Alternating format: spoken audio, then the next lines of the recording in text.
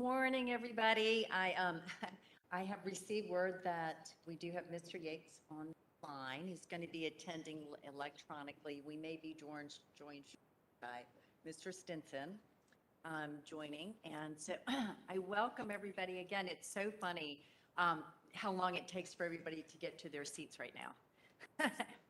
After going through such a hiatus, we all like to see each other. And so anyway, I was just kind of watching everyone. So I thank you all for being here, and I thank everyone for joining us this morning. We're going to start the meeting as we always do in person, and that's with the Pledge of Allegiance.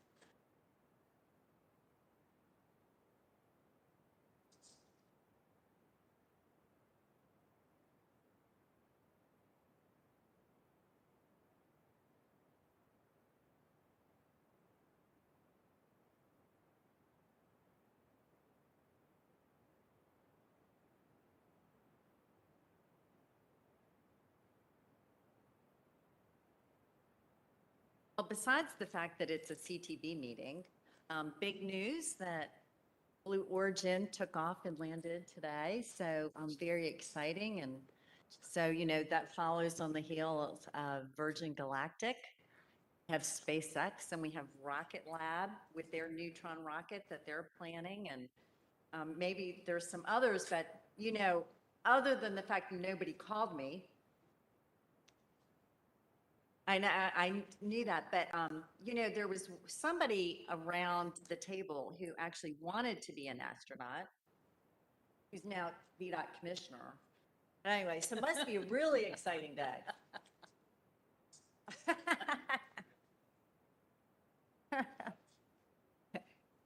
Mr. Miller. He did. Explains why people, never mind. Just teasing Steve. Steve, you'd have been a great astronaut. Did you want to be, Director Mitchell? Okay, so I remember, yeah, we were on a panel together, and some of you may have participated in a WTS reception. Were any of you part of that? Okay. For me, it was a very interesting night because I couldn't quite get into, every time I popped in the meeting, I popped out. But I did get a few questions, and one was, what did I want to be when I grew up? And so I was interviewing Commissioner Brich, Director Mitchell, and the new CEO at the port, Stephen Edwards. And so I asked them all what they wanted to be. And so anyway, this morning, it kind of prompted me to think of, your aspirations for flight. Stephen Edwards at the port wanted to be a train conductor. So I thought it was kind of interesting that we all ended up in transportation. Drank too much Tang. There we go. Oh, God. Haven't thought about Tang in a long time. I haven't either. Yep, brings back memories. Okay, so with that, we're going to open today's meeting with Bart Thrasher.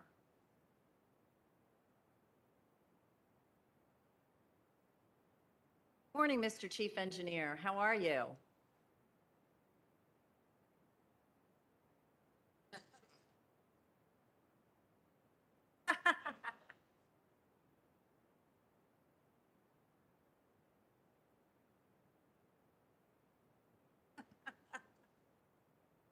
It's not too late, but there you go.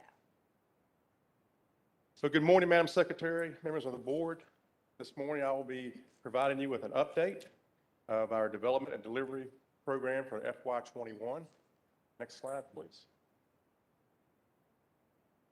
Okay, I'll be sharing both the performance metrics for the last column 3 years, which will be FY19, 20, and 21, as well as our trend analysis for the exact same amount of time. Does this sound loud? It feels like a little bit of an echo. Can you hear me okay if I just do this?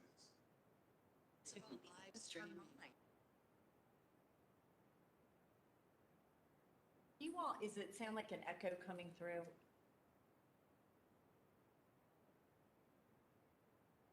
Would it sound better if I do it this way? Does that sound any better? Okay? Okay. I was wondering if we could turn it down just a hair.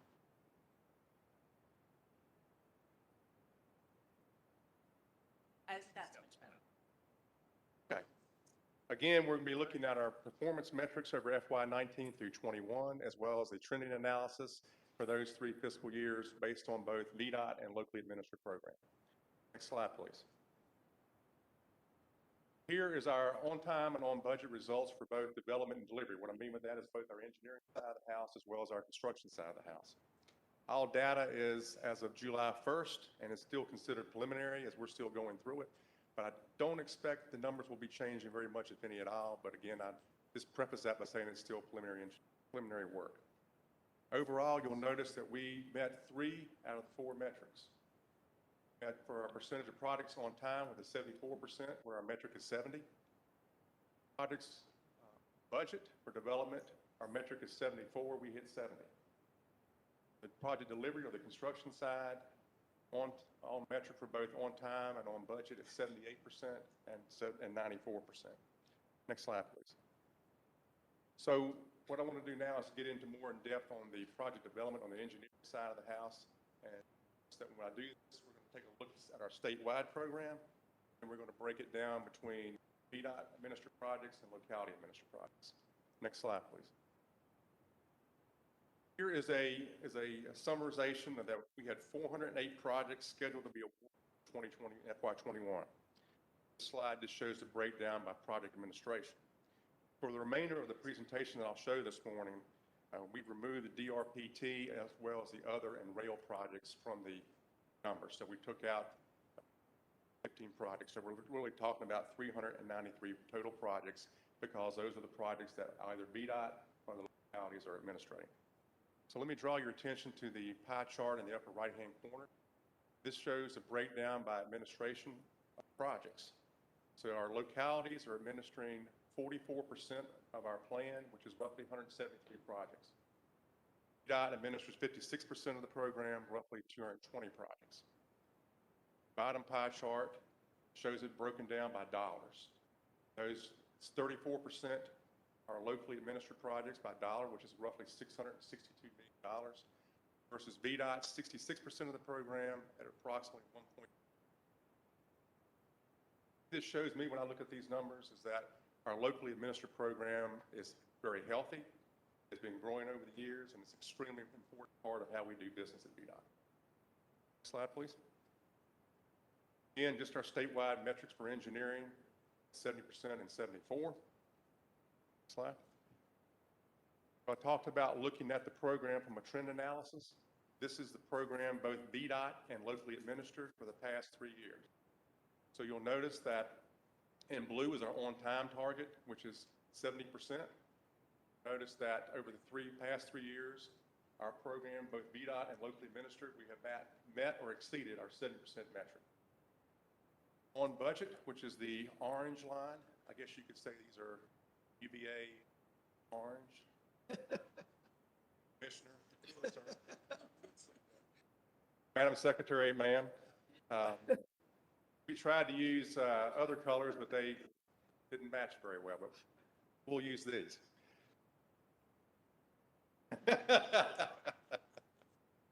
True, Mr. Shepherd, true. So our numbers for the on budget were 66, 68, and 70. So yeah, we did not meet the metrics for all of those. Please notice the fact that we are moving in the right direction. We picked up roughly 2 percentage points each year, FY19 through FY21. So we're moving in the right direction, but we're not there yet. So we'll continue to look at those numbers. Be a football bet, anyway.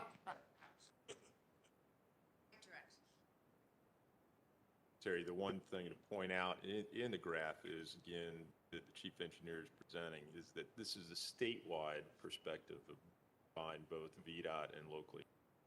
So looking at it holistically about the transportation program, yes, we are trending in the right direction. We haven't met these metrics that we have, at least in one of the metrics, but again, we continue to trend in the right direction.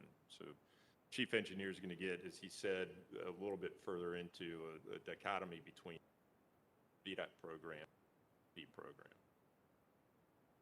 Yes, sir, thank you. Next slide, please.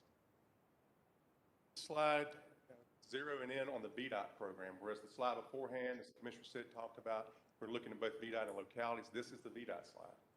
So notice that we've made steady progress over 19 and 21. Our on-time target was 70% has been exceeded every year, 80, 82, and 84%. So a 4% increase in 3 fiscal years. Our on-budget target, which is 74%, you'll see that did not meet that in FY20, but in FY19 and 21 we did.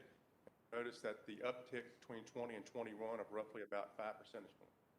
So again, we're moving in the right direction with our program, and continue to expect these numbers to stay steady or increase. Next slide, please. The next slide is for our locally administered program. This slide shows the performance metric over the past 3 fiscal years. I think the first thing you'll notice that the numbers for both on time and on budget are consistently in the low to mid 60s. Now, our targets are both 74 and 70% for Vdot projects and for our program. The on-time performance was 63% with a metric of 70. The budget was 63 with a metric of 74. That's not a typo. We actually went back in to check those numbers to make sure 60 is correct. So again, consistent over the last 3 years with where their program has been. Look at those metrics a little closer.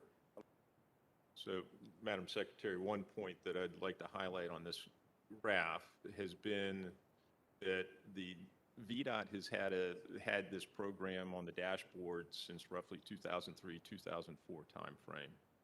It wasn't until 3 years ago in fiscal year 2019 that we placed the local program onto the dashboard. So this is really the first time that we're highlighting statistics from the local program and following through with the metrics that we've put together. So this is relatively new for the localities when we put this together. So the trend lines are something that, as the chief engineer said, this is something of a focus area that we're going to need to have in the coming years to be able to raise their performance and meet some of these on-time metrics. Mr. Chair, you know we've been working on this through the COVID, along with Rob, Cary, and some locals, and hopefully we're going to develop some recommendations for the commissioner soon that he can do and approve or edit or however, and try to improve this metric somewhat, because you don't just hear it, you don't just see it in dollars, you hear it from the construction community that don't work out as well. My position's always been state dollars. This group right here is responsible for it. Sure, we're getting the best bang for the buck and metrics that we reasonably set for ourselves, that others reach them as well. So hopefully that's going to be sooner rather than later. It should have been a 6 months project. You know, everything kind of fell sad, but we have been working on it recently. I know they're working with the industry, trying to get some recommendations from them also. Hopefully we'll have some answers to this disturbing looking graph. But you can't fix what you don't know. So I think, you know, keep track of the being able to. Proves what everybody always thought. Yes. And so, and now we have the opportunity to listen to the recommendations coming forward. Madam Secretary, is this reflective of the whole state or certain districts that are having bigger? State. So there's not one or two districts that's dragging this number down significantly? Mr. Melvin, I would say no. I think it's a statewide number for the locally administered project. So this is not Vdot. This is locally administered side house. Some localities do it well and some don't do it. That was my question. We have some. Mr. Malman, I would say that upon the review of the data set that's included here, this is giving us the framework with which to be able to work with those individual localities. Let's not throw the baby out with the bathwater at this point. There are some localities that are more challenging than others with some of these statistics. And I do think that if we focus strictly on those entities that have a different track record, then I think we can improve this metric. And frankly, to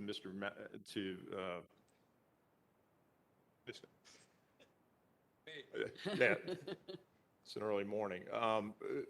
Mr. Williams' point, COVID really sidetracked us from doing exactly that, that this was in right within our crosshairs to be able to take a look at those individual localities and focus in on them. Now that we've got the budget situated and we're moving in the right direction, I want to focus in on those particular localities. And this morning's presentation is one that I hope will be an annual presentation back to the board, that as we come through the fiscal year, be back in front of you telling you how we have performed on our construction side of the house and project delivery side of the house. Just something just as similar as what we're going to do in September to talk through how our maintenance program is operating as well. So, but to your point, Mr. Malvin, the point being is this is going to help us identify individual localities that really need the additional focus viewpoint to be able to help us make those metrics. And by turning those around, I think we'll be able to meet the metrics that we have here, 70 and 74%. In addition, there's, and Mr. is well aware of this, there's some adjustments that we can make in the LAP manual. The LAP manual is what they get to follow or to qualify to administer their own projects. There's a lot of things that work really well at Vdot that they don't embrace at the local level. And there's some adjustments in the LAP manual that could be like, if you want to do it, that's fine. Been doing it for 100 years, good at it. So add some consistency there to them. Similarly, don't want to tie their hands where they can't do anything different. Got a great idea that we haven't done, but if you look through the inconsistencies in how they contract and administer the projects, usually it's where they don't follow our guidelines, it's where they fall in terms of their relationships with the contractors, their progress, safety, all that stuff's in there. So in addition to some serious coaching by Vdot for some of the ones that struggle with the program, there's also some consistency we could add just by saying, if you're going to, this is how you're going to do it. Mr. Chairman. Thanks. So to me, I feel like from our job, we're missing one piece of the puzzle here. And that is what level of early delivery and below budget is also happening. So while we're seeing where our problems, don't have the opportunity to learn successes or to understand that. So I would love to see some recognition that, you know, things are delivering early, how many budget, just as a complementary piece, I think, makes a more story, but there's probably lessons to be learned. Sure. From success, you do failure in some. Right. I do think part of this too is that while the chief engineer is talking about the preliminary engineering side of the house, I think you'll see a little bit of a different perspective on the project construction side of the house. So not everything is bad. You know, we aren't that far off on the metrics. So I think having only 2 years, 3 years worth of data, we're doing pretty good. You have some areas to improve, as the chief engineer will say, but I think this gives us that opportunity to really focus our energy in a couple key areas to really see this trend line take a different stance in the coming years. Still have your, Still there. okay. Madam Secretary. Mr. Smith. Go ahead, Scott. I think you had teed it up first. Sorry, I knew Mr. Kaspwitz and then Mr. Smoot, I knew that you were next. So, following to Mary's, assuming that this is just the underperformance going on, it's the projects that finished before schedule? These are just flat numbers. Flat numbers. numbers. Correct. Yes. So the second question is, as you looked at this on the time side of this, not the dollars, can you characterize the primary reasons that they're falling as they are at increasing rate? 2 or 3 major issues. Back to Marty's point, are they not following the manual? Is there some low-hanging fruit?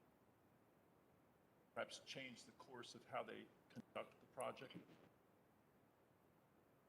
aspects, I would say that, first, when I look at this, we're comparing the localities program to VDOT's program. And we're holding them to our numbers. And that's something that I'm going to get into a little bit later, that when we did the E&Y study, E&Y came in and said, maybe you need to take a look at how you're laid the metric out for the localities. And is it the same thing? Or look at this. This is consistent with these folks. They're in the 60s. So going to look at their metrics, maybe the metrics for localities should be different from VDOT. So that's something we're looking at. Percent achievement, if we change the metrics. I don't know if I'd go 100%, but I would say it would be higher, yes. Yes.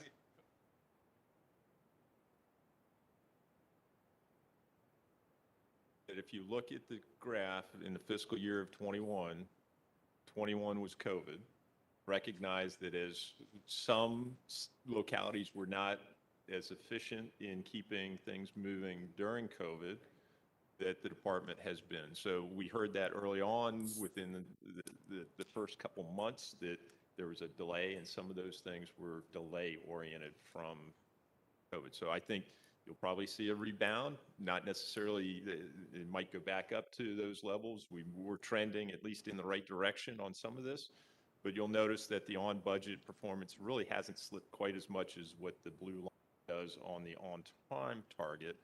That could be a direct impact of COVID and some of keeping the program moving as a whole. So just recognize that 21 is going to be an offshoot of a year. If my memory serves right, when we came out with the dashboard, we also were pushing at the time the administration decisions, whether they're wrong, for localities to take on more work, pushing it out of Richmond, pushing it locally. At the same time, excluded them from the dashboard, their performance. So the anecdotal stories have been building up for years. I see my colleague smiling. I just have to say that some of the performance of this was based on Hillsborough's way ahead of schedule completion, pushing that average up. So. The successes are there too, and the failures, and it's averaged out. That's what they are. Unless I'm wrong.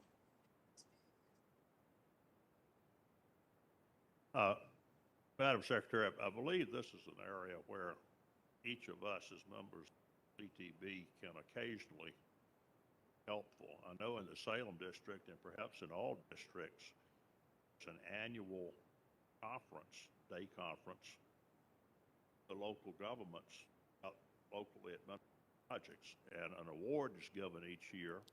That local government, which has done the best job on time and on budget delivery. Also, occasionally, and very occasionally, I'm asked to go with the engineer to have a prayer meeting with a local government that is particularly deficient. And those discussions have gone well, have produced good results.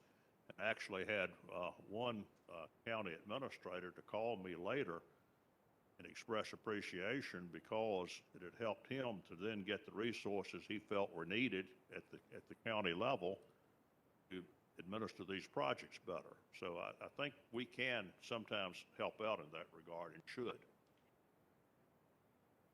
So just to encourage more of that. Mr. Brown. So just for purposes of clarification, because we're going to talk about delivery, this is development. Engineering side of the house. Right, so I guess that's, for most lay people, including me, right, we would think the important metric is delivery. So help us understand kind of why we track the metrics. So that's, because I think that's important, because I think this gives you a different context than delivery, which is what everybody ultimately cares about. I mean. This is such a good point. Such a good point. Okay. Oh, Mr. Miller, did you have a question too? I thought you were just helping Mr. Smoot.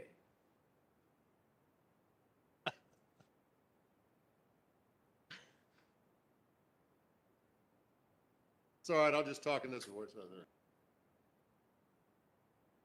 there. You made some mention of making sure the metrics are the same. This is some of those stories. They have one metric. Sure, we sort through all, try to get us the best apples to so that you can make sense of it.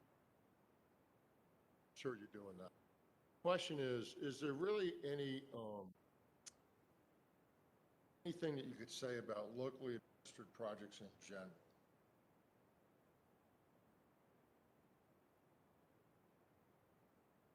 Central office. Shepherd, I do, if I can wait till I get to the construction side of that, I'll delve into that a little bit Thank you. if that's okay. Okay, proceed. Next slide, please. So just to give the board a little bit of an overview of how much time that Vdot and localities spend on their program. Look at the top left portion of this slide. You'll notice that is the Vdot dashboard. That was published and came online in 2003. That's something that's open to the public. Anybody can go on it and take a look at our numbers. We're being very transparent with that. Look again to the top right, local assistance performance report, which we initiated in July of this year. This again is open to the public. Localities are doing, it makes a comparison to the localities and as well as helps them monitor timely billing. Bottom left, this is the monthly project delivery meeting, which is held by the state location design engineer. She holds that with every district, every month, and they go through their side of the house, the health of the program standard. The bottom right is the chief engineer's watch list. This is something that was formulated fiscal year 20, which has a significant. This is something that I look at on a weekly, if not a daily basis. Look at a district to see where they're projecting that their program will be at a certain time. Allows me to monitor, again, the health of that program. Are they where they should be at this time of the year or behind? And it also allows me the opportunity to have discussions with that district. Also, we don't have it here, it's not pictured, but myself and the chief of maintenance and operations hold a quarterly meeting. It's a quarter, obviously, with the district engineers and the division. In fact, we just had one last week. A good chunk of that meeting was spent on project development, engineering, and construction side of the house. So we, again, are sitting down face-to-face with our district counterparts once a quarter at a minimum. And finally, as alluded to, the monthly discussions that each district has with localities. They are extremely active. Come to those, as Mr. They are extremely beneficial. These are, again, are fostering the relationships that to create more of a Mr. Johnson's. Next slide, please. So now we're going to talk about the construction side of the house. Next few slides will be dealing with strictly on this. So the next slide. Here are our construction numbers. And earlier, these numbers are very healthy. And the localities, as Mr. Brown has alluded to, really focus a great deal on the construction side of the house. 78% for contracts on time, and we were at 94% for contracts on budget, and that is both statewide. That's both Vdot and localities together. Now, next slide. The trend analysis for the statewide program. Again, Vdot and localities together. Notice that performance numbers for on budget have averaged roughly 94% over the past 3 years, which is excellent when you look at our metric being 85. Our statewide performance numbers for on time have averaged 76% the last 3 years. Very healthy numbers for a sizable program. Both localities provided an excess of about $2 billion. Next slide.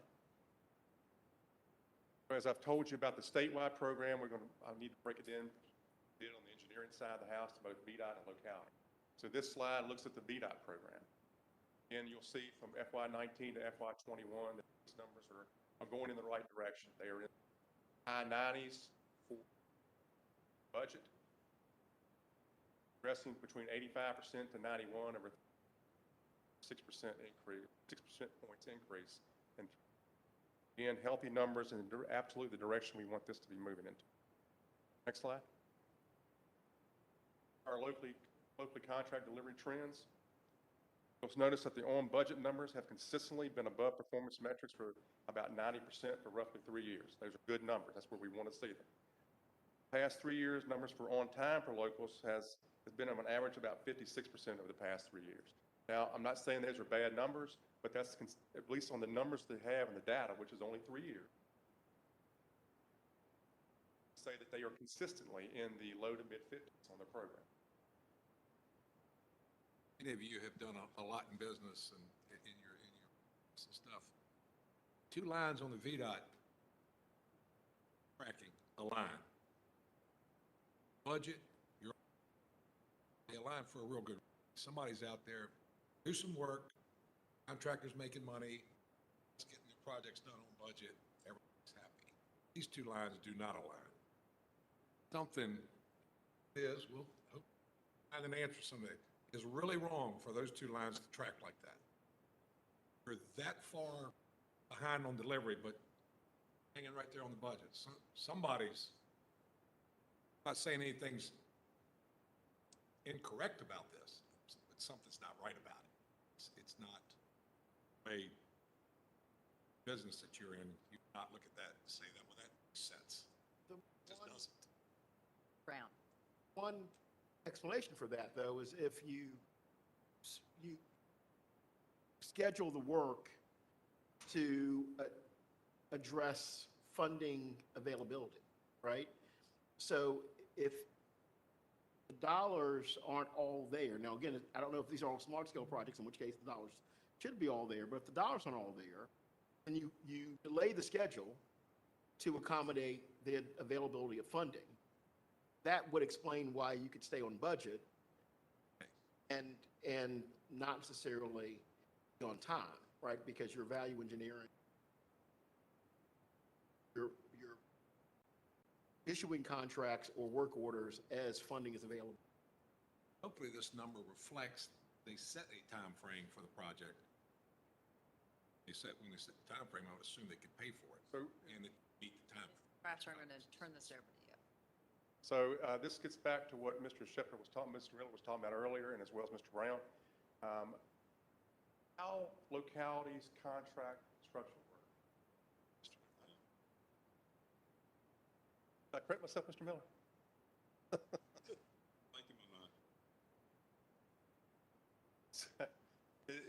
Localities do contract out work differently than Vdot. And I'll just kind of give you a couple examples of that. Do lump sum contracts. They do this, I'm going to say all localities, a number of localities do lump sum. So they're more contingent on the dollar amount than the time. So they are more focused on the dollars, which is why you're seeing the on-budget numbers. Because for many localities, if they have to go in, that's a lengthy process for them to do. So they have more they want more flexibility, not all localities. Why you're seeing on budget numbers staying as high as you're looking at, because once they move that date, localities look at substantially complete, which is, there's a drastic difference. So substantially complete is just what it is. It's not all the way done. We have a fixed completion date. We take that project in, it's done. Localities don't do it that way. So when they do a substantial completion date, we look at that and say, oh, I'm sorry, that's not, you're late. So that's just one of the reasons why you're going to see some of this. And they also talk about holistic program. They have much more concern with dollars, for the most part, not all, but time. They're much more flexible with time. So I hope that answers. What my colleague, Mr. Williams, is suggesting, that regardless of what the suggesting that his time was money. That's what you're suggesting. So Did it, just like Vdot does.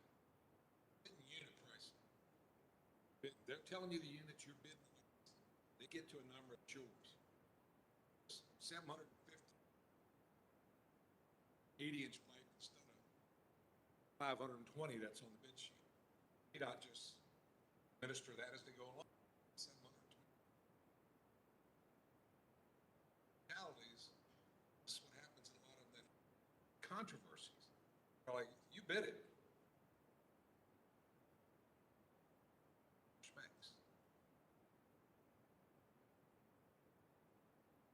all those things are where we can just add a lot of consistency to. Wouldn't you like to see the localities line look like Vdot's line? That's what I'd like to see. I just want to make sure that the measurement is, they do it differently, they measure differently. I think there's like, heard stories over the localities interpret the 90 differently, and they set a contract 5 days different than what you know. And then they come in and on time on their number, they're late on ours. Something's got to get that fixed, right? Brown. I'm just sensitive to the variability. Because whereas our dollars are transportation, their dollars, totality, fungible, right, to deal with some circumstances. So depending on the variability of funding, it's not fully project that we're funding fully, then they may not have the capacity to further a project that had some other circumstances. So it just seems to me that there would be, and I'm just thinking of circumstances that I'm aware of, Richmond District, where dollars get shifted based upon other exigent needs that arise. Right? Well, again, I don't know if these are all smart scale or not. All these dollars they are programmed as part of the 6-year plan. They are fully contained. In order to take it to add, they're going to need to show that the funding to be able to take it to Mr. Brown. It's not matching. These are not matching programs. This is matching. It would be revenue sharing that would be included in this, the TAP program that would be included in all these metrics. So it is the full cadre of VDOT's program that is being reflected in Chief Engineer's report today. What I'd say is that hearing the conversation, we have 3 years worth of data since we've done it. I agree that overall, the trend lines, at least on this graph, would suggest that there's something else at play. And until we dig into the information at hand in the data, it's purely conjecture at this time. We know that the metrics aren't meeting it, but we also recognize that the local program as a whole, by dollar amount and by value, is a very important part of the overall transportation system in Virginia. This is a focus area that we're going to need to have, and I think this is one of those reasons why we're here for you today to say, here's how the program is, here's how we're tracking, here's how localities are tracking, and globally, what do we need to do to make sure that we're delivering products and services back to the citizens of the Commonwealth in a timely manner, in a budgetary and fiduciary manner. We have some work to do, there's no doubt, but we're bringing it to you today to give you that litmus test, and hopefully it'll be in. You can't fix what you don't know. Yep. So I think that's really the intention behind this. And thank goodness that we have the 3 years of data now. Right. It's one fine question, Mr. Commissioner, if I might. So in Northern Virginia, pieces of the transportation infrastructure, they wouldn't show up in these metrics because they're not part of the 6-year plan. So sidewalk infrastructure, there's bike lanes, there's a bunch of things that only NVTA or with just local money.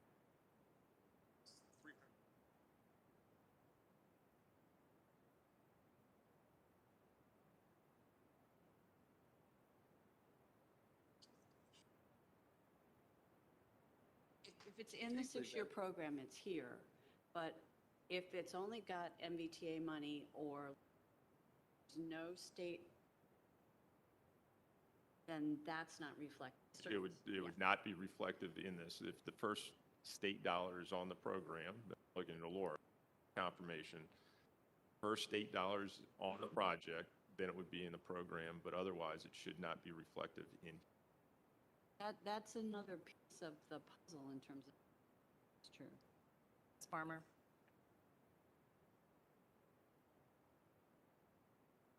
So this is about the 6-year, Projects. okay.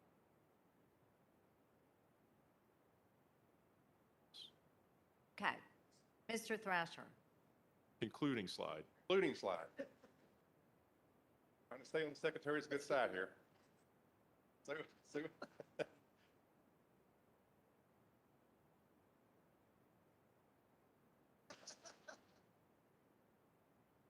understood, Madam Secretary, understood.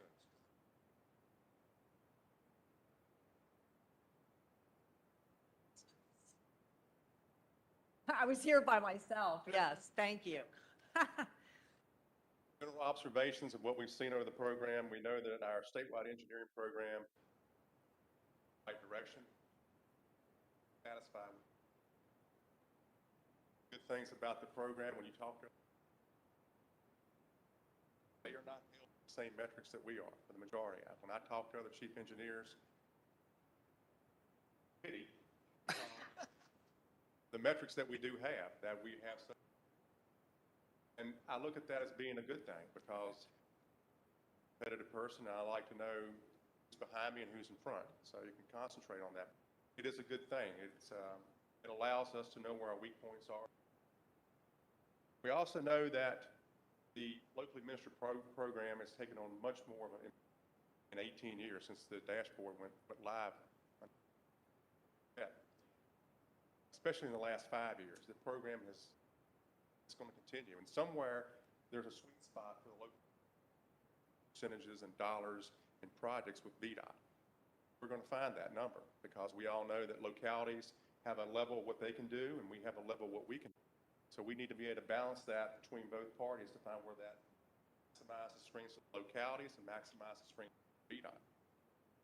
So if you look at where we've been since 2003, we've made some steady improvement, a lot of good improvement.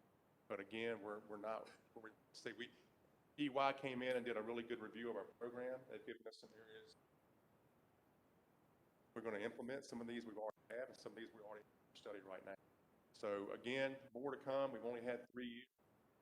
And data point is not, as Mr. Kaskowitz and Mr. Malvin often tell me, is you got to have more than just one area to look at. So we have 3 years. So we're going to continue to build on this. But the lessons learned, as Mr. Williams has talked about, back through our local manual and take a look. But the overall essence is this. We have to have the locality strong. We have to have the program vibrant. We have to be one. It's just it's the program.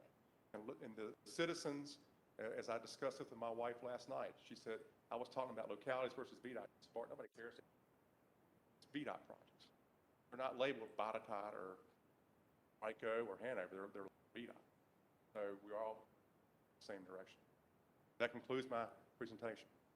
Madam Secretary, what I would say is while the chief engineer has concluded his presentation, I'm just going to append to it. Saw that Vdot's metrics are consistently exceeding our threshold. Those metrics have been in place since 2003. We had an abysmal track record in 2003, and I think we set a bar at a position that was still a stretch goal at that point in time. My direction to the chief engineer in the preliminary engineering side and the construction side of the house,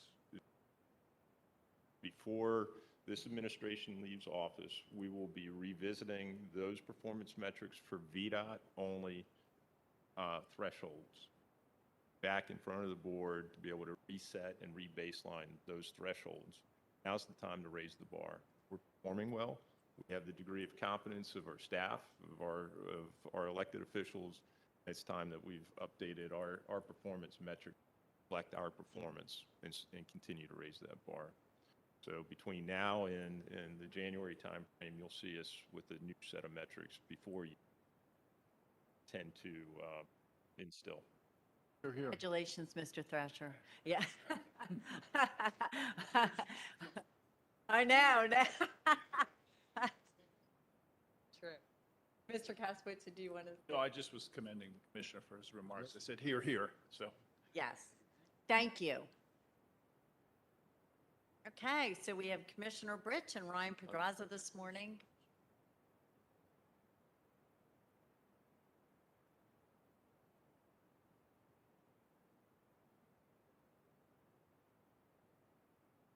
Madam Secretary, members of the board.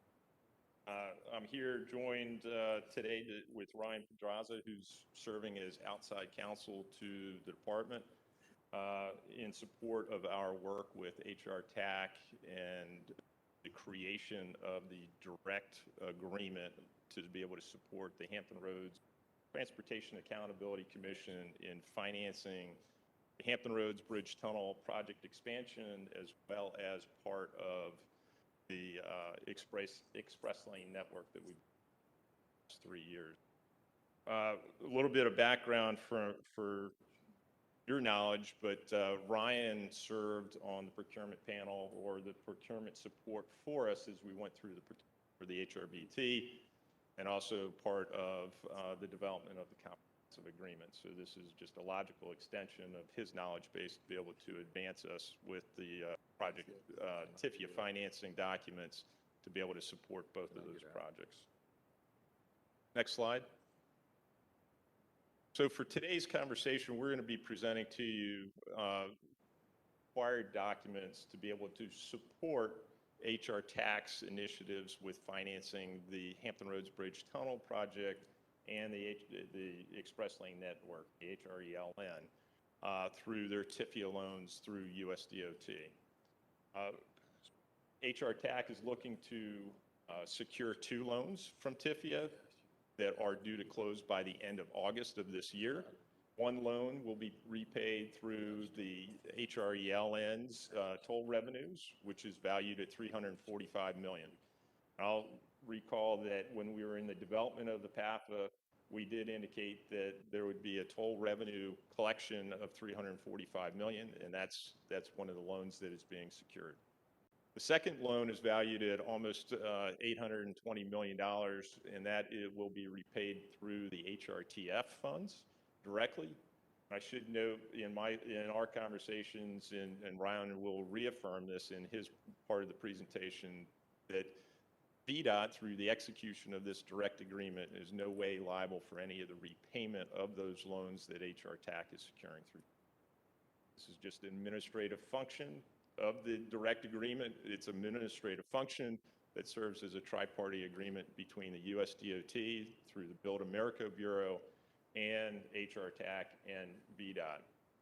It is administrative in nature, as I say, and it's for Vdot to express back to HR TAC and USDOT that we're going to serve in certain capacities, representations and warranties that have already been put into the contracts, whether it be through the comprehensive agreement on the construction and administration of the Hrbt, or the agreements that we have in place to be able to expand the express lane network, as well as the tolling system contract that the board has authorized us to enter into as of last month.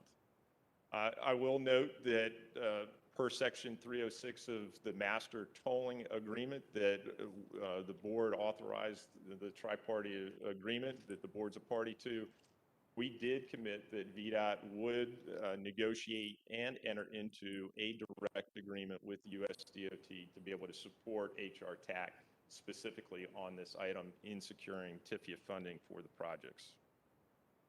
Slide. So we do have 3 agreements that we will be bringing forward to you today for conversation, and then tomorrow during the action meeting. One is the direct agreement that Ryan's going to go through in greater detail about the major terms and conditions that are in there. Again, it's predominantly standard terms and conditions that are just showing what our representations and warranties through those other contracts are.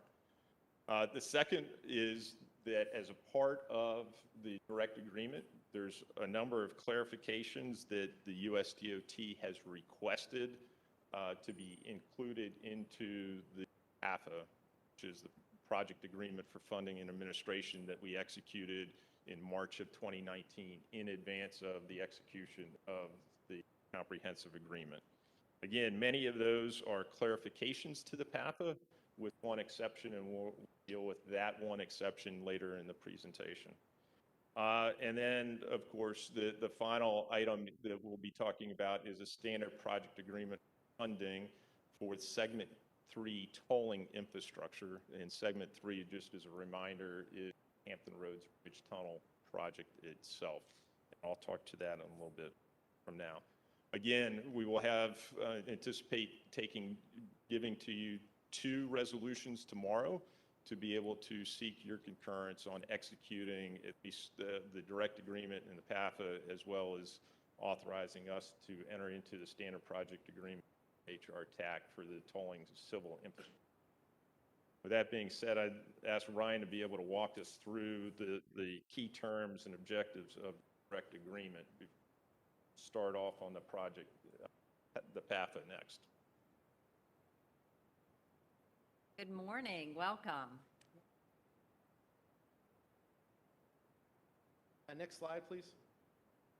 As the commissioner mentioned, I'll walk the board through the proposed terms of the direct agreement.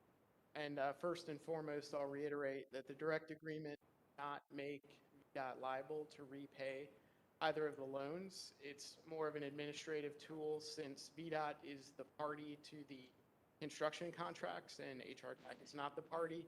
USDOT requires this agreement to confirm certain aspects of Vdot's obligations under the comprehensive agreement and related documents in order to advance the loans. The direct agreement is divided up into 4 key areas, the first of which is representations and warranties. Essentially, Vdot delivers a series of representations that are standard for agreements of this kind and that provide USDOT with comfort that the underlying agreements for construction of the project are in effect and have been complied with. So we have representations to that effect that the agreements are effective, there are no defaults, et cetera, that Vdot's in compliance with applicable law, including environmental law, particularly the NEPA process, and also that Vdot's otherwise in compliance with the governmental approvals that are required to construct the project. So again, just confirmation of items that Vdot needs to be in compliance with generally, just in terms of its role in administering the project. Next slide, please.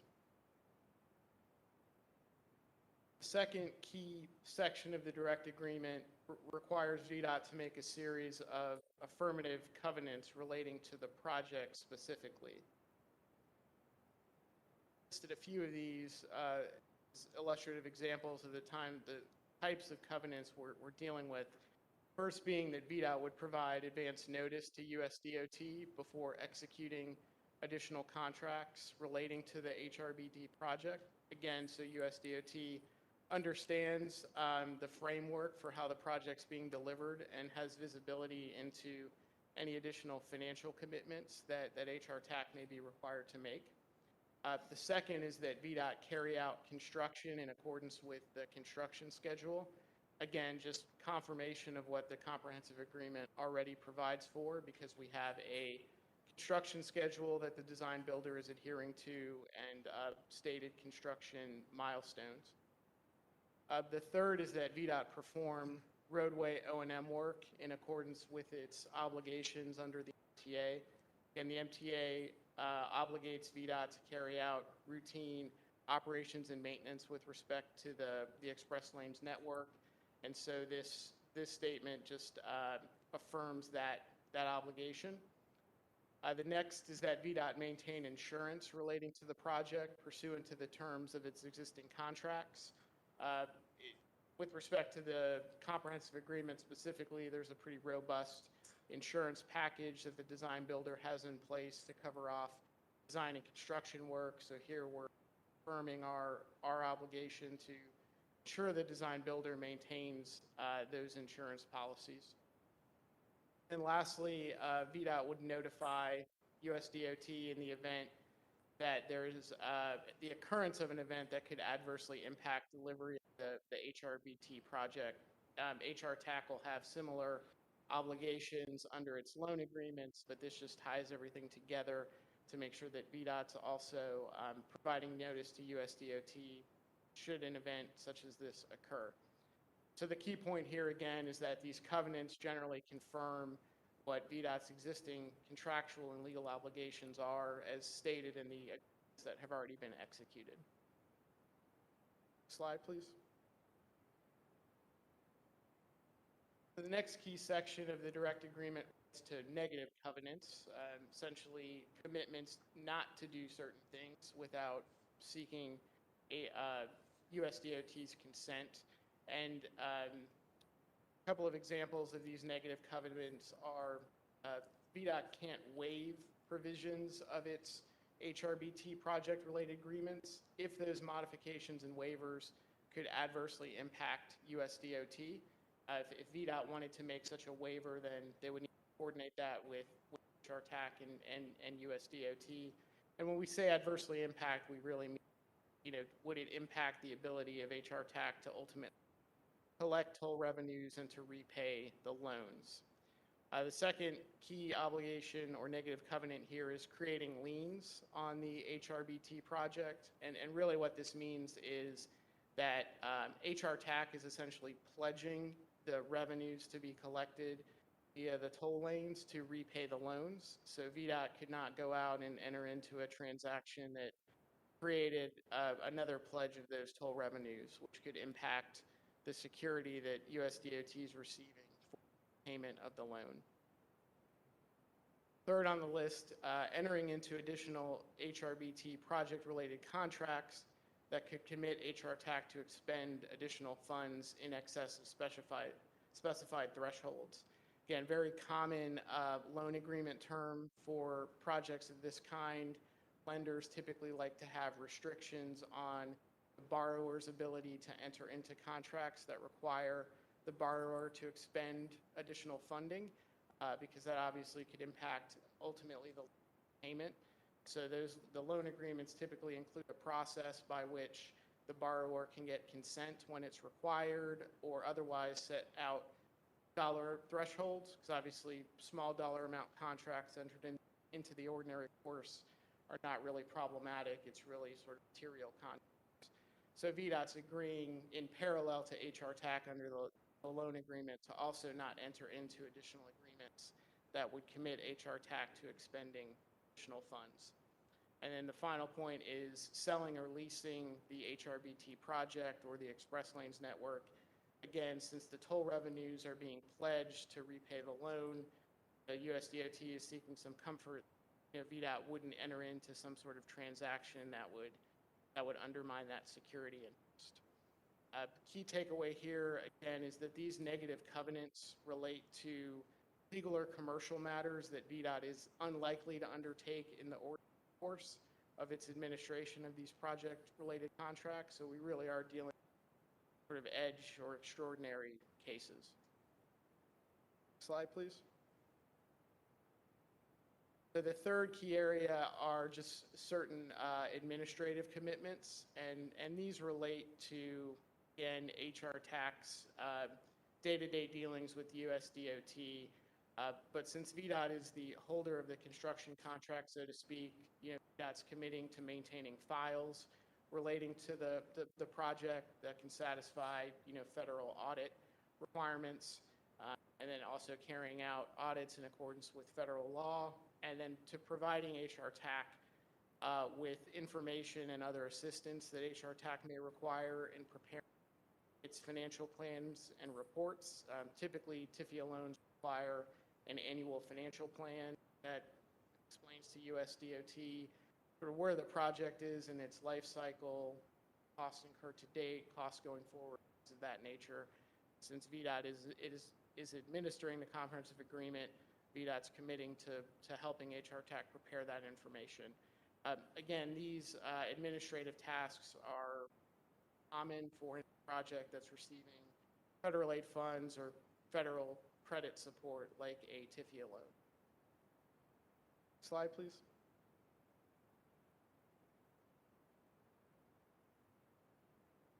So the last area that the direct agreement covers off are certain clarifications to the Pafa, including amendments, and then certain clarifications relating to the other Vdot project agreements that USDOT is seeking in order to provide the loan to HR TAC.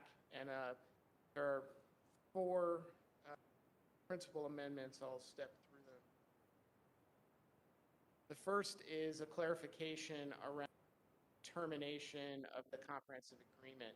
Essentially, what we were saying in this term is that if the design builder terminates the comprehensive agreement for a Vdot default that arises from an event outside of Vdot's control, essentially Vdot not adhering to the terms of its contract, that would constitute a material breach under the Pafa. We see this more as a clarification because Vdot has obligations to administer the comprehensive agreement in accordance with its terms, but it doesn't necessarily define that particular duty as a quote-unquote material breach. And so through this particular PAFA amendment, we would be clarifying that point for USDOT. Second, Vdot would not release the design builder or toll system contractor's performance security without HR TAC's consent. But the exception here would be any step down of security that's provided for already in the comprehensive agreement for the toll system contract. And just to drill down on that a little bit more, in the example of the comprehensive agreement, the design builder has to provide and is providing a security package, including payment and performance bonds and parent guarantees, essentially corporate guarantees for completion of the project. USDOT obviously does not want to see those performance security instruments released prior to completion of the project, and so this amendment would make clear that Vdot would not do that without seeking HR TAC's consent. Obviously, it would not be in Vdot's interest to do this anyway, because those performance security instruments are important in terms of ensuring completion of the project. But in the comprehensive agreement, there are some mechanisms by which the performance security is adjusted. For example, at substantial completion of the project, the total amount of bonds steps down until final completion, which is a very typical term in a large construction project, so you're not holding security at any given time. The third item here, and it relates to the bullet we just spoke about, but Vdot will not waive delay liquidated damages or other damages that it can collect under the comprehensive agreement without HR TAC's consent. Again, the PAFA lays out a framework where certain events under the comprehensive agreement entitle Vdot to collect liquidated damages. Those damages are shared with HR TAC pro rata. And USDOT just wants confirmation that Vdot wouldn't waive collection of those liquidated damages because that obviously would impact amounts that would otherwise be received HR TAC that could go toward paying project costs. Example, this would be delay liquidated damages, so the design builder owes Vdot liquidated damages if the project is not complete. Also liquidated damage to lane closure and certain other. Slide, please.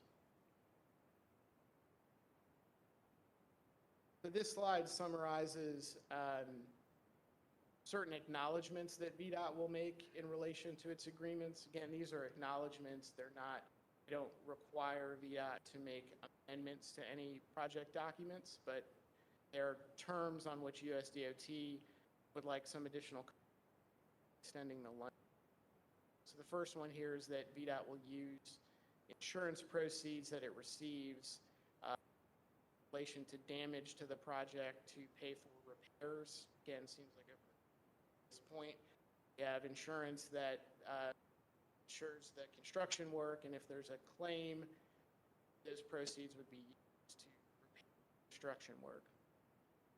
Next, the next acknowledgement relates to the master tolling agreement. Under the terms of that agreement, Vdot grants to HR TAC a license to use the tolling infrastructure and access the roadway to perform tolling operations and maintenance, and that license is irrevocable during the term of the MTA that's already provided for, but USDOT is asking for just an express acknowledgement of that direct agreement. And then lastly, that Vdot is, that HR TAC is entitled to 100% of the delay liquidated damages payable under the system contract. Similar to design builder under this agreement, toll system is not up and running and with the scheduled dates. That contractor is subject to liquidated damages. And what we're saying here is making clear that HR TAC would receive those liquidated damages because the damages will paying project costs and or servicing debt if the toll collections are delayed. There are acknowledgements that do not require amendments to the other. Slide, please. So the second agreement, as the commissioner mentioned, is amendment to the Pafa itself. And that Pafa amendment will cover off the points we just talked about, in addition to some additional points relating to mission-supported contingency funds, which I'll let the commissioner give a little bit of background on before I dive into the details of the agreement itself. Ryan, can I have the next slide, please? So as Ryan is indicating, we'll go to the next slide. Ryan has just covered, I think, in full sum, the USDOT requirements. But before we get into this next bullet on segment 3 tolling infrastructure, I'd like to go back a little bit in time during the procurement of the Hampton Roads Bridge Tunnel project. At that point in time, we made the decision to remove from the procurement the tolling infrastructure. And simply because so what you have today is a comprehensive agreement that does not have the tolling infrastructure as part of the Hampton Roads Bridge Tunnel project. Now, we did that for a number of reasons, and they predominantly are the unknowns that existed at that point in time, such as the number of toll points that would be along that facility from 564 to Settler's Landing, how the tolling would be implemented, the ingress and egress points, and number of gantries, and whether or not we would have them on the bridge or on land. So as we were going through all those unknowns during the procurement, we felt that we needed to get a very good comprehensive agreement and a project that could be built without unknowns in it. Limit our risk out there. During that same process, we were working on the Hampton Roads Express Lane network. And what did that look like? And some of that, we needed to really have the concept of operations for the corridor nailed down before we could come back and say, what does the infrastructure, the tolling infrastructure for the Hrbt need? Since that time, I'm happy to say that obviously the Express Lane network has matured to what it is today, and we have a full build out of nearly 45 miles of that network. And we have a comprehensive agreement that, or a concept of operations that does contemplate where toll points are, where ingress and egress will be along the entire corridor. And now we are in a position that we have a higher degree of confidence as to how many gantries and locations and whether they're going to be on the bridge and the cost associated with it. So part of this too is looking at this Pafa amendment that we're going to talk about is the release of some contingency on the project. Just as a reminder, the Hampton Roads Bridge Tunnel project has $325 million of contingency that were assigned when we signed the comprehensive agreement and the Pafa with the HR TAC. Today's balance, as of this morning, is $294 million. I'm going to say that we're very much on track for where the contingency is. So in other words, my quick math, and they've taken away my calculator these days, so, but by my math, it's 90% of contingency remaining in the budget. We have issued 10 work orders since we signed the contract in 2019, valued at a total of $31 million, including $4 million of which was the stipend to the team, the losing team in this case. So we're very much on track, and we have this right in our crosshairs where we're moving forward. I will say that we do review the contingency at regular intervals and to determine if the contingency reserve can be reduced.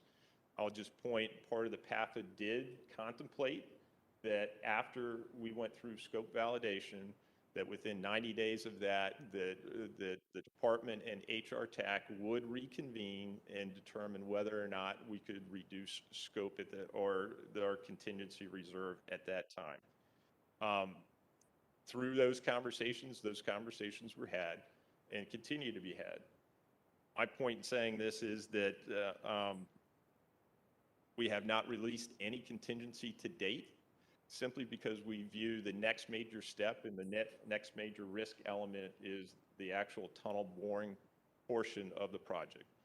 I'm going to feel more comfortable once the tunnel boring machine pops out the other side and we have 2 tubes, and then I think we can talk about releasing contingency. But just as a reminder, what the PAFA said that when it was contemplated, that we could, the minimum threshold balances that we needed within the contingency reserve after scope validation was at minimum threshold was 80%. We're at 90% right now. Once we issued notice to proceed, we could have reduced scope down, or our contingency down to 60%. So in theory, we could be down to 60% right now and still and be comfortable. To me, until that tunnel boring machine pops out, we need the full contingency. And I know that's not money being used elsewhere within the region, but it would be premature for us to release that.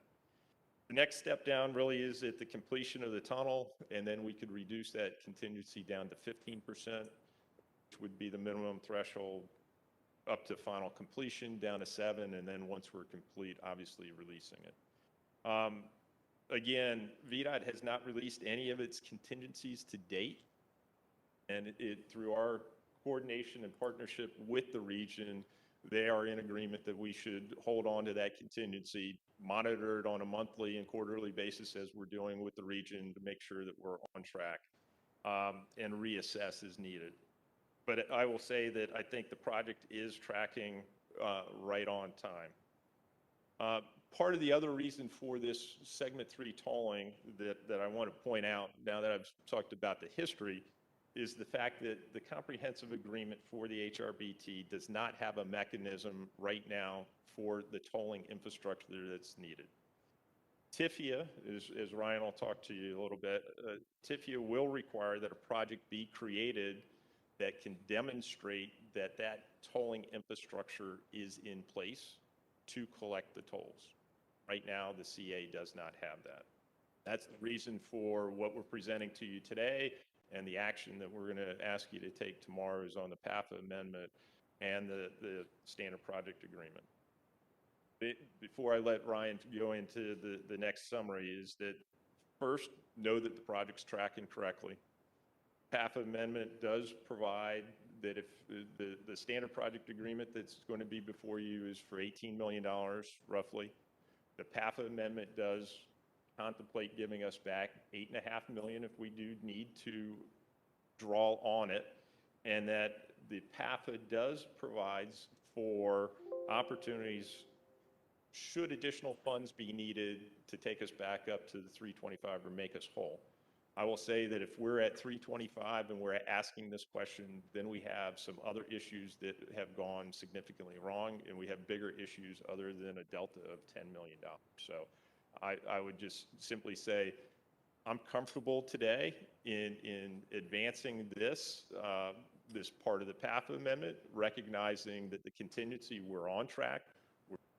Fiducially, we're managing the project very appropriately and fiducially responsible, and recognizing that we will reassess this part of the project on a monthly basis to determine if we're getting off track at all. But at this point in time, I think we have a good path forward, and I'm comfortable with moving forward with the amendment that Ryan will talk to you now about. Ryan? Thank you. I won't revisit, sorry, could you go to the prior slide? I won't revisit the amendments we spoke about that are being primarily driven by USDOT. We touched on those when speaking about, but the amendment I'll walk through the mechanics on is the one the commissioner just alluded to, which is a technical amendment to the Pafa that allows some further flexibility in use of commission-supported contingency funds, specifically for the Segment 3 tolling infrastructure work. So essentially, we can use the commission-supported contingency funds to pay for that work, and that will obviously cause the contingency to be spent down. So if we find ourselves in a situation where the funds have been expended, but we need additional contingency funds, Hrbt will provide up to $8.5 million to fund such additional funds. And that would occur before the mechanism Pafa set out in section 3.09 kicks in. And what 3.09 does is that sets out the framework by which the parties would move forward if at any point there are additional funds needed to complete the project. So this amendment doesn't modify those terms and how they would operate. It simply inserts a step above, lack of a better way to put it, section 3.09 by allowing for this expenditure of contingency funds and then this reinvestment by Hrbt of up to 8.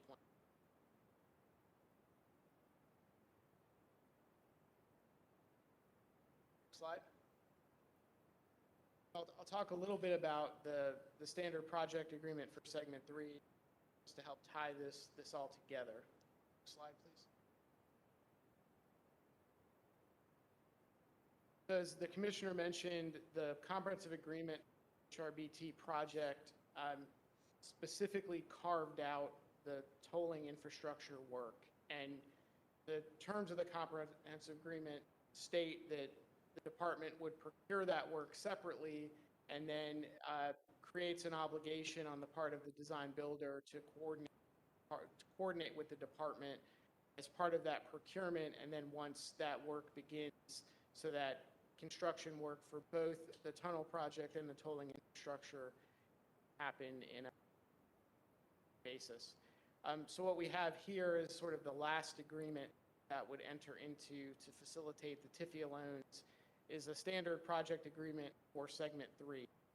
The basic form of the standard project agreement is the standard agreement that Vdot and Hrbt have entered into to complete various elements of the Hampton Roads Express Lanes network, so that the terms are fairly unremarkable.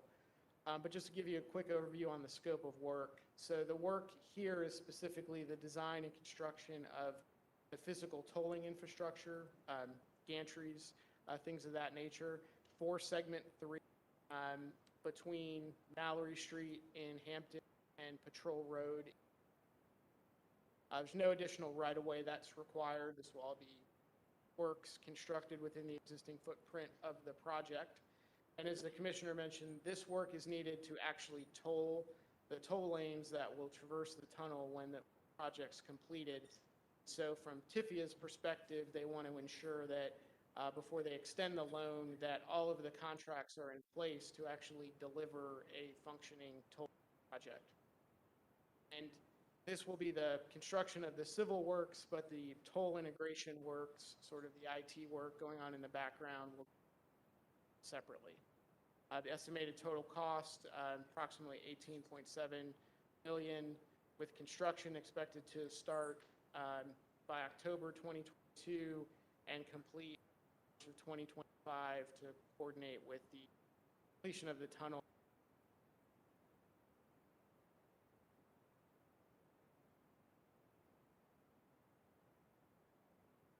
Secretary, members of the board, that concludes our presentation today. Be more than happy to take any questions that you do have on what will be in front of you tomorrow. You know, I just want to pause for a second. I'll turn it over to Mr. Malvin and Mr. Johnson in case you want to say anything. It's impossible to listen to this and not think back over the past 3.5 years. You three gentlemen being in those early meetings, but, you know, just from the very early discussions about an express lane network, the Hampton Roads Bridge Tunnel, and operational analysis, do you remember? trying to get that in place, and then the Pafa comprehensive agreement, master tolling agreement, and then today preparing the documents for TIFIA. It's been really quite a journey. I will say that really important in all of this is the partnership that we have with HR TAC and HRTPO, all working together to accomplish this. So, and Brian, thank you very much for walking through it. I just don't take for granted what it took to get here. I was just saying that project of this magnitude is totally network.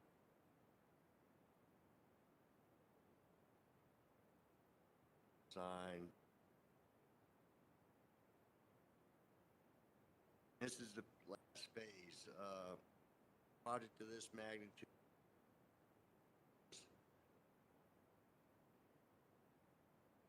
Exposing ourselves to 10.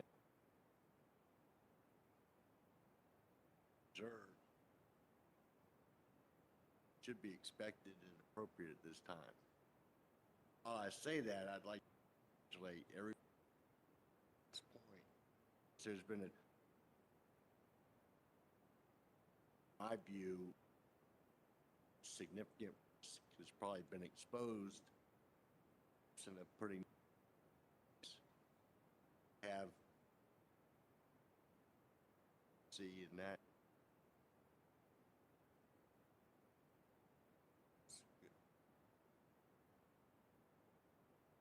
In favor of this and system, what's Yeah, absolutely. And I think you counted or tried to count 30 cranes this morning as you came through the tunnel. I try to count them yesterday as I came through as well. But it's a testament that we have a lot of work out there. We almost have a North Island fully constructed. Executive teams will be on the island on Thursday afternoon for our monthly meeting. So we'll have firsthand line of sight for how many cranes are out there. Madam Secretary, it's exactly what I was just getting ready to say. We need to get that sign, you know, I know we're gonna look at signage later. Distracted driving, don't look at the cranes, okay? Yeah. And don't put your brakes on just because there's a tunnel. No, but anyway, really, thank you so much, and Commissioner Brich, to you and the entire team, just tremendous amount of work Good to get to partnership. this point. Mr. Johnson, anything you'd like to add? Madam Secretary, I passed through the Hampton Roads Bridge Tunnel yesterday as well for the first time in a long time at 55 miles an hour. And before I went through, I was able to count some cranes, not all the cranes, but needless to say, there are quite a few there.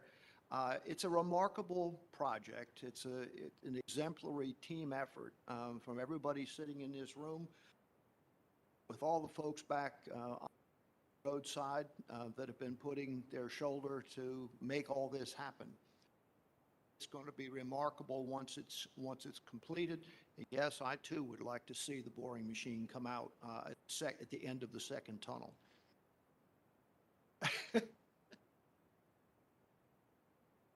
I would, I mean, I think it's a, sort of the 20,000 foot view is pretty incredible of what's happened in just a few years. And showed great leadership and execution on everybody's part. The HR TAC group, you know, it's never simple, right? It's never easy, but mayors and chairs, just imagine 30, 40 years. Chairs to agree to tax themselves and spend that money to help the state. And here we are. It's delightful to leave Norfolk and come to Richmond now. But we got 29 miles we need to still talk about a little. There you go. It There gets a you go, little, Mr. Miller. it gets a little tight, you know, it gets a little tight. I remember If we're going to finish it, let's just finish the job. at the groundbreaking, official groundbreaking, October of 2020, we were in the midst of COVID. We had the mayors on the stage, the governor was there, and I just was going through a litany of all the work that all of us working together had accomplished. And I said, wasn't that easy? Remember, and the whole group started laughing. And then Mayor Johnson at the time stood up and said, well, I don't think it was that easy. I'm like, yes, you are right, Mayor Johnson. You were absolutely right. So anyway, great team effort. Thank you. Anybody else? I will say largest transportation construction project in Virginia's history. Yeah. Thank you. Thank you, Ryan. You know, and it just sounds so good to say it right now. So you're right. The milestones keep changing. That's for sure. Michael Todd. I didn't see you back there. Thought Jennifer was going to say, oh, Michael's not here today. You were definitely hiding. Good morning. How are you? Good morning. Everyone's doing. Just a really brief introduction. My name is Michael Todd. I've been Drpt for getting close to about 10 years now, and the last few years I've been serving as the rail enhancement. That program has been significantly impacted by transportation legislation, and so I'm here to talk about some of those changes. Next slide. So I just kind of want to cover two main components today. The first, for existing rail enhancement projects, those projects that were applied for and under contract already under REF guidance will remain to be managed under that guidance. And so the second component is essentially talking about new projects, new applications for the new. Next slide. And so just to give a little bit of background, just to make sure we're all on the same page about the new program, kind of the funding and some of the background really quickly. So the 2020 bill, as you know, impacted all of transportation funding. And essentially, I've highlighted in those orange boxes kind of the trickle down of the funding that we're talking Can I about. just say how beautiful this is? Thank you. It's cool. This actually represents, I think, the best work we've ever done in transportation. Anyway, sorry. No, it's awesome to see it in one I'm spot. just going to pause for a moment and take this one in. We got. For those of you who didn't know what it looked like before, this is beautiful. Actually, the exact same comment happened. We presented our rail plan to a Virginia planning conference yesterday and had this graphic in there, the same compliment. So really what we're talking about today is that bottom orange box, the freight program and rail planning. So as the funding trickles down to DRPT, we set aside up to $4 million for the Rail Preservation Fund, and then the remaining funds go to this new freight program and rail planning. Next slide. So just to put a dollar amount on those actual funds, so the funds that trickle down to DRPT are a little over 10 to 11 million per year, depending on the revenue. So when you take the 4 million off the top for rail preservation, you're left with about $6 to $7 million for this new program. Next slide. And then again, just the last piece of background information to make sure we're all on the same page. Previously, DRPT managed essentially 4 rail grant programs. Rail Enhancement was a both freight and passenger based program. And so those freight projects will be continued to be managed by DRPT. The passenger projects under the REF program have now been pushed under the purview of the new VPRA. The IPROC program, that was a passenger-oriented program. All of those projects are now managed by the VPRA. And then the 2 remaining grant programs, the Rail Preservation Fund and the Rail Industrial Access Fund, are essentially unaffected by the legislation, and they'll continue to be managed in the same way by DRPT. So that's kind of just the background to set the stage, make sure we're on the same page. Before I move on to the new program itself, and just wanted to pause for a second, make sure there were no questions or. Okay, awesome. Next slide. So the main portion of the presentation today is just talking about the new program. So it's the DRPT Freight Fund, which is an acronym, the Freight Rail Enhancement to increase goods and highway throughput. That's an amazing acronym right there. When I first heard it, I take that in for a moment, yeah. Did you do that? Did you create that? I mean, it took me a little while to noodle with. I'm never going to see No. that word quite in the same way again. I'm always hesitant. I'm not sure if I should take credit for that or not. Yeah, no. Can you say it one more time? So freight rail enhancement to increase goods and highway throughput. You're There doing you go. good. And so there's just a little bit of a purpose behind the acronym in that, we want to make sure that we're kind of espousing the benefits of this program. It largely serves to benefit the highway network, improve the economy, and increase goods movement. That's what we're here for, to create a competitive multimodal network throughout Virginia.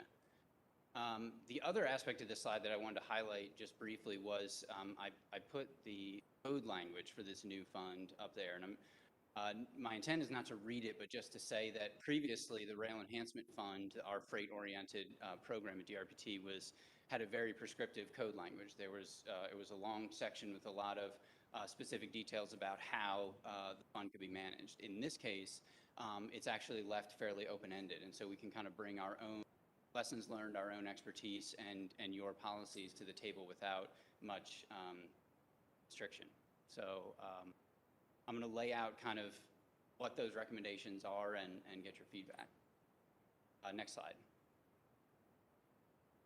So our typical grant cycle at DRPT is an annual cycle. We open up applications every year in the winter starting December 1 for both transit and rail. And so we expect this new program to follow that same schedule. So our hope here is that we get your feedback during the summer months. We can update our systems and kind of background processes in the fall so that we can open this new program in the winter and provide recommendations for next year's SIP in the spring. Next slide. The process itself for the program kind of follows four main stages. So it's an application-based program. And then once we receive the applications, we evaluate, recommend them to you as a board, and work through the grant management process, which includes project execution, the project work itself, and then closing out and monitoring performance of the project. Next slide. So first, starting with application. So the application process essentially has two steps. First is eligibility. There's three main criteria for eligibility. First, we want to make sure it aligns with at least one of the goals stated in our statewide rail plan. This is just to ensure that we're connecting this program with our multimodal statewide planning process, connecting it with the state rail plan, connecting it with the intermodal office and VTrans, connecting it with the freight advisory committee. And so we want to make sure that it's a base eligibility requirement to align the project with those stated goals. Second, this is a rail network capacity expansion program, so we want to make sure it's focused on rail infrastructure and planning for rail infrastructure. And then also one of our big lessons learned over the years is we want to have at least a minimum 30% design before a project is applied for. This program also includes applications for design itself, so obviously those projects won't have that. But any project that's applied for construction needs to have at least 30% design. And then just one note about things that are not eligible. I just want to make sure it's understood that rail operating expenses are not included in this program, and anything that's passenger rail operations or capacity is not included in this. Next slide. So the second step of application is the scoring process. And so our hope here is actually to set this up a bit like the SMART Scale, to provide some objective data criteria to you as a board, and then of course listen to your recommendations as you see fit. So the point system essentially works under four categories. We have a benefit cost analysis model, a model that evaluates the benefits of the applied project.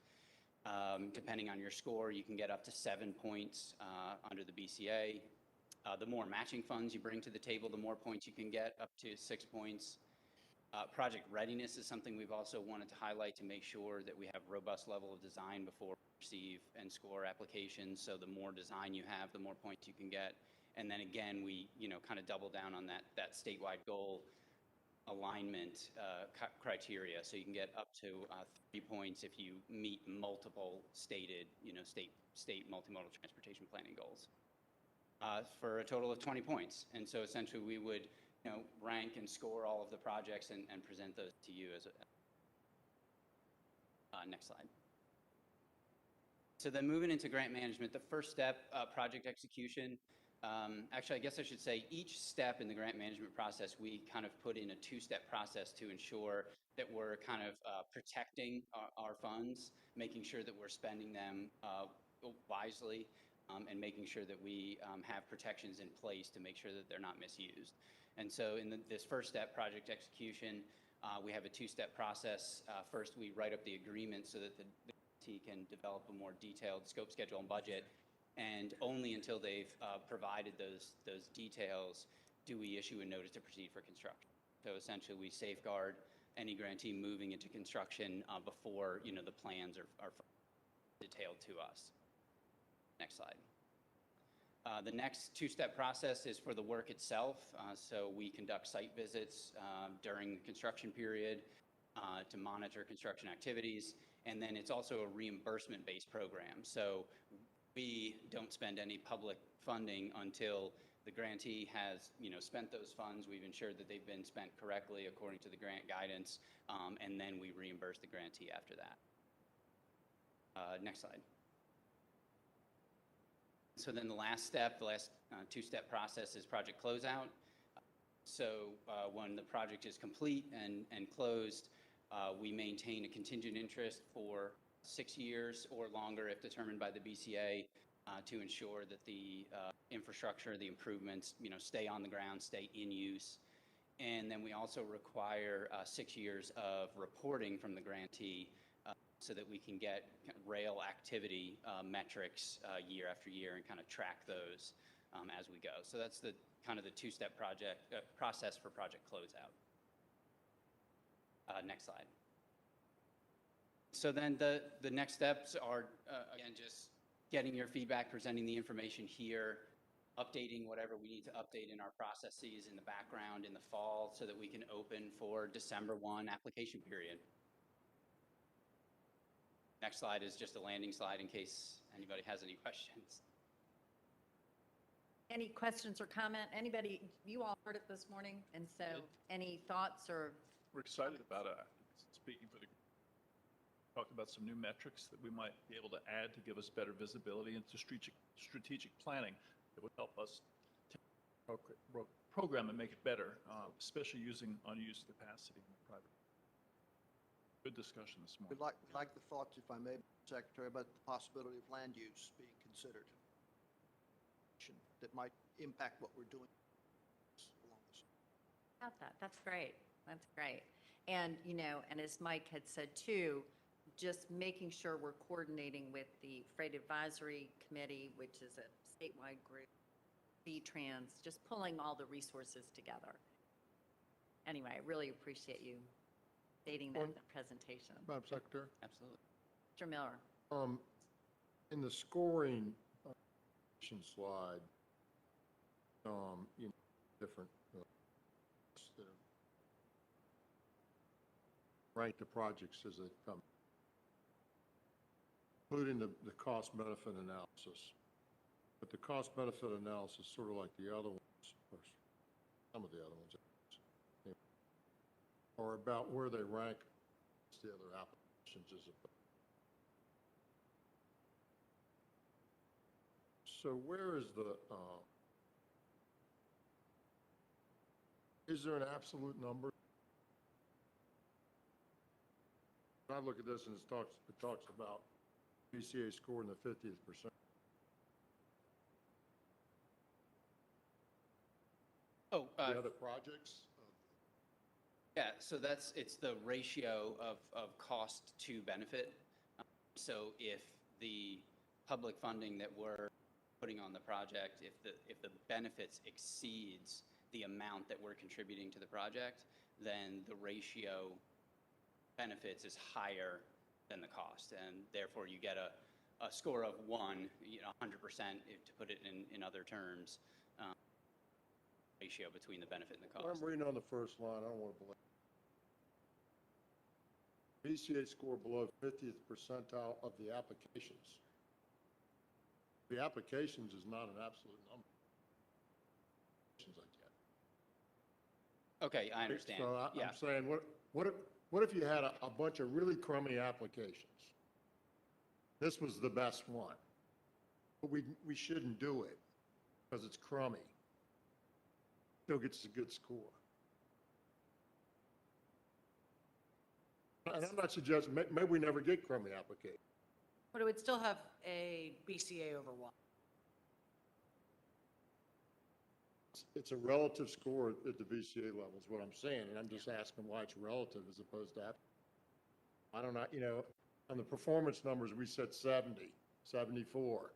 It wasn't which one's the best and they get the gold star. It's, 74. So that's my question. Yeah, I understand. Maybe I could clarify the bullet points a little bit better. Director Mitchell mentioned benefit cost analysis. You still need to exceed that 1.0 threshold. The benefits need to exceed the cost in order for you to qualify for the program. Yeah. So, okay. I could maybe put in there, you get 0 points or you don't qualify. I misinterpreted because No, the information isn't there directly. I understand what you're saying now. I apologize for misunderstanding the question. you got Yeah. it's the goal. Yeah. Illustration I used, 70%. It's that. And the measure. Where you rank against the other applicants. Yep. Madam Secretary, Standards, yes. Mr. Merrill, gosh, you've been so quiet over there. I'm learning. Yeah. We're talking about $10 million annually. Is that the amount of this? Not the $136 million. That's not up for grant. 10 million goes to DRPT. 4 million of that comes off for the rail preservation program. So we're left with about 6 to 7. Okay. Yeah. So are there any limits? Could one grant take all $6 million? I guess it could. Yeah, I guess it could. Okay. Second question is, could you comment what might be nonprofit organizations that would qualify for grants?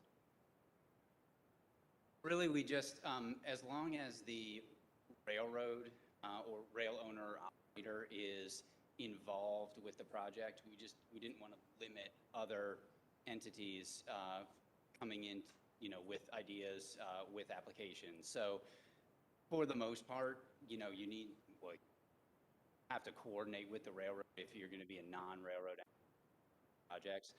We just didn't want to stifle any other options that could be potential. I don't have a specific nonprofit in mind. Times, anything you'd like to add, Rail Committee? So it's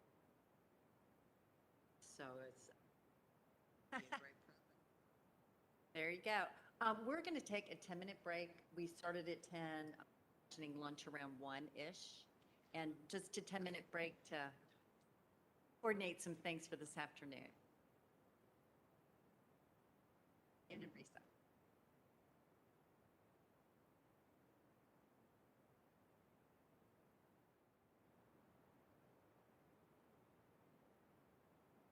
Hello. Good morning, Madam Secretary, members of the board. I'm You're really here happy. for a very, very important presentation, by the way. It is. It's going to be very nice if we get the presentation up.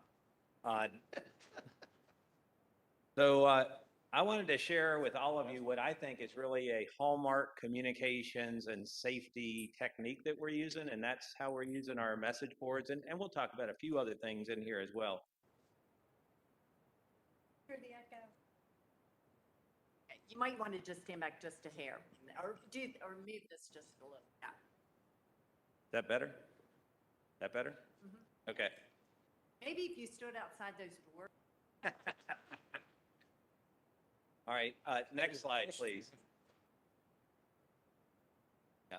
So our message boards really are about communicating traffic information and driver safety messages, information about road conditions due to weather, crashes, traffic delays, and road work, And also, the one thing that's not directly road related, but it's a national initiative that is allowed, is amber and silver alerts are also posted on those signs, obviously very good purpose. All the messages are aimed at safe driving habits and reducing crashes and fatalities on Virginia's roads. On Virginia's highways last year, you heard from George Bishop last month about how we had 105,000 crashes and 807 fatalities. Sometimes our message boards, though, can be used in creative ways to change driver behavior. And I think everybody here has probably seen some of that. And that's what I'll talk a bit about. We regularly post messages related to events that are ongoing or occasions, Christmas, Halloween, 4th of July, so forth. For example, during Super Bowl weekend, we posted a message that was, "Don't fumble your life away, drive sober." Clearly, some people might tend to drink around the Super Bowl, and we don't want people drinking and driving. We also addressed speed during the holidays. We had a message that said, visiting your in-laws, slow down, get there late. General road safety, timed with peak travel demands and events. Seat belts should not take vacations. The messages like that. And many of the messages are also coordinated through our statewide governor's executive team on highway safety, which is a multi-agency spanning everything from health department, state police, DMV, Vdot, you name it. Anybody that's got a piece of safety in the state, they're part of that team. And we work with them, and also we try to tie in with the NHTSA, National Highway Traffic Safety Administration. They have a traffic safety event calendar, so we try to amplify those messages as well, timed with them. For example, we had National Distracted Driving Awareness Month in April. So we had a message up that said, "No fooling, put phones down." Next slide, please. While the signs do get lots of attention, the messaging for these signs is based off of scientific research. And I hope this is the part that's really about what we're doing with these signs. As I mentioned, Vdot works very closely with the Department of Motor Vehicles, and they've got their TRED system, the Traffic Records Electronic Data System, that has all of the data from the crash reports from all the local sheriff's departments, the state police, city police, so forth. And even though many of the messages are creative and catchy, there's science and data behind every single one of them. As an example, Vdot worked with researchers from Virginia Tech, and we analyzed blood flow in the brain in that research to ascertain whether the messages were affecting people. So, and in January of 2020, the Research Council for Vdot, who was the liaison between us and the researchers at Virginia Tech, they put out a report, Driver Responsive Dynamic Message Sign Campaign Messages. It's a published report, and I believe actually this research, the last I knew, unless it's is the only place in the country that this type of research has been done. And that was critical because, you know, Federal Highway looks at these signs across the country, and, you know, I think they, rightfully so, want to see consistency in messaging. They want to know that those messages are appropriate and that they are based on data. So we actually did the research to ensure that we would have good information that would show that these messages work. So in that study, we looked at what types of non-traditional safety messages are displayed across the country. We measured their effectiveness, and we identified potential negative impacts of these messages on drivers. The results from the research provided evidence that drivers found traditional safety messages to be effective. Messages about distracted driving were very effective. Messages that included humor were very effective. And messages that use wordplay and rhymes were also very effective techniques. Next slide.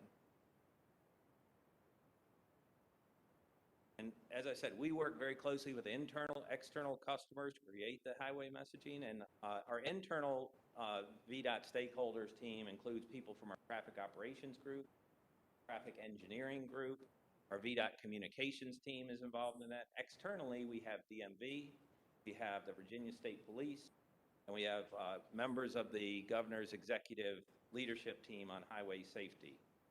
Once the team has decided on potential themes and messaging, the messages are reviewed and they're finalized. They're reviewed by Marshall Herman in our communications division, the governor's executive team on safety, as well as Kevin Gregg, who leads our operations group across the state, chief of maintenance and operations. Major topics that the changeable message sites communicate regularly are distracted driving, impaired driving, texting and driving, unrestrained driving, and speeding. As you heard last month, unrestrained is a huge issue. Speeding has been a huge issue. Next slide. Now we're going to talk a little bit more about the science behind the signs. Virginia Tech, in doing that research, they compiled 21 state DOT messages. 21 state DOTs that do the messaging, and what that amounted to was 1,200 messages that they found all across the country. They then selected 80 messages that fit into similar behavior, emotion, and theme categories. They measured in their research the following: comprehension. So what is the intended behavior that message is supposed to change? Perceived behavior change. On a scale of 0 to 10, each of the participants asked, how likely are you to change your behavior based on that message? Recall. They were asked how well they recalled those messages. Message appropriateness. Really wanted to know, do any of these messages? And then the physiological response, where they did the neurocognitive response from reading and interpreting the message. They used it's my scientific term for the functional near infrared spectroscopy. That was they had a helmet, you're going to see here in a second, and they measured the physiological response. What they really were measuring was increased blood flow to the prefrontal cortex, which was really what they used in other psychological experiments to see how your brain is reacting through blood flow, so it wasn't just what people said, but scientifically based. Next slide. Here you see the setup on the right side of the slide. They would have a seat, and the person sat there. You see a person with the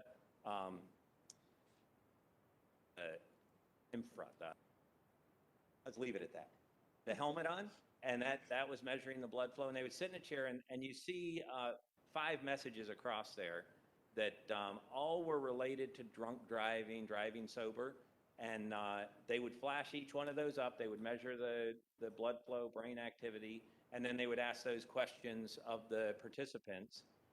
And they ran through a whole bunch of participants in doing this to develop their data. Next slide. What we found through the research was that the most memorable safety themes are distracted driving and drinking and driving.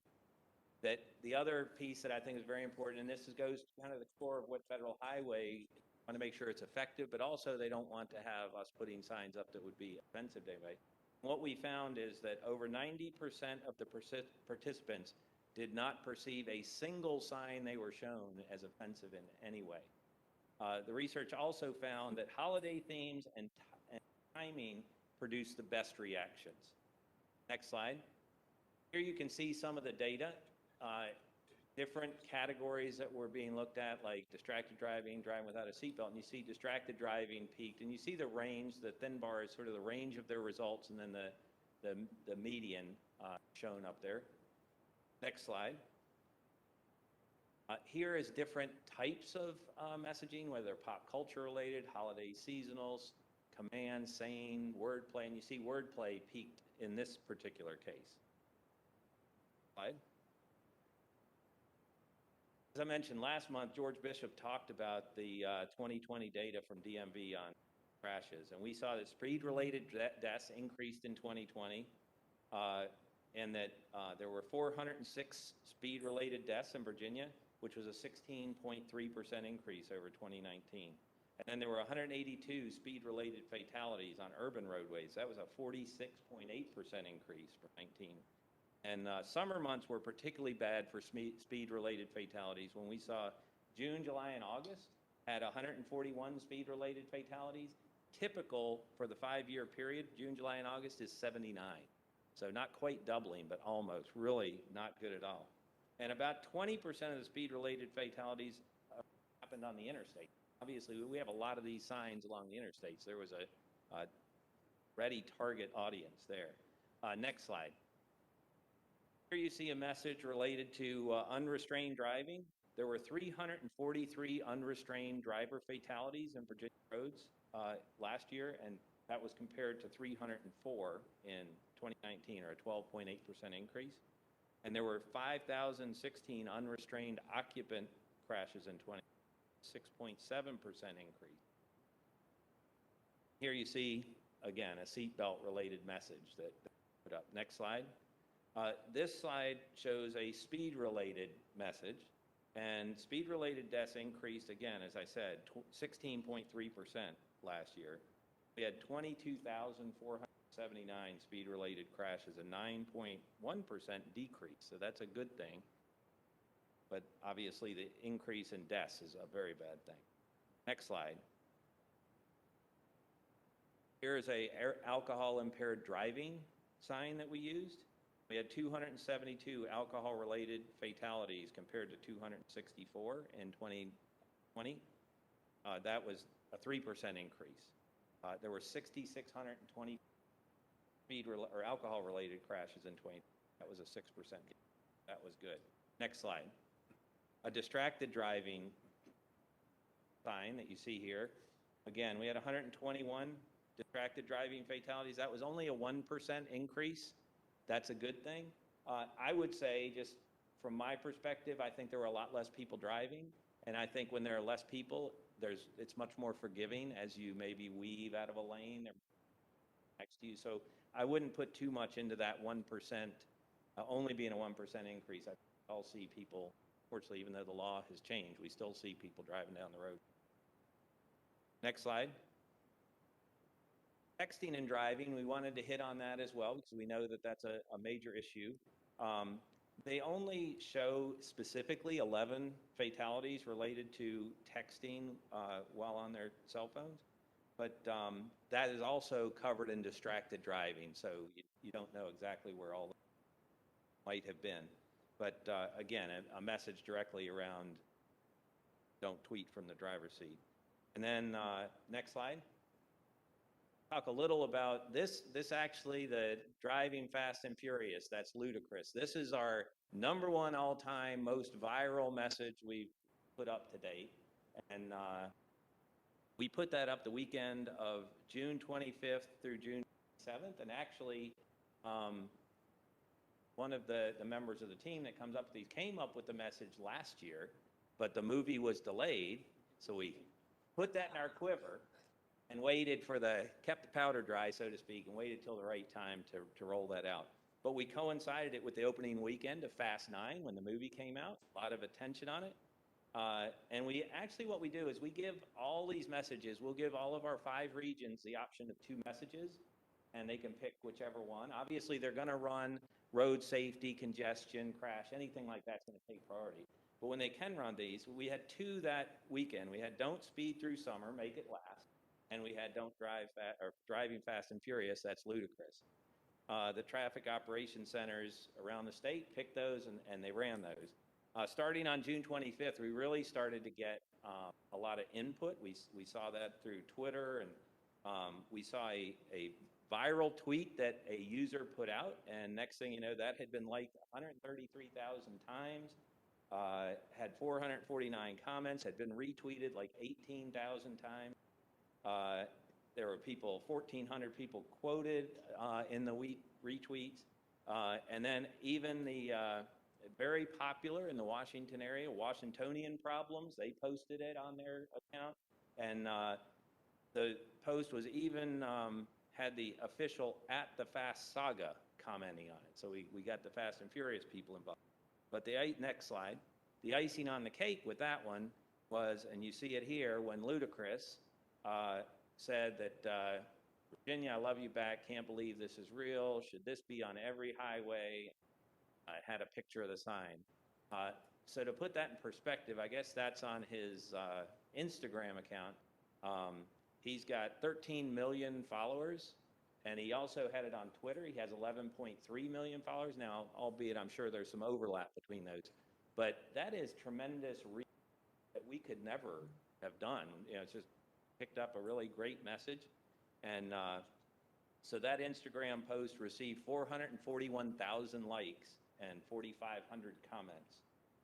Notable commenters, which also spread it further, we had Jordana Brewster, who's also a Fast 9 actress. We had will.i.am, a musician, the Fast Sagas franchise, I mentioned that, and Jeremy Renner, the actor. Next slide. So while ludicrous like that, that drove a lot of traffic to Vdot. And you see that Vdot's site, we had Facebook 33,000 impressions, Twitter retweets up 336%, got 100 followers, and Instagram 330 new followers, 708%. Slide. Next. I think 3 times. Vdot took advantage of the sudden attention in our social media accounts. And as you said, I wanted you to hear some of the comments that people said specifically. Good job, Vdot. Just another reason that Vdot is the best. Hashtag best PSA. Wow, Virginia DOT, what a cool variable sign and so timely. You guys really do rock Twitter. This is the content the internet should get back to. Virginia DOT billboards and Twitter have been real MVP for a bit now. Hashtag RVA ad jokes. I don't know what that part's about, but they had to ask my kids. And then on Facebook, we had, it was shared with a lot of popular Virginia groups. We had people commenting, thanks for sharing. This was the best one you've done yet. Don't think my post would go viral. Can you please make an album of the overhead signs like this? They're always so good.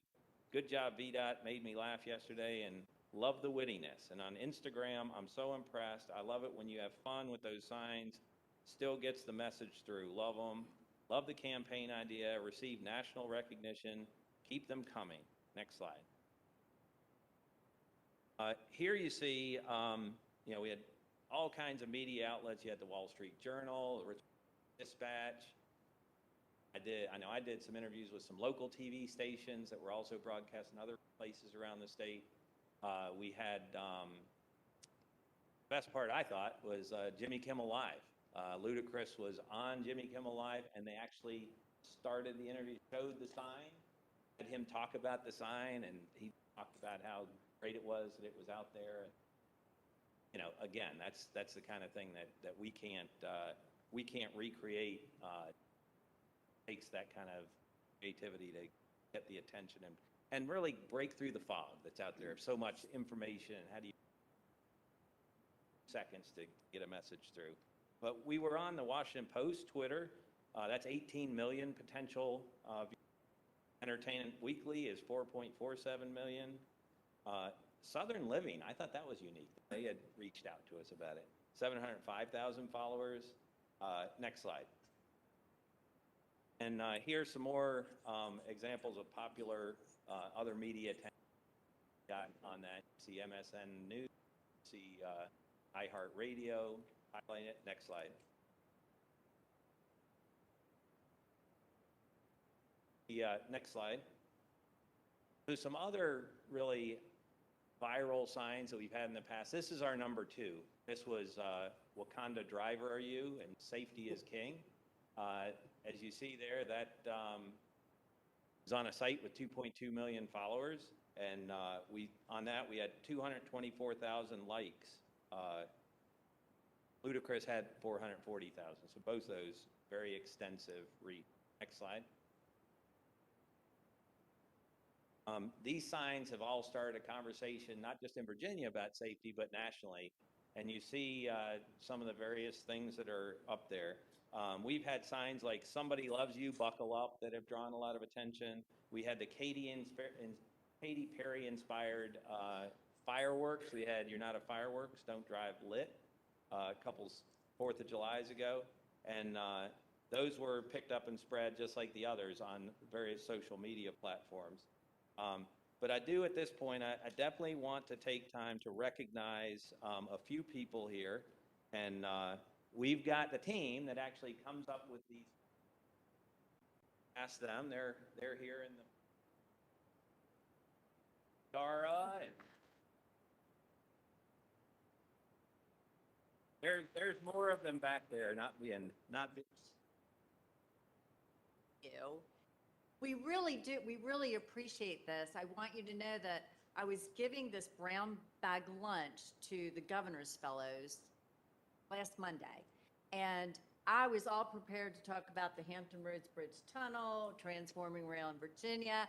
They wanted to talk about the message signs, and they all had just graduated from a Virginia university, College Union University. There was one person from Princeton. They all knew this. But the point they wanted to make with me is that it keeps them awake. You know, as you're driving, you're on your highway, that it keeps you awake and alert. And they actually did slow down when they saw the ludicrous sign. So as much as we're doing this, when we look at the numbers, they are tragically going and everything we do to help people pay attention, to slow down, make sure you're buckled, all of that really matters. So we are grateful that you brought such attention to Virginia, but really the impact you're having, I think, is the greatest gift to us all. So I really thank you for that. So I do want to recognize we have Jennifer.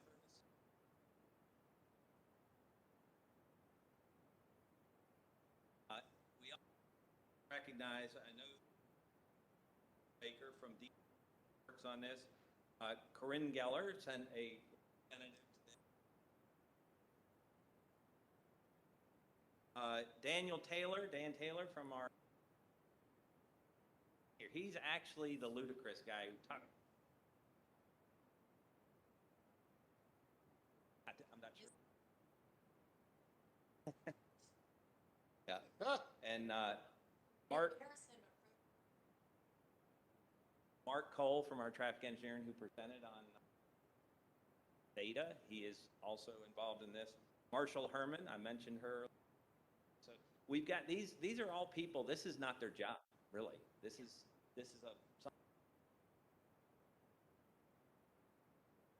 very, very effective.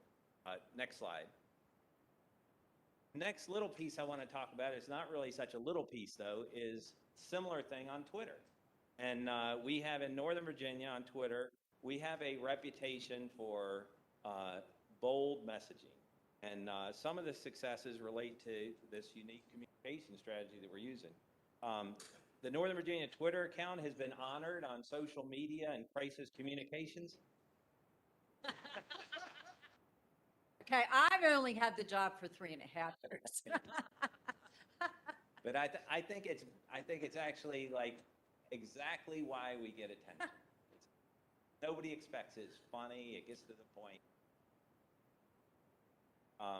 The account has garnered a huge following, has built a strong relationship with the public for friendly, funny, relatable public sources. And we had a crisis communication citation on it. Dr.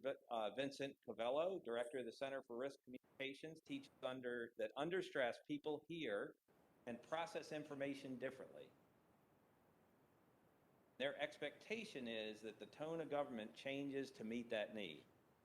There have been numerous presentations and webinars on Vdot's NOVA feed, and we've given those to both Federal Highway, AASHTO, ITS, Virginia, Northern Virginia Transportation Alliance, and the Public Relations, and regional and other government entities. So at this point, I do want to let you meet the person who's behind the really impressive messages in Northern Virginia, and that's Ellen Kamalakis. I'm going to ask her to come up and go through the next couple of slides and tell you what she.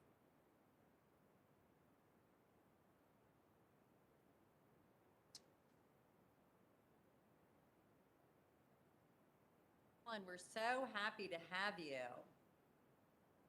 Tell you, the cicada tweet, when I found out who had done it, DC 101 I did say, by the way, 495 has not been under construction this Thank entire you.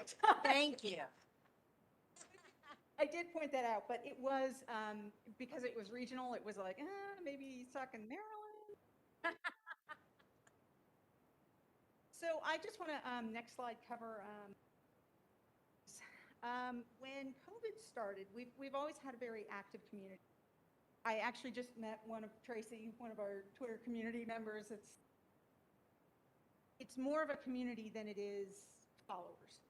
So when we all shifted into working from home, our traffic volumes dropped immensely in the North Virginia area. It just became very tone deaf, where people were not worried about being rear-ended. They were worried about losing their jobs or dying from COVID. So we shifted over to the kinds of things that we were feeling, talking about, because we'd already been a very humanizing tone. So one of our jokes is the silence of the lambs. We have one of our regulars, we only communicate the silence of the lambs. So when we were in phase 1 and we had the mask mandate, I said to myself, oh, this has got to exist somewhere. The phrase, if you haven't seen the silence of the lambs, it puts the lotion on the skin or it gets the hose again. So it puts the mask on the face or it gets the phase 1 again, and everybody loved it. So we started talking about those types of things, and able to do that because clearly I am not a 20-year-old. Clearly I'm not a 30-year-old. But that's the stereotype, is that social media is by 18-year-old interns. So being able to nag people that way when they look at you as benevolent because, oh, it's just the old lady telling you to hydrate in the middle. So it's been very, very helpful. So next slide. So our most important benchmark that we use is engagement. So for us, when we put something out there, we want people to interact with the tweet in some way. Like it, share it, comment on it, interact in some way. So our 2020 average engagement rate is 87 times higher than the national, because we craft our content for people. We've had a 488% follower increase since 2015. Followers are not necessarily things that track as much, and I'll explain why the next bullet. Our impressions last year were 18.8 million. We have 42,000 followers. So the vast majority of who is seeing our tweets are not our followers. They are the friends of our followers, or never the Capital Weather Gang, who has like 1.1 million followers. They share something. It's just tremendous reach. The cicada tweet, 800,000 pairs of eyes saw that. So we, so far this year, already have 13.2 million. So we're on track to probably be about 24 million impressions just on tweet that say things that we all feel and we all think. We've been focused on being as responsive as we can, get some customer service center kinds of requests. We get very few, so I answer them all the time. And so people will remember that. Oh, hey, I reported this pothole, or one time we had a sign down, and our transportation field operations group is amazing in NRO. And it took them an hour and 26 minutes from when the person tweeted us to when the person tweeted us back saying, oh my God, you've already fixed it. That's the impression that we want people to have of the agency. It's not fictitious. We know the people that are working in the field. We know the work that they do, and the more that you can put that human face on them, the more that they think that you're a friend, the more forgiving and understanding they're going to be if things don't go their way, and they're going to be appreciative of interactions with them. So ironically, the Twitter community created its own hashtag, which is We Love Meemaw. So I kind of have to run with that forever. I'll be referred to as Meemaw, which is fine. I'm from Spotsylvania County, so I'm good with that. But so we got picked up. Washingtonian Magazine did a piece. WTOP, the New York Times, WJLA, just on the creative. So if anybody has any questions, back over to Rob. No, Ellen, thank you so much for. I love following you. Just wishing you all the best and continued good fortune with all of us.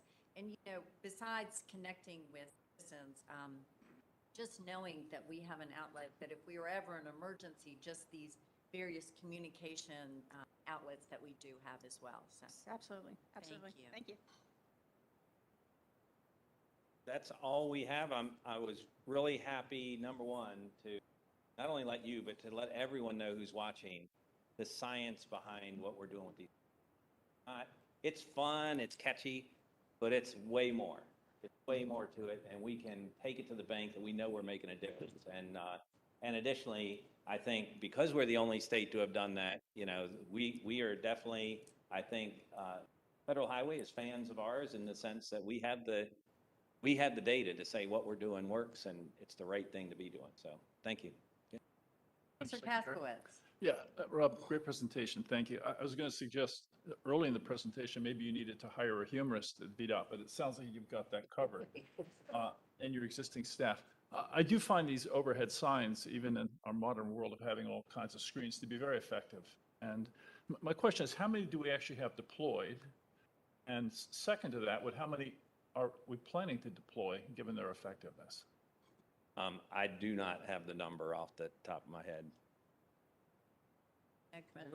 I don't know either, but I think we can find out by the end of the day to be able to advise. I do think that they are a significant investment, and we're strategically locating them. And so what you've seen in some of the operational analyses that we've done along the 81, 64, and 95 corridors, we've taken that viewpoint that we are adding some, but we are not blanketing the state with it. Understood. So actually, that follows on my third question is, what's it cost approximately to deploy one of these signs? Well, it depends which type. I mean, we've got the overhead signs over the interstates are the big ones, but we've done, like when I was in Salem District, we put in, I think it was 42 or 44 signs on every ramp approaching the interstate when you got on at the major crossroads so that you didn't get on if there was something going on, because in that situation, there are there's not many good alternatives. So we wanted to say, don't get stuck on 81. Basically, there's a crash 3 miles down the road. But they range. I mean, that the Commissioner, that was sort of your line of work. I know that the standalone smaller ones next to the road are $80,000 to $100,000. The big overhead signs, $500,000 plus. It's about 150 million with the gantry, or 150,000 with the gantry included. So But if you have to put the gantry up. the gantry. Interesting.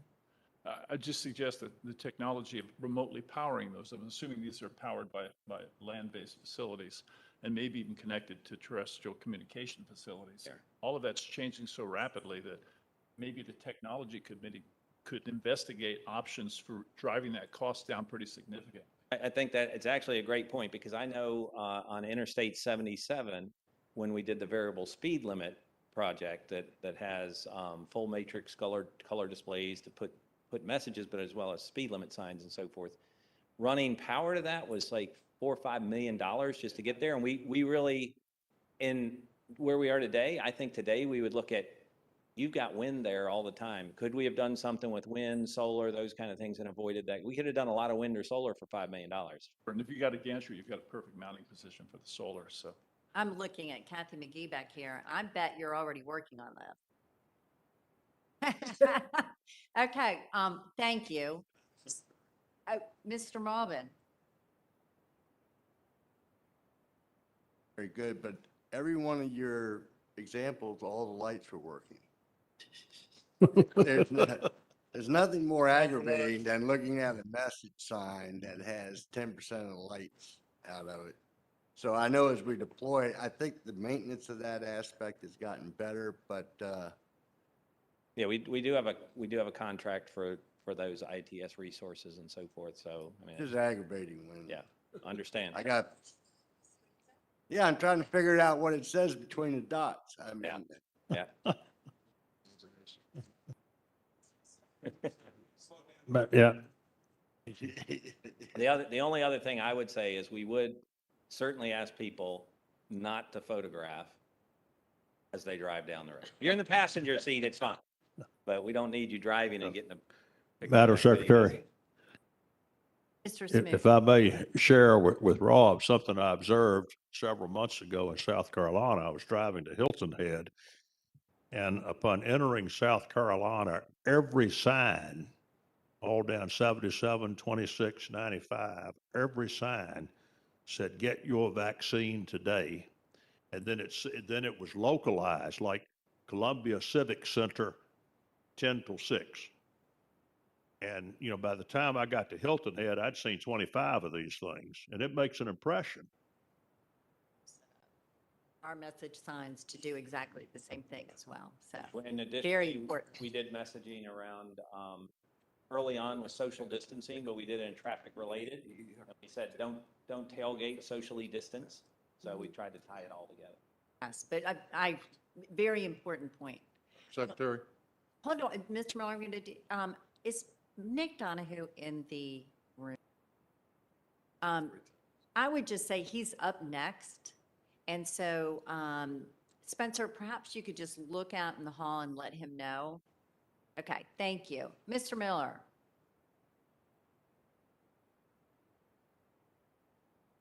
Out of South Carolina, to see the power of messaging on boards with, you know, with Pedro and south of the border. And there's other examples like going to the Outer Banks and the farm stand, you know, whatever. They're very effective. I always thought it was just like some people like just figuring it out. It's way more scientific than that. I think it's really cool, and I salute you. Thank you. Okay, I do have Deputy Secretary Nick Donohue next.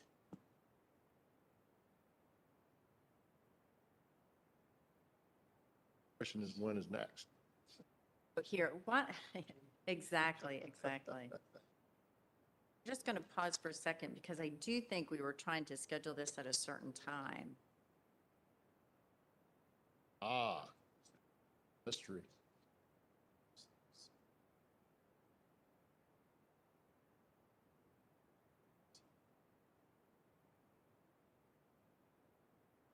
Based on your earlier statement, you were 15 minutes.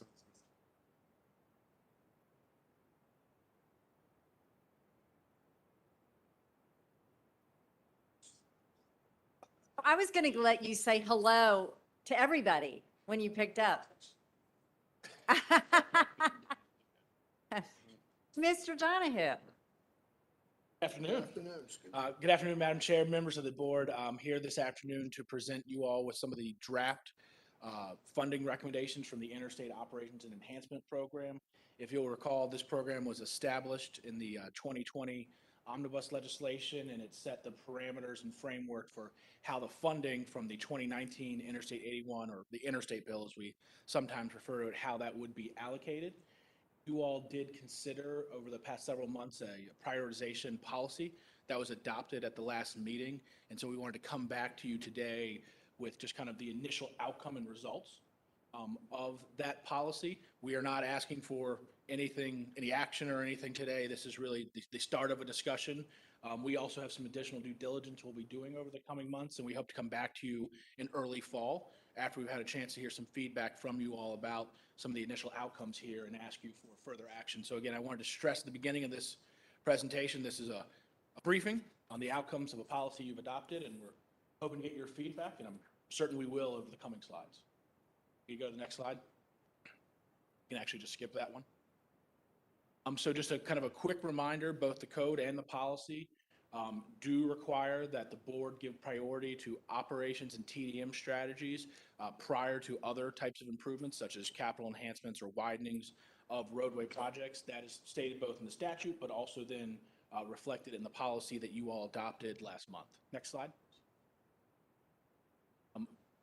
Important thing here, as we talked about, is the operating improvements. The vast majority from a cost perspective were already identified, presented to you all, and adopted over the past 2 years as a part of the 95 corridor improvement program and the 64 corridor improvement program. We do have some more minor operating improvements to recommend for some of the smaller interstate highways in Virginia.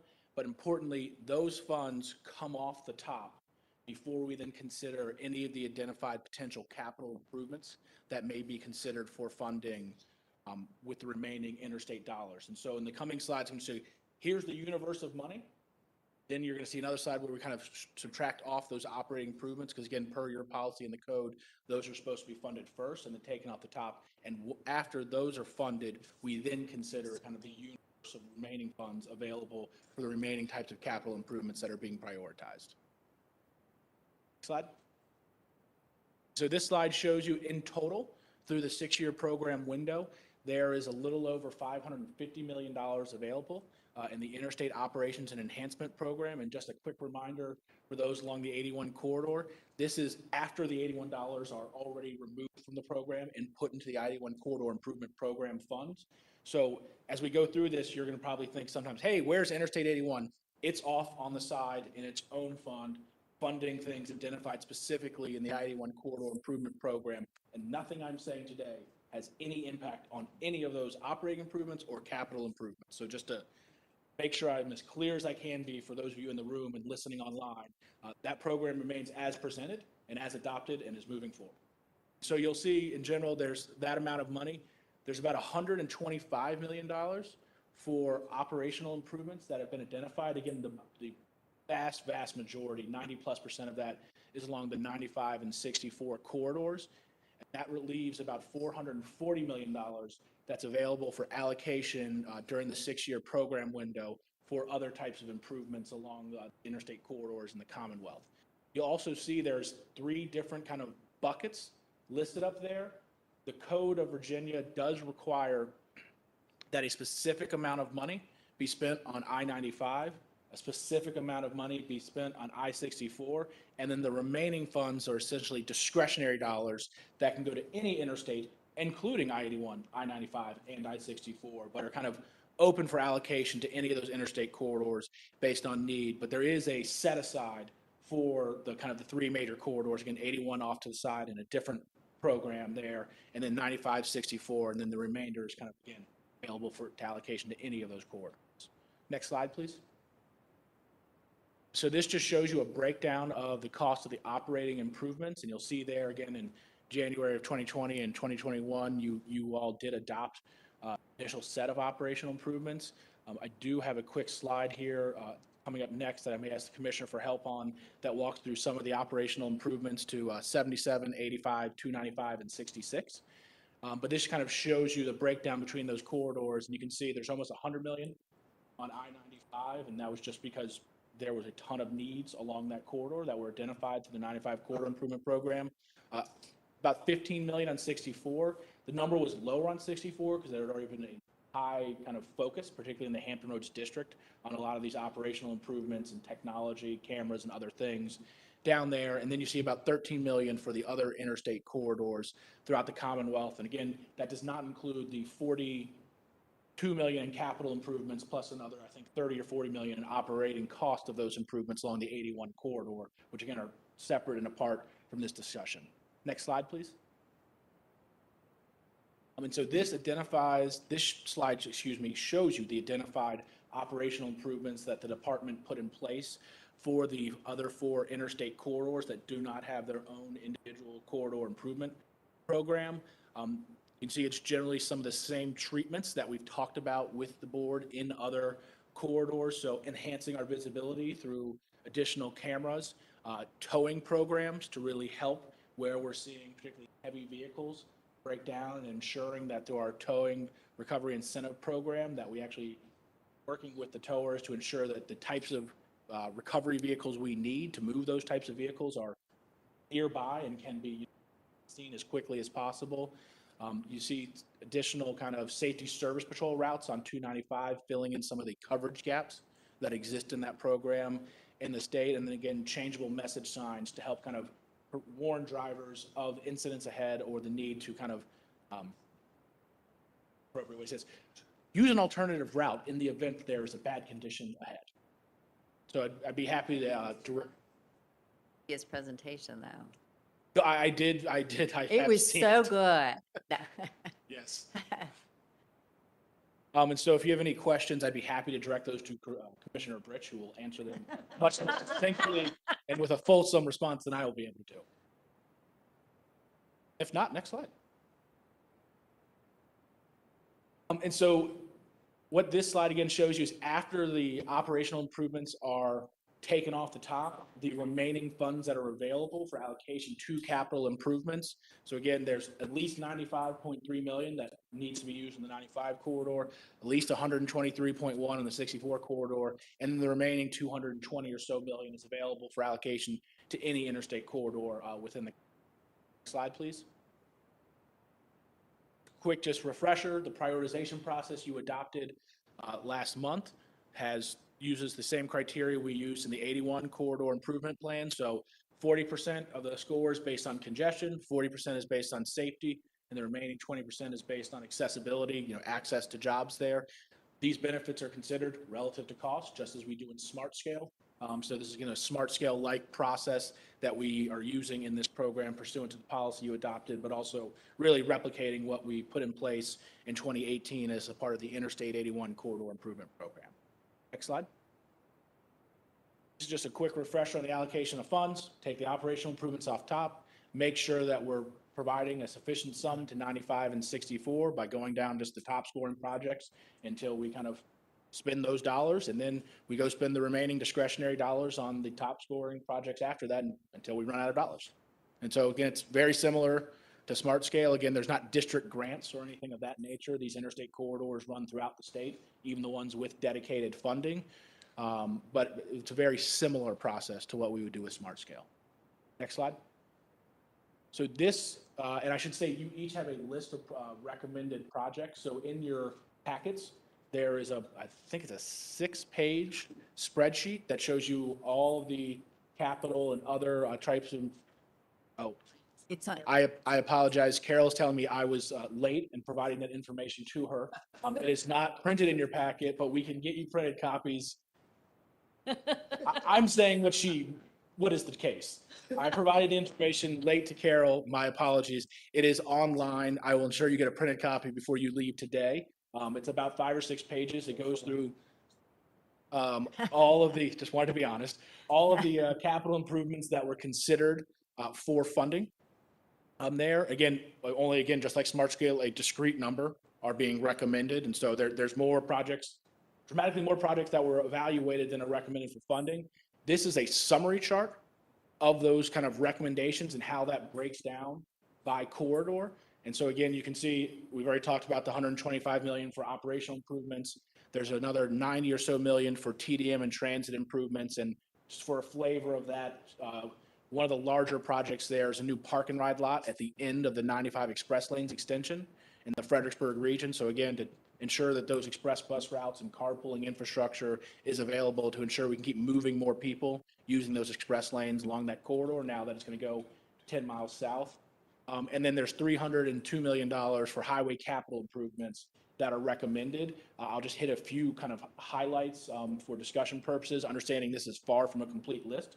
But 3 of the larger projects that are recommended is a $50 million for Project Next, which is to expand the express lanes on I-495 in Northern Virginia towards the American Legion Bridge, where hopefully we will, through the Capital Beltway Accord, be extending those across that river and addressing that bottleneck. $140 million for the I-64, I-464 interchange down in the Hampton Roads region. For those of you who were here as we discussed kind of the Hampton Roads Express Lanes network and the commissioner's very detailed modeling where we worked on some of those improvements, there was one hotspot left in that 45 miles of I-64 in the region, and it was all about that movement from 64 eastbound to 464 south or 168 in the Chesapeake Expressway. This would fund that flyover to separate those movements and really address kind of that remaining bottleneck there on 64 on the south side.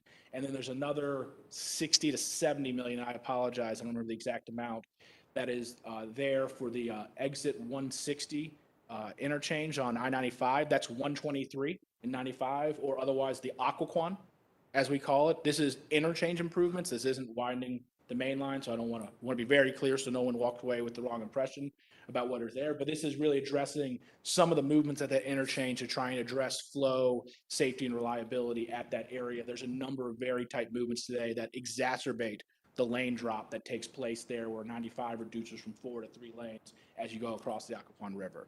So those are just some of the kind of the larger projects that are in there. There's a number of other ones that are included, but I just wanted to say that. And again, my apologies for that not being in your packet. It will be before you leave today. But again, that was my fault in getting those materials late to Carol. Next slide, please. I do want to note that we have left $46 million unallocated at the moment.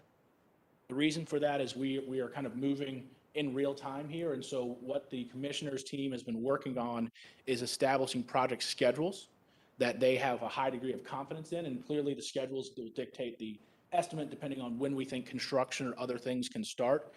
We are confident in the figures that you'll see today, but they are draft cost. And so we believe we need another few weeks to continue refining those project schedules and kind of confirming and finalizing those estimates.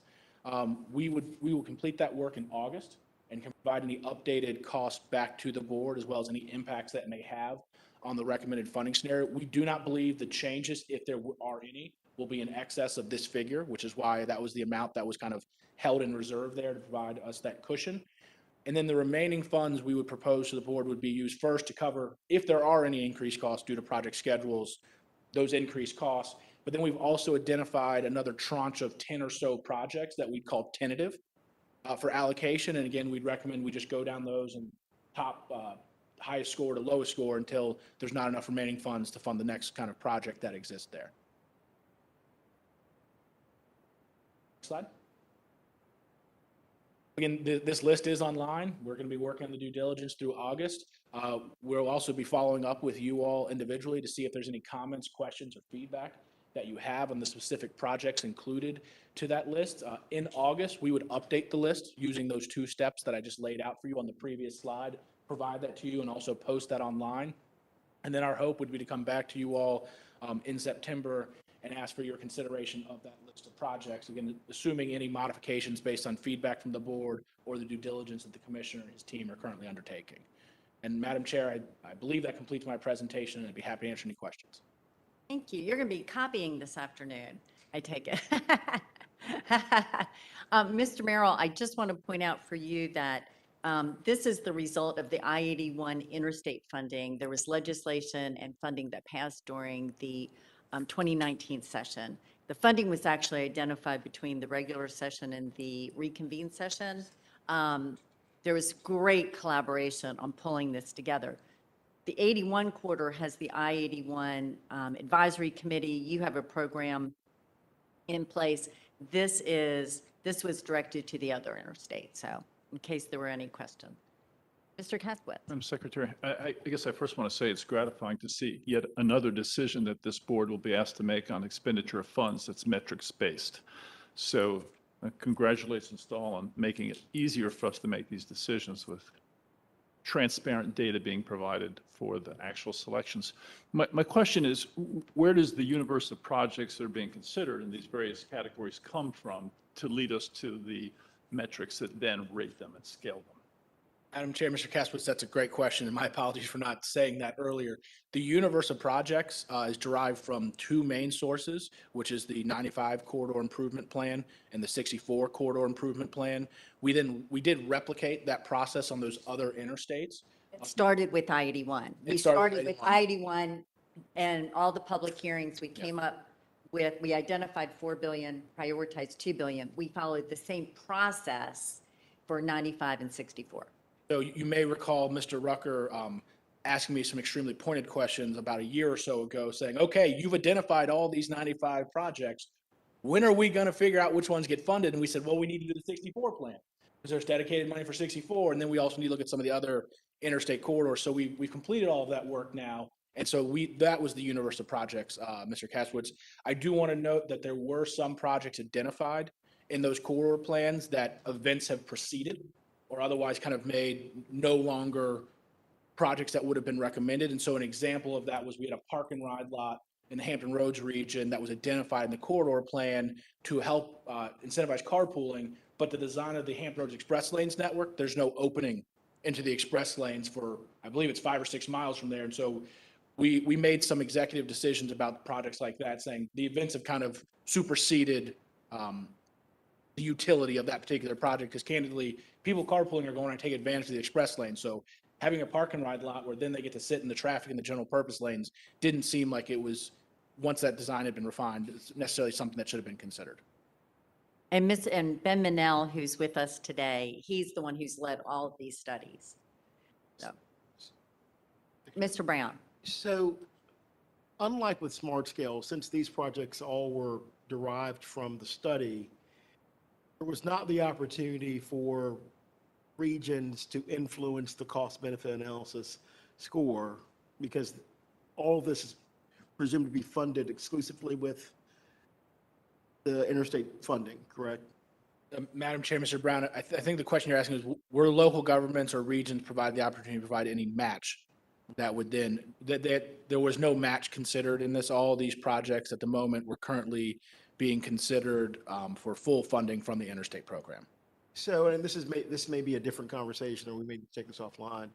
You know, in just a quick glance at the scoring outcomes, there clearly would be certain projects that did not score well, in part because of the cost, that would probably be of higher priority. For example, I can speak for the Richmond district, and you know what I'm kind of intimating. And so I would think, you know, the question would be, can this board then engage in kind of a capital campaign for the reevaluation of some of the scoring here? Because quite frankly, I would have a challenge funding some of the other 64 projects that did score well and not addressing one of the principal needs that we've talked about, which is that 29 or so miles that's left between Hampton Roads and Richmond. And this is no surprise to you because we unfortunately had to bear the brunt of my consistency, right? I mean, I'm a very simple guy, right? Very transparent. So I guess I'd like to think through this a little bit because I'd be very challenged to vote and support allocating dollars to other projects and not doing it. At this point, there's no dollars that would address that, which I think we all would say is one of the biggest needs connecting the regions between Hampton Roads and Richmond. And I don't think we can get, it's not eligible for TAC money, Right. so we can't go Well, there. Mr. Donohue, do you want to take the first crack at this and then I'll follow up? Certainly. So, Madam Chair, Mr. Brown, we are following a policy the board adopted. The board clearly has the opportunity to a vote. An affirmative vote of the board is necessary to allocate any of these funds. And so that is my opaque way of saying the authority is the board's. So, and I would say as the plans are developed, there's tremendous amount of outreach in developing the program of projects. Now the draft recommendations, just like Smart Scale, have been presented, and now is your opportunity to provide feedback to us. So it's the same process, no decisions are made, and I think this is an opportunity, you know, for you to look at it, data-driven process, and then you bring, you know, insights that a formula doesn't always capture. So I will say that, Mr. Brown, there are many who share your consistent concern about gap along 64. I think during this period, it's been really interesting for us because as Washington has been going through many programs, whether it's earmarks or reauthorization, we have been, and even with the budget process, trying to find ways to direct money to get it to that project. So it has not, it is always it's a priority for us as we're looking at various avenues. So, Madam Secretary. Do we have an estimate for what that gap would cost? Madam Chair, the current estimate is in the range of 550 to just a little bit over 600 million for the remaining Commissioner, 29. Is that in $2020, $2021? 2020. So it's Not still, year of expenditure is the point I'm seeking to make. So Probably $1 billion project. for Madam expectation Secretary. management purposes, as you go in your capital campaigns or whatever you may choose to do. so at taking this all in, Mr. Miller, are you going to offer money from Hampton Road? I don't think I can. I would if I could. I would just tell you it's, and Mr. Malvin knows this, I'm sure, but it sort of just takes me back to when the interstate was built. I remember it very well, and I remember getting off getting on 60, going down 60 and getting back on. Bottom's Bridge. At Bottoms Bridge, you know, there was a gap. There was a gap on no interstate. And they kept closing it from one end to the other, and you got closer and closer and closer. And finally, the gap was closed. And it was big. It was a huge, you know, it was a huge impact to have interstate all the way. And we're sort of back there again, you know, not really, it's not exactly the same. It's not as near as bad, but there is a decided problem when we get past the 3 lanes and get to 2. And it's just, you know, it's tough. And we need more toll revenue in Hampton Roads to pay off those damn bonds. So we need the cars to get down there, okay? And go through the toll, we got all this capacity. We got to bring them on down now. So this is a process that you all are very well aware of. These are recommendations to you. We're going to work over the next few months and before any final decisions are made. Secretary, Times. I want to make sure that I think I understand what Mr. Brown is proposing, but I actually thought we had this conversation when we talked about this program, and we said, is anybody going to be able to leverage money in? And I thought we said no. Madam Chairman, sometimes we started that conversation, and I don't believe it was ever, To conclusion. it was never brought to conclusion, and the policy that was adopted by the board ultimately, I believe, was silent Okay. on that effect. Now, again, to be clear, like, there's the list, just like with Smart Scale, if you all have a desire to modify or change the list, it would require a vote of this board to do so.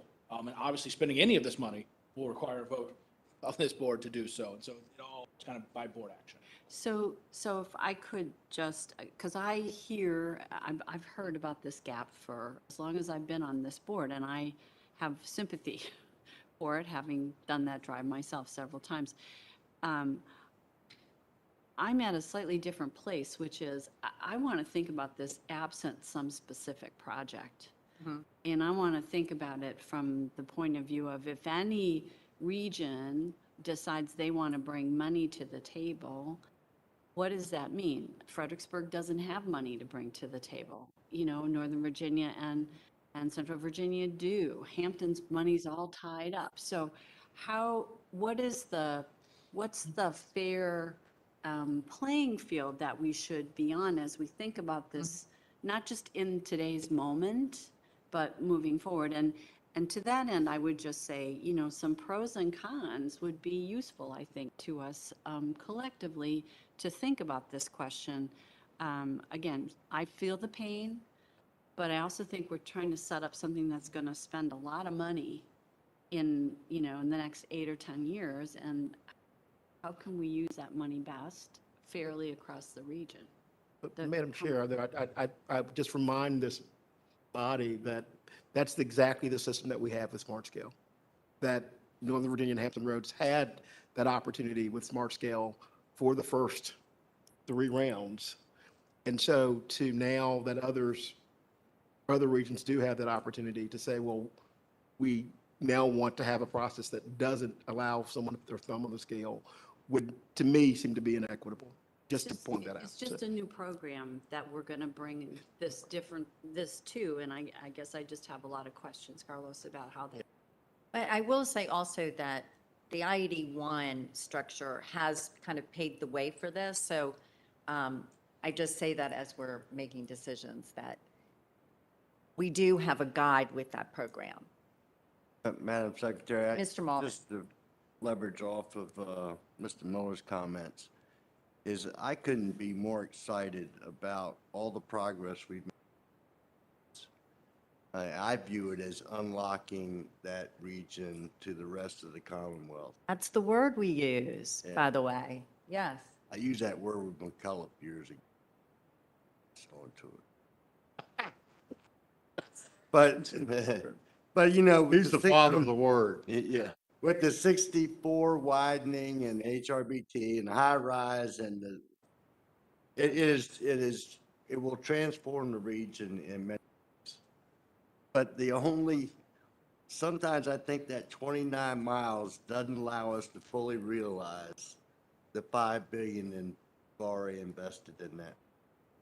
So, I mean, it's like we're almost there, but just, you know, really want to connect that whole system. It's 29 miles of the way. I'm trying to be fair and equitable too, but you know, when I'm coming down that corridor and I hit those two lanes, I go, what the hell?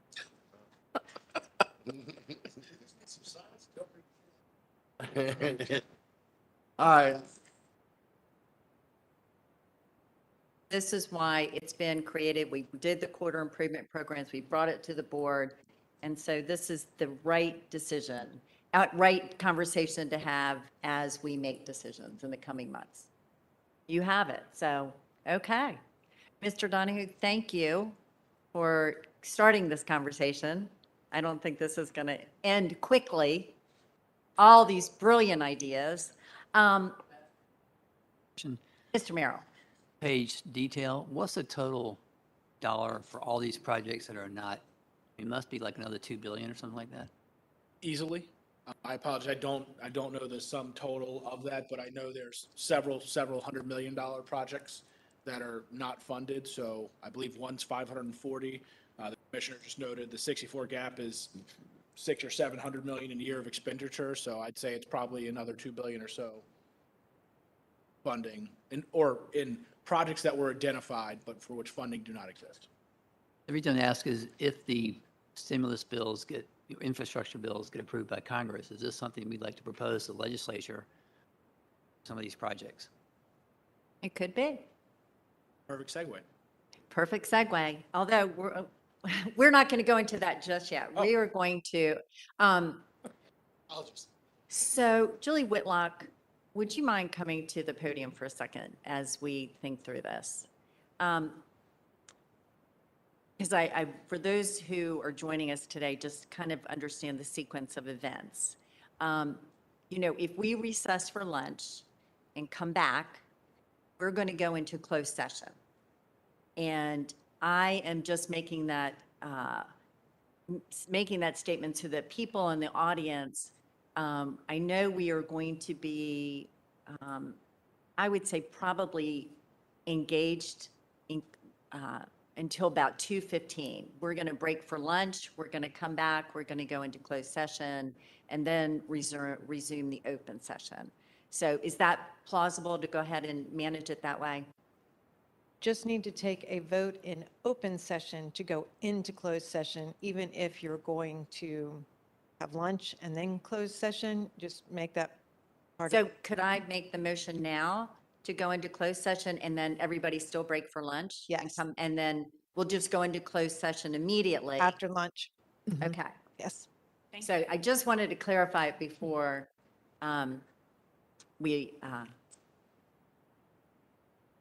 suspended.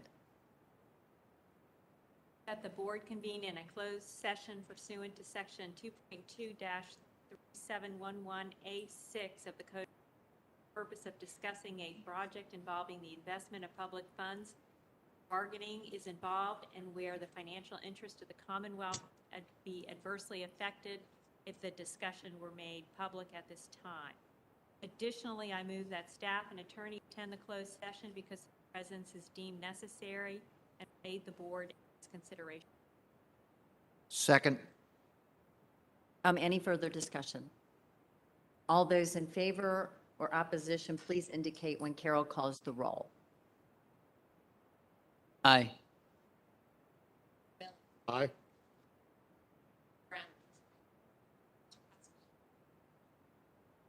Aye.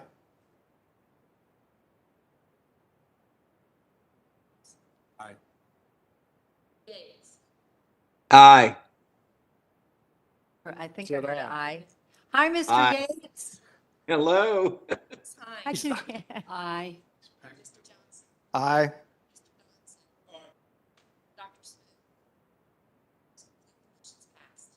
Okay, we are going to suspend the meeting and we'll have lunch.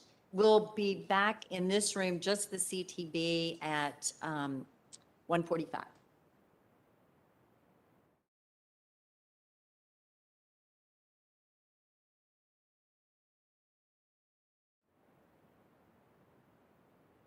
Okay, are we live? Okay. Are you ready? Mr. Yates, are you back? Here. Yes, thank you. He's going, shoot, I was just sneaking away. No, I'm here. Welcome back.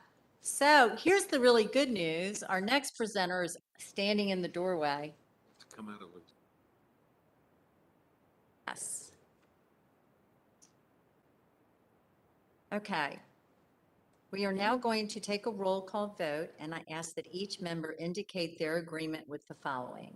To the best of my knowledge, during the closed meeting, the only matters heard, discussed, or considered were those matters lawfully exempted from open meeting requirements under the Virginia Freedom of Information Act, and only those public business matters as were identified in the motion by which the closed meeting was convened.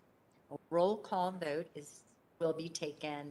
Please indicate your agreement when Ms. Mathis calls the roll. Yes. Mr. Brown? Mr. Castleman? Aye. Mrs. Tom? Yes. Mr. Williams? Yates? Yes.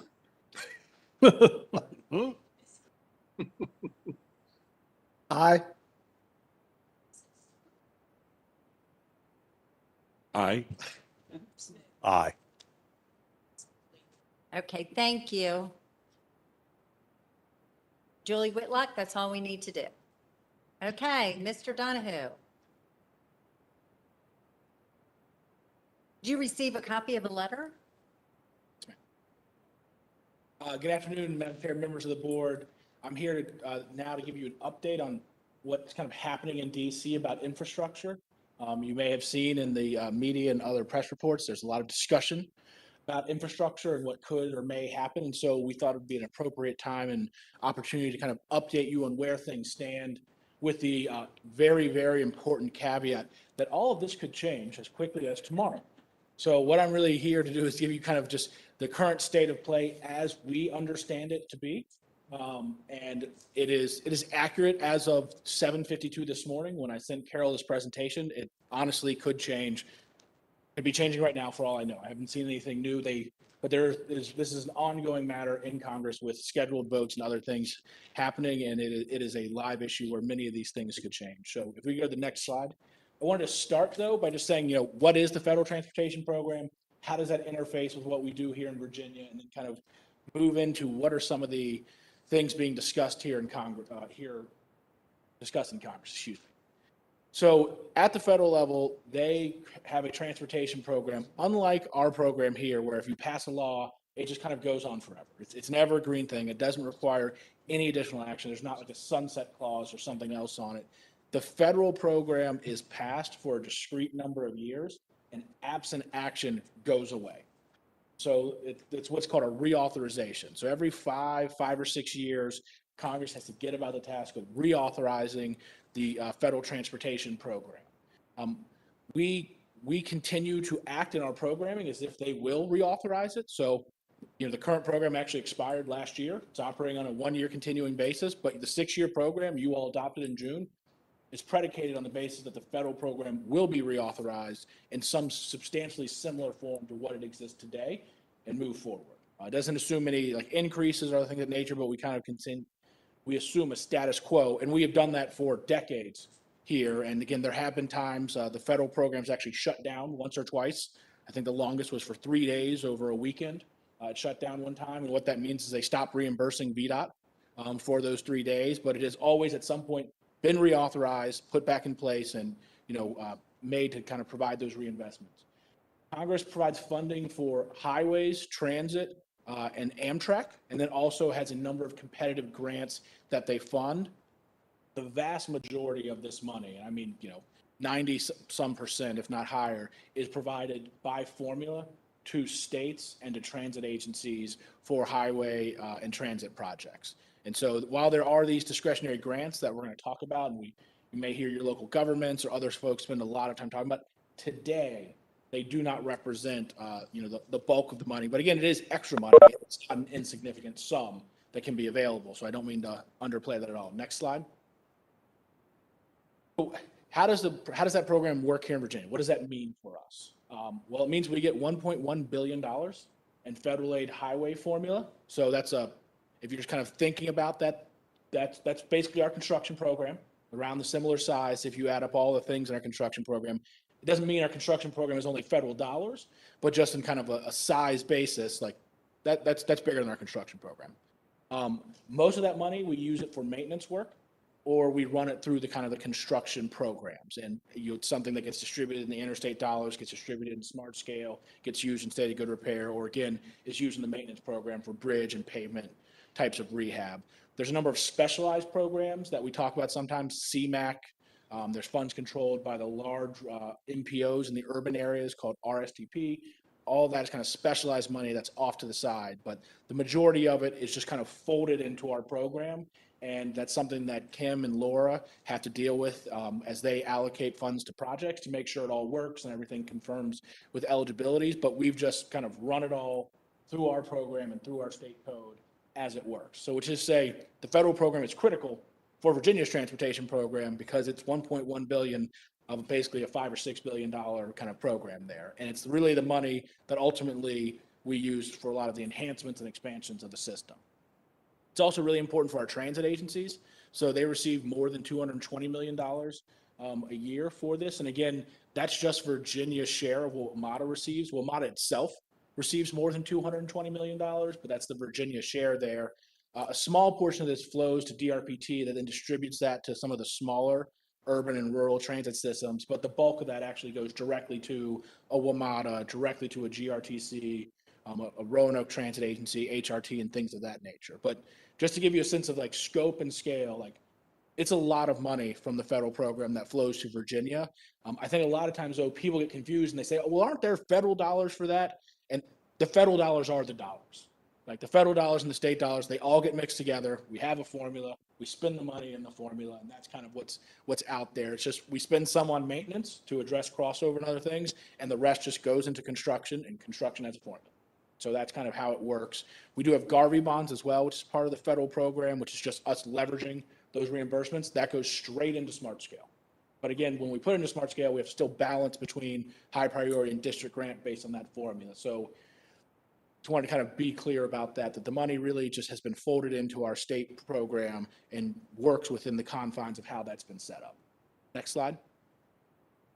There are also a number of competitive programs and discretionary programs that I mentioned, and we in Virginia, we benefit from these. So Amtrak, let's just start there. They get $2 billion a year in general fund dollars each and every year. That's every long distance train in Virginia is run with those dollars.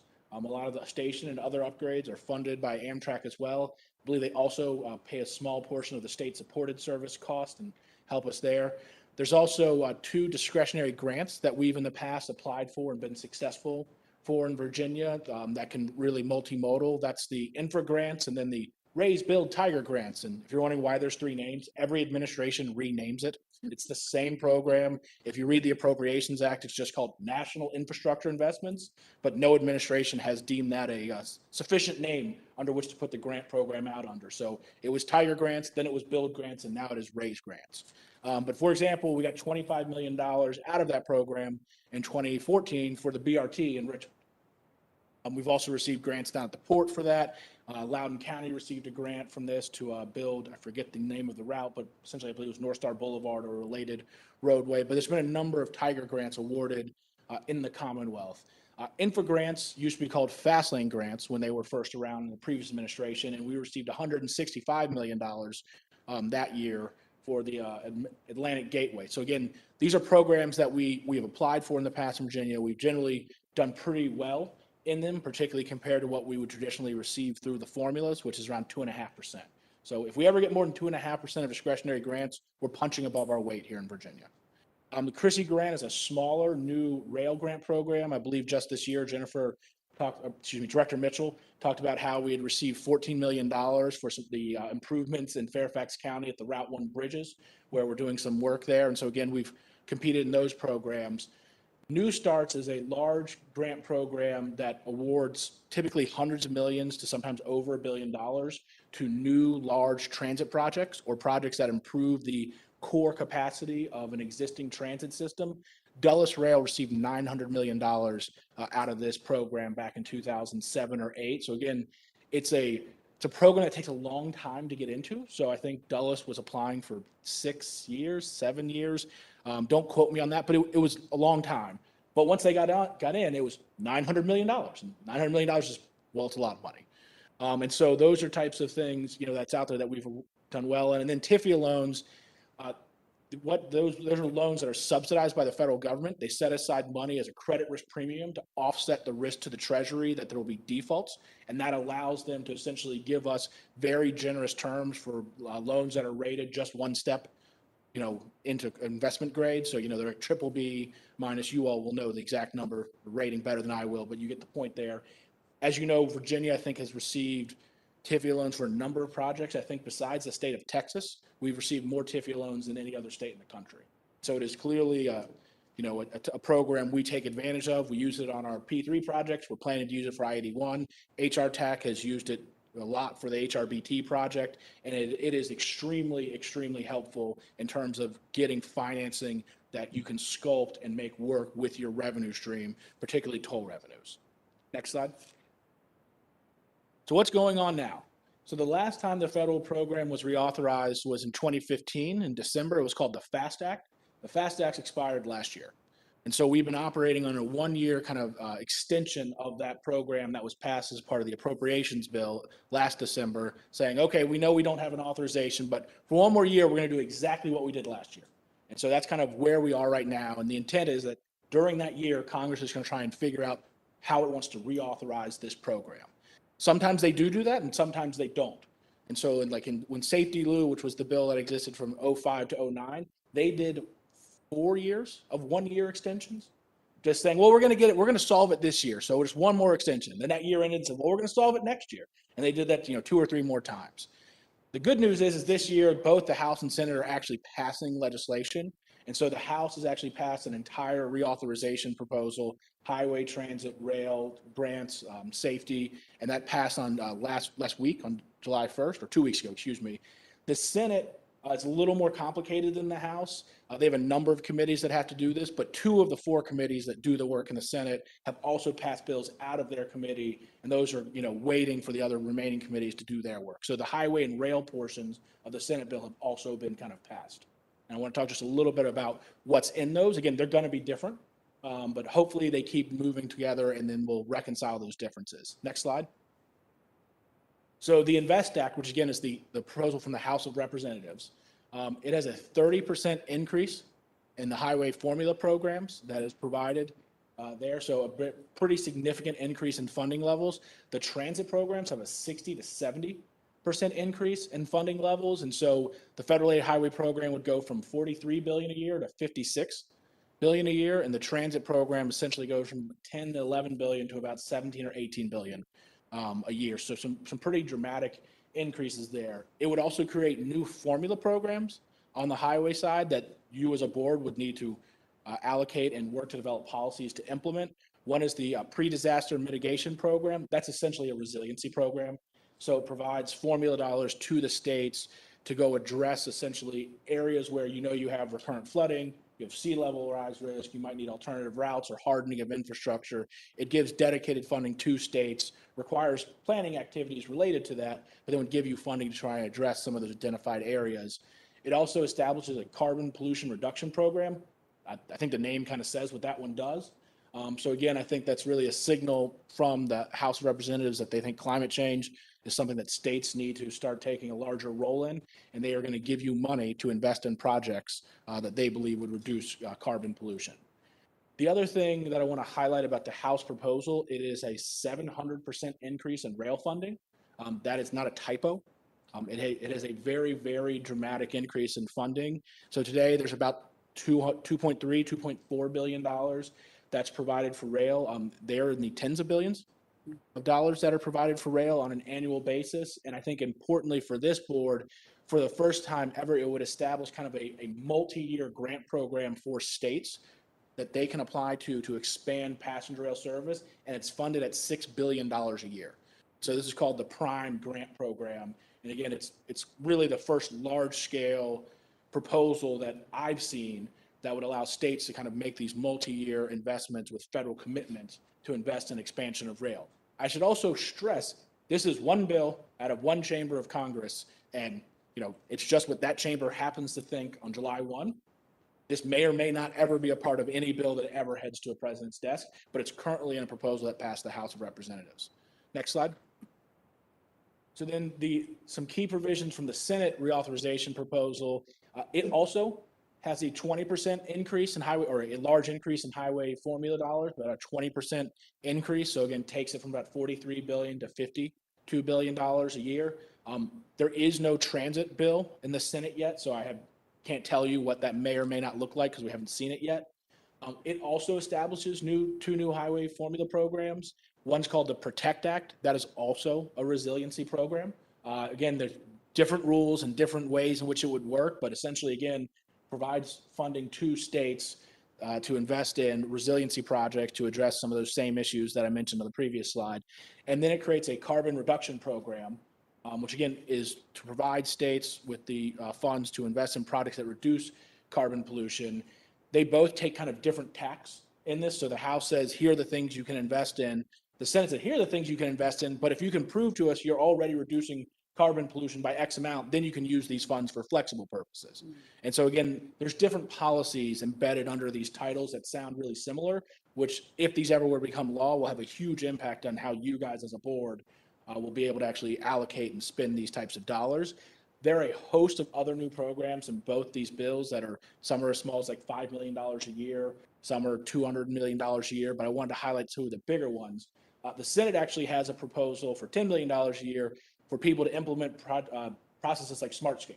It's called a prioritization pilot program, and it basically gives money to states and MPOs to establish data-driven, objective processes for the evaluation and selection of projects. So, I'd like to think that's Model F Virginia. I don't actually know that, but, it looks like it's.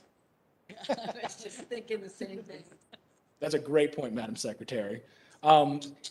The other thing here is the Senate bill also has a significant increase in rail funding. It's not quite the level of increase that you saw in the Senate, but it is about a 300% increase. So going from just over $2 billion a year to somewhere between $6 and $7 billion a year. It also establishes a grant program for states to expand rail service that we can apply for. It's not $6 billion a year, but it's $1.5 billion a year. And again, just as a quick reminder, today we're effectively at $0 billion a year. So I think if these are the bookends, it's kind of a positive outlook for some of the priorities we've been investing in here in the Commonwealth. Next slide. So again, these proposals are still underway in both chambers. Again, the House has passed their bill, the Senate's still working on some, but you can see kind of some similarities between them.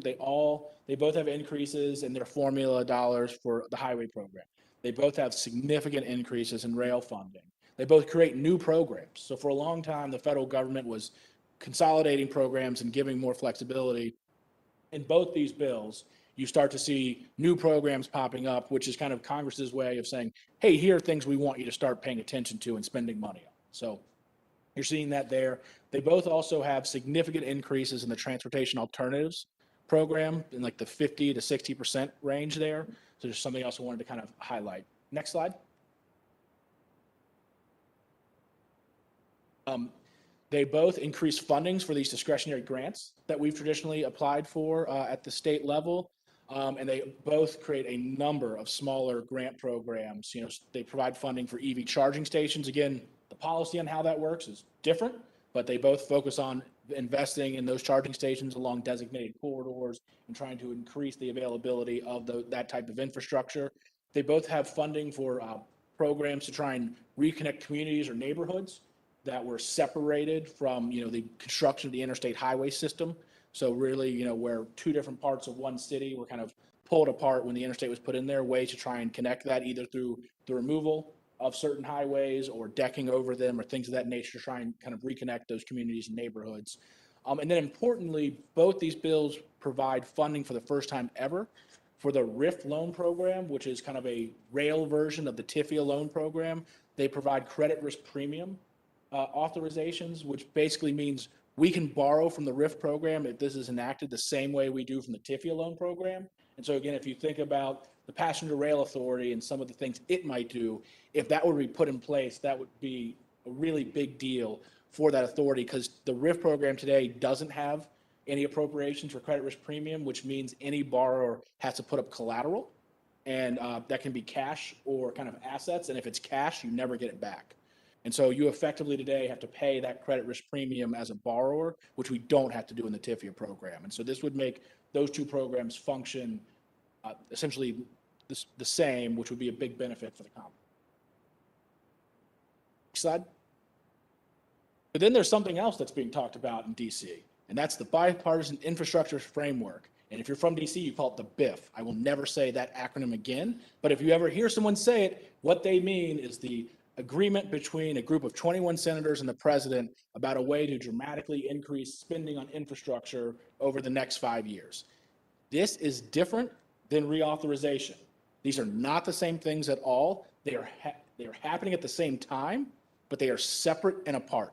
They likely will be in the same bill when they're ultimately passed, if they're passed, but they are different things. So if they happen together, there will be the reauthorization of the normal federal aid program, which again is dollars we, for the most part, already programmed. So let's hope they do that.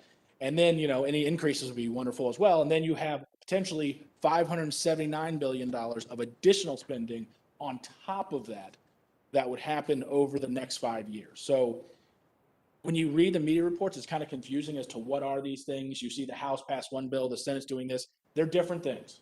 They're very, very different things, though ultimately, again, they may move together. Next slide. What's in the framework?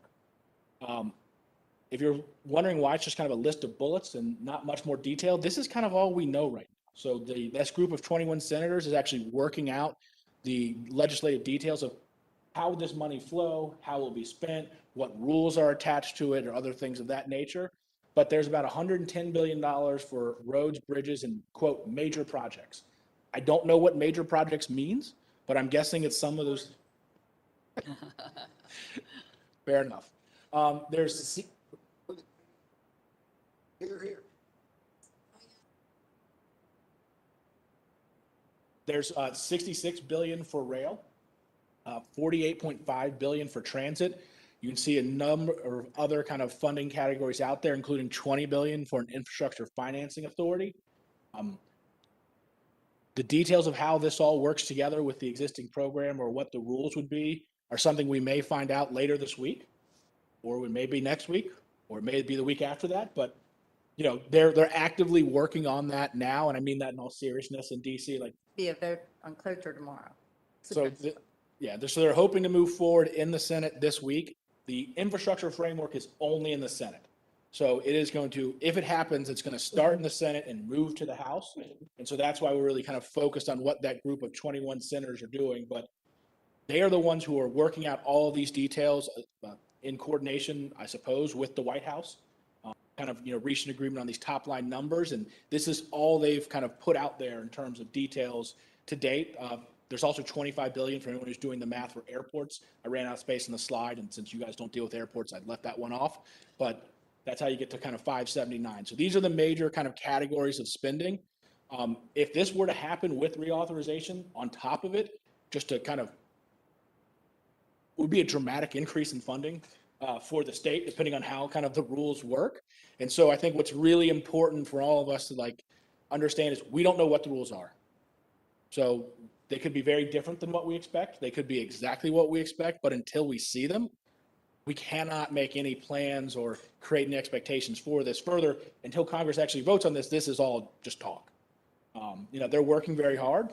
I think we clearly hope that they're successful, but ultimately, we don't know what the rules are. We don't know if these will be the actual final numbers or any of those other types of details. And so there's a lot that still has to happen kind of on this before it ever becomes money that then flows down to this body for allocation. Slide. I think I kind of just said all of that part there while I was talking. So again, it's just kind of a moving process right now in Congress. Next slide. So legislative text is in theory potentially to come out this week.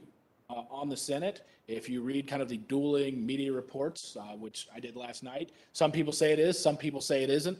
Some people say they'll vote to start debate on this on Wednesday, whether or not it is ready. Some people say they'll never vote to start debate on Wednesday if it's not ready. And some people say it depends how much is still being discussed and whether or not they vote to start debate on Wednesday.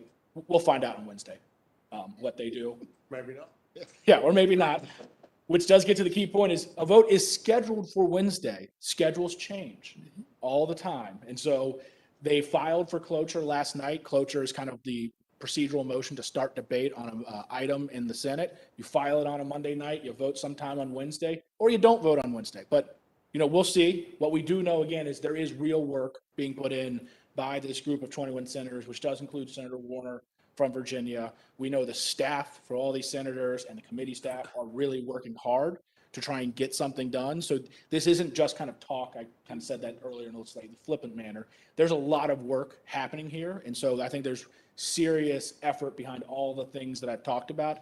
What we just don't know is whether or not they'll be able to resolve all of the issues out there that haven't been addressed yet and do so in a manner in which they, at least 60 of them in the Senate, still want to do something. So they still have to work on the pay-fors for how they pay for this $579 billion over 5 years. And then importantly, you have $110 billion for roads, bridges, and major projects. What does that mean? What goes to roads? What goes to bridges? Who picks the major projects? Does Congress pick them? Does the administration pick them? What are the rules?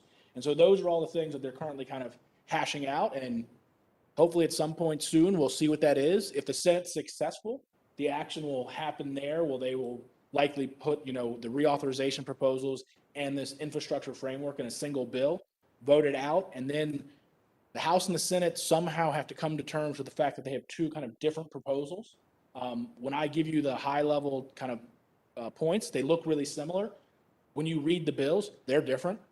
They are not the same. So, there's 1,300 pages in that House bill, lots of words, lots of policy provisions. There's a few hundred pages in the Senate. That's hard work. And so we'll have to see, what happens there. Ultimately, I think this is the most serious discussion I've ever seen at the federal level on kind of getting reauthorization done in a timely manner and also adding additional spending to it. It's the first time, I think, since the mid-90s that both the House and Senate reauthorization proposals have said, let's increase funding.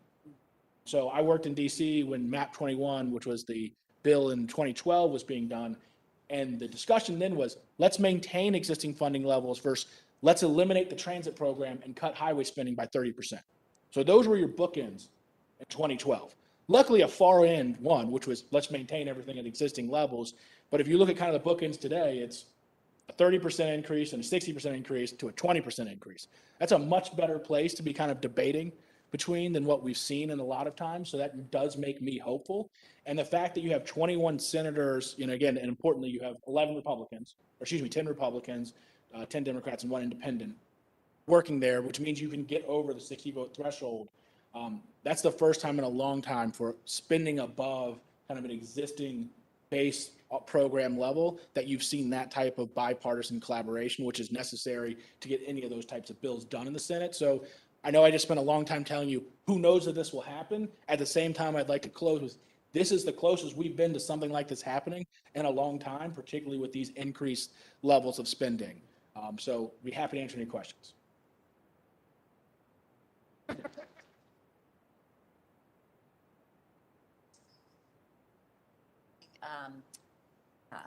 Some hope for, I'm always optimistic, and I yes, have yes. giant confidence in Mr. Donohue.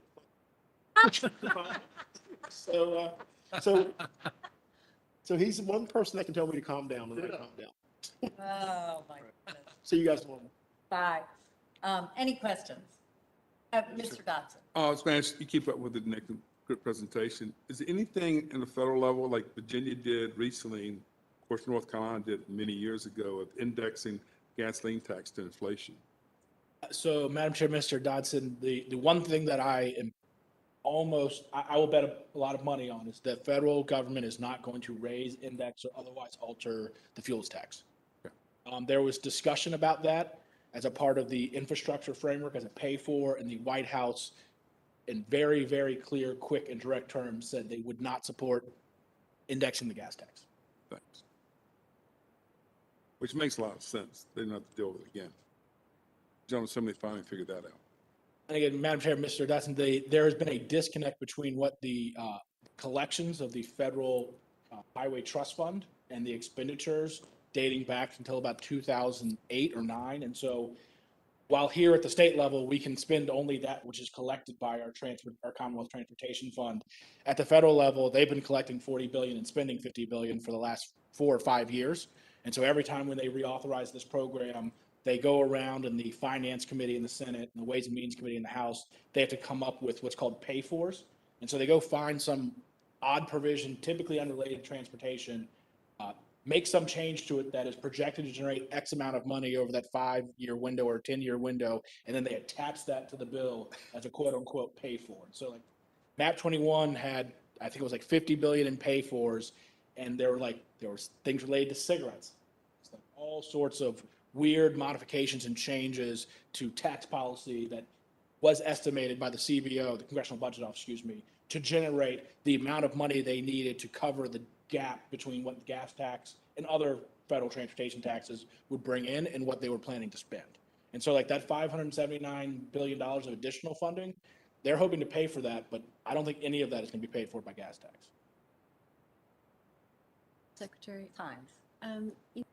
A couple of months ago, there was a lot of talk about earmarks. And I remember our congressman sort of saying to people, what do you want? And how does that fit in with this? Yeah, Madam Chair, Ms. Hines, that's a great question and probably something I should have addressed in the presentation. So the House bill does include earmarks. So there was a large call for projects that was put out there. And so what they haven't done is in year one, I think it's about $5 billion. So there's B? Yes, a B. Yes, there's $5 billion in total that was put in the bill for member, it has a much different name, for community identified projects or something of that. It's not called earmark, but it's an earmark. And so in year one, there's $5 billion that's set aside for that, for those projects. In theory, that's supposed to be the only earmarks for, I guess, the entire 5-year bill. Time will tell. There's also, though, again, just because Congress wants to keep it slightly confusing, the appropriations bills, which move every single year. And in those bills, they've also done a call for earmarks. And there's a different amount of money being set aside in the Senate appropriations bill for earmarks. And so the question is whether that's different money or some of the same money or how all that kind of works together. And then again, the House has $5 billion in earmarks and the Senate has some other amount. When they come together, do they add them together? Do they have to cut somebody's earmarks to get to a single $5 billion level? Do they go up to 10 billion? Like all those types of questions are still kind of unknowns there, but it is true that earmarks are back. They are being considered by both chambers for kind of, inclusion in the appropriations and the reauthorization bills. The Senate passed its reauthorization bill before they had kind of made a decision to go back to earmarks, so it doesn't include any, but their appropriations bill will include earmarks. Do you know what people put in from the Commonwealth? So on the House, Madam Chair, Ms. Hines, on the House side, the members were required to publish it online, and so it is their request, I should state. They're required to put online what they asked for money. In the Senate, in the House bill, I believe it is in the amendment and the nature of a substitute, so we can get that list if that's of interest to members here. What I want to just manage expectations about, and I think some of our local jurisdictions didn't quite understand, is people thought you might be able to get an earmark for, say, the 64 gap. You can get $3 million for the 64 gap. Oh, but it did not stop us from trying. No, yeah, exactly. Money's money. Just so you know. I'm laughing over at John Lawson, but, and then he had Amy White and Spencer, but working on those sheets that were submitted, because it was not only the appropriations, but you had to divide it by district. So if the gap went into 2 different districts, if it was different congressional districts, I don't know how many weeks went into this. So we had it for appropriations and reauthorization, earmarks. And then how much did each congressional member get? I think in the House, they got 7 to 10 million, and I think in the Senate, they're getting 15 million. So it was really challenging. Did they get that much in the House?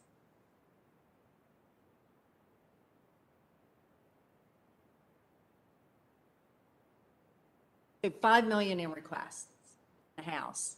So, anyway, we did try. Madam Chair, Ms. Hunter, I would say that they haven't had earmarks in so long that process this time was kind of confusing to a lot of folks. The muscle memory wasn't really there, like on the staff level. Many of the people who were currently working on the committees and the offices hadn't been in Congress the last time earmarks were done. You know, it's been 10 years, so, you know, there's a pretty good turnover of staff in that period of time. And so what will be interesting to see is if earmarks actually are adopted in the final bills this year, whether they continue and how that process may evolve. Because I think this year the decision was made, we're going to do them, but then they kind of had to come up with the process in real time. So I think that was part of what created a lot of work trying to get some of those things in. But I expect as if they continue to do them, you'll be hopefully come up with a more streamlined kind of certain process. You know, again, obviously you'll have no certainty as whether you'll get the money, but at least a certainty in how you ask for the money, how much money is available and other things. So Nick, while you're here, as we're kind of talking about all these things, do you want to just go over the ARPA funds and then the special session coming up in August? Could I tag a friend to come help me with that? Yes, I think yes. John may be more familiar.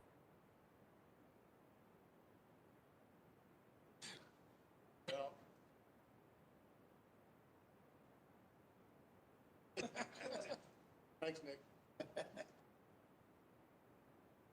So we were trying to figure out whether or not we needed to do that. Then the special session was called beginning August 2nd. And anyway, so a one sentence will do.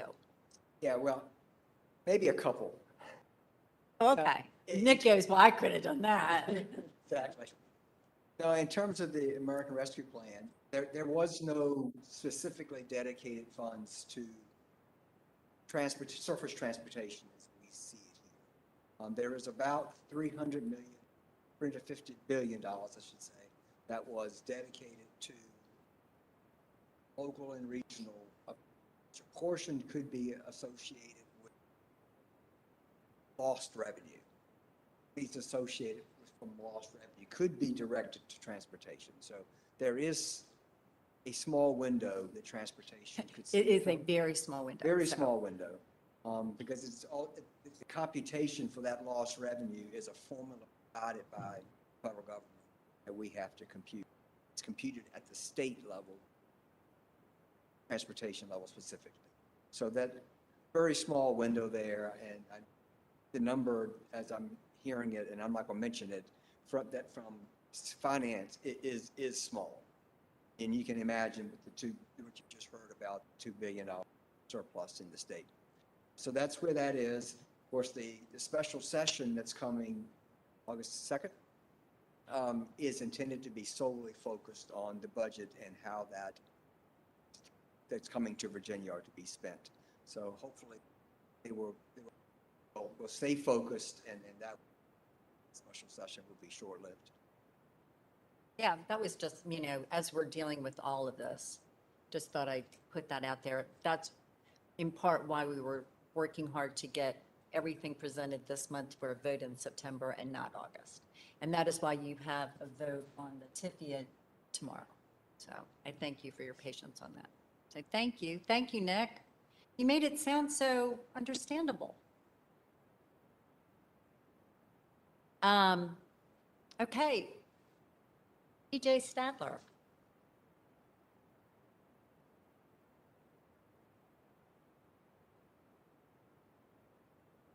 Madam Chair, members of the board, good afternoon. It's my pleasure to be here to give you an update on passenger rail. I'm DJ Stadtler. I'm the executive director of the VPRA.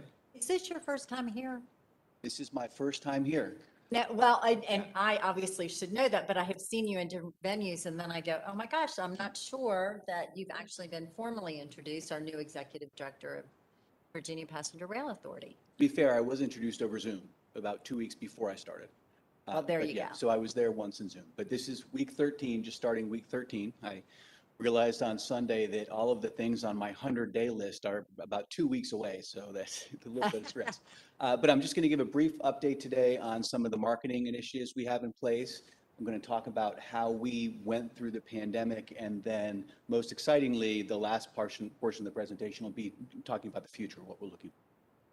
So if we go to the next slide, please. When we look at passenger rail, specifically in Virginia, we're looking to balance ridership and revenues. We talked this morning in the subcommittee, zero fare is great for transit. It's really going to boost ridership. If our only goal was ridership, we would offer trains for free and they'd be packed. I mean, we've got to find that balance. And part of that balance is pricing the trips so we will get as many riders as we can. If you look at the slide, there are a number of different factors that play into that. Time of year is big. Demand is much greater in the summer than it is in the winter months. The length of the trip, one of the challenges we have, and we'll talk about this a little later, we are blessed in Virginia with so many different services that go through the Commonwealth. We've got the long distance trains that we can take advantage of. We have our state trains. We have North Carolina trains that go through. So it really gives riders options where they don't really have them in other places. The challenge is that we play a role in our pricing, but Amtrak really has the biggest role. And when we're looking for a seat between, let's say, Fredericksburg and Richmond, we want to sell that seat so it'll get sold quickly. Amtrak, on the other hand, has no interest in selling Fredericksburg to Richmond on their long-distance trains, because as soon as they sell that, they can no longer sell a New York to Miami trip. And so that tension is a healthy tension, usually, but it's something that we need to work out in our pricing. So in response to request, I believe, from this board, if we go to the next slide, we did a fare study back in 2017, an analysis looking across the Commonwealth at what we could do to maximize fares and revenue. And the findings, if you look at the next slide, please, talks about things that were in place and things that were potential that we have since taken advantage of, and then other things that we've done. We found that different parts of the Commonwealth had very different demographics. There was a strong commuting in the Northern Virginia area, a lot of students that were in Southwest Virginia that used the train, and we wanted to make sure that we were targeting these promotions in the areas where they made the most sense on the services that they made, that they really were most beneficial. Those are, I'm not going to talk in detail to the 5 of those, but those are different programs that we have used successfully from 2017 and going forward. And I know you all have been briefed on this study before. So next slide, please.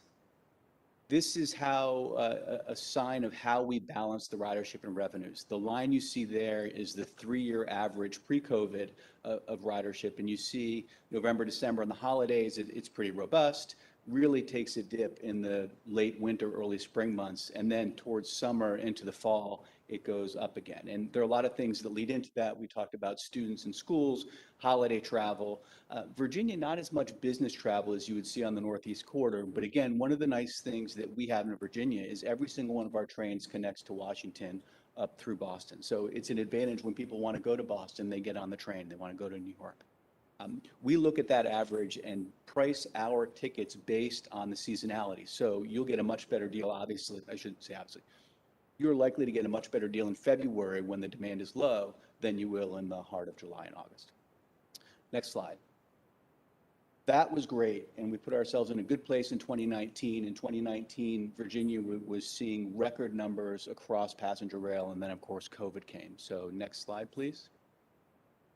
These are all the services that were in place pre-pandemic. It's a little bit difficult to read, but if you look at it in the upper right-hand corner, those are the northbound trains that go to DC.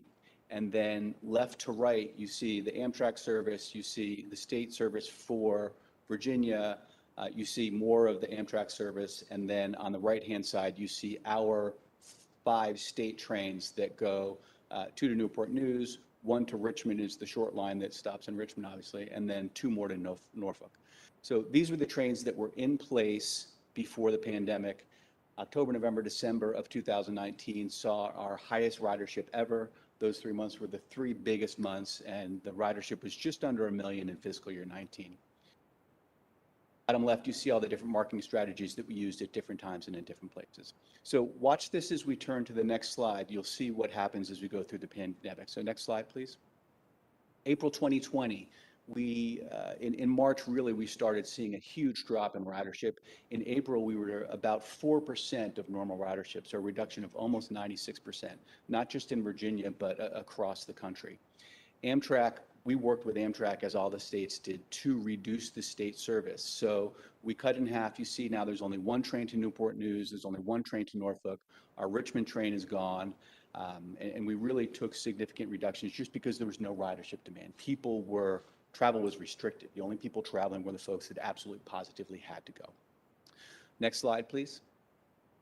May it got even worse, and as you can see, all of the North Carolina train is gone. All of the Amtrak long-distance trains are gone. They just didn't run at all. The only train that ran was the auto train. So we literally had 3 trains, one to Roanoke, one to Norfolk, one to Newport News. And on Amtrak's recommendation, the CDC's recommendation, no travel, stay at home unless you absolutely positively have to go out. That's May of 2020. Next slide, please.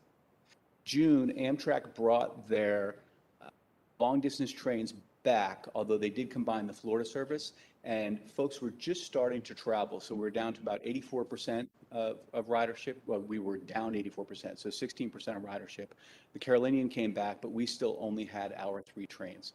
At this point, travel was starting to come back, so we were beginning to get aggressive with pricing, but it wasn't until, if you go to the next slide, September, that we really were pushing and saw ridership start to rise. September 2020 ridership was 22,000 folks. That's down from about 70 and change the year before. You see we got our second Newport News train back, second Norfolk train back, and things were starting to come back. Next slide, please. October, we continued to grow, and we really saw folks coming back. We ended really that travel restricted time, and we went to travel allowed. The 3 stages, and we'll talk about those in a minute: travel restricted, travel allowed, and then travel encouraged. Thankfully, we're now in travel encouraged. Next slide, please. All right, so here's the 3-year average. And so, I'm sorry, can we just go back one slide? I just want to point one thing out.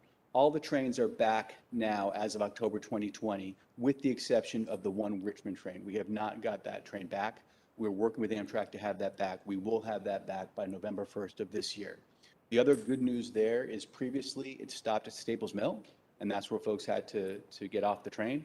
When it comes back, no later than November 1st, it will come all the way down to Main Street Station. So those of you that come here can actually take the train and then walk up the hill and be here. I think we should pause for a minute. Take that in. That in. We'll applaud when we actually see the train pull into the station. But Amtrak is committed. You said, I think you were pretty definitive November 1st. Amtrak has been definitive. They said no later than November 1st, and they're working very hard to do it before that. So that's the one train that is missing from that chart. Go to the next slide. We'll see again the 3-year ridership chart. It just shows how dramatic the downturn in ridership was starting in March and April of FY20. The top line is the 3-year average. I'm sorry, the way top line is the ridership in 20, and you see it go down. The white line, I believe, is the 3-year average, and then the line lower left, you see in 21, it's slowly starting to come back. Not on that chart is June of this year, but the June bookings were tremendous, and they continue to show that trend. Ridership was good. We're a little bit concerned about bookings because they've slowed down a little bit just over the last few weeks, but Amtrak had a big sale, and we're working on continuing that robust growth. Next slide, please. Just a quick snapshot, and I won't read this, of the federal aid that we got. All of the states were in trouble. Amtrak was in trouble when there's no ridership. We, Virginia, got just under $50 million of the overall federal support for states. That basically was passed through. It helped us help Amtrak continue to pay their bills because while they weren't running trains, they still had a lot of costs. Amtrak also was very smart in that when the trains were not running, they spent a lot of money and they aggressively did maintenance that they had not been planned, so they accelerated maintenance. So when the trains came back, they were in good shape. Next slide, please. All right, here's the timeline for recovery we talked about, and this was important as we were marketing.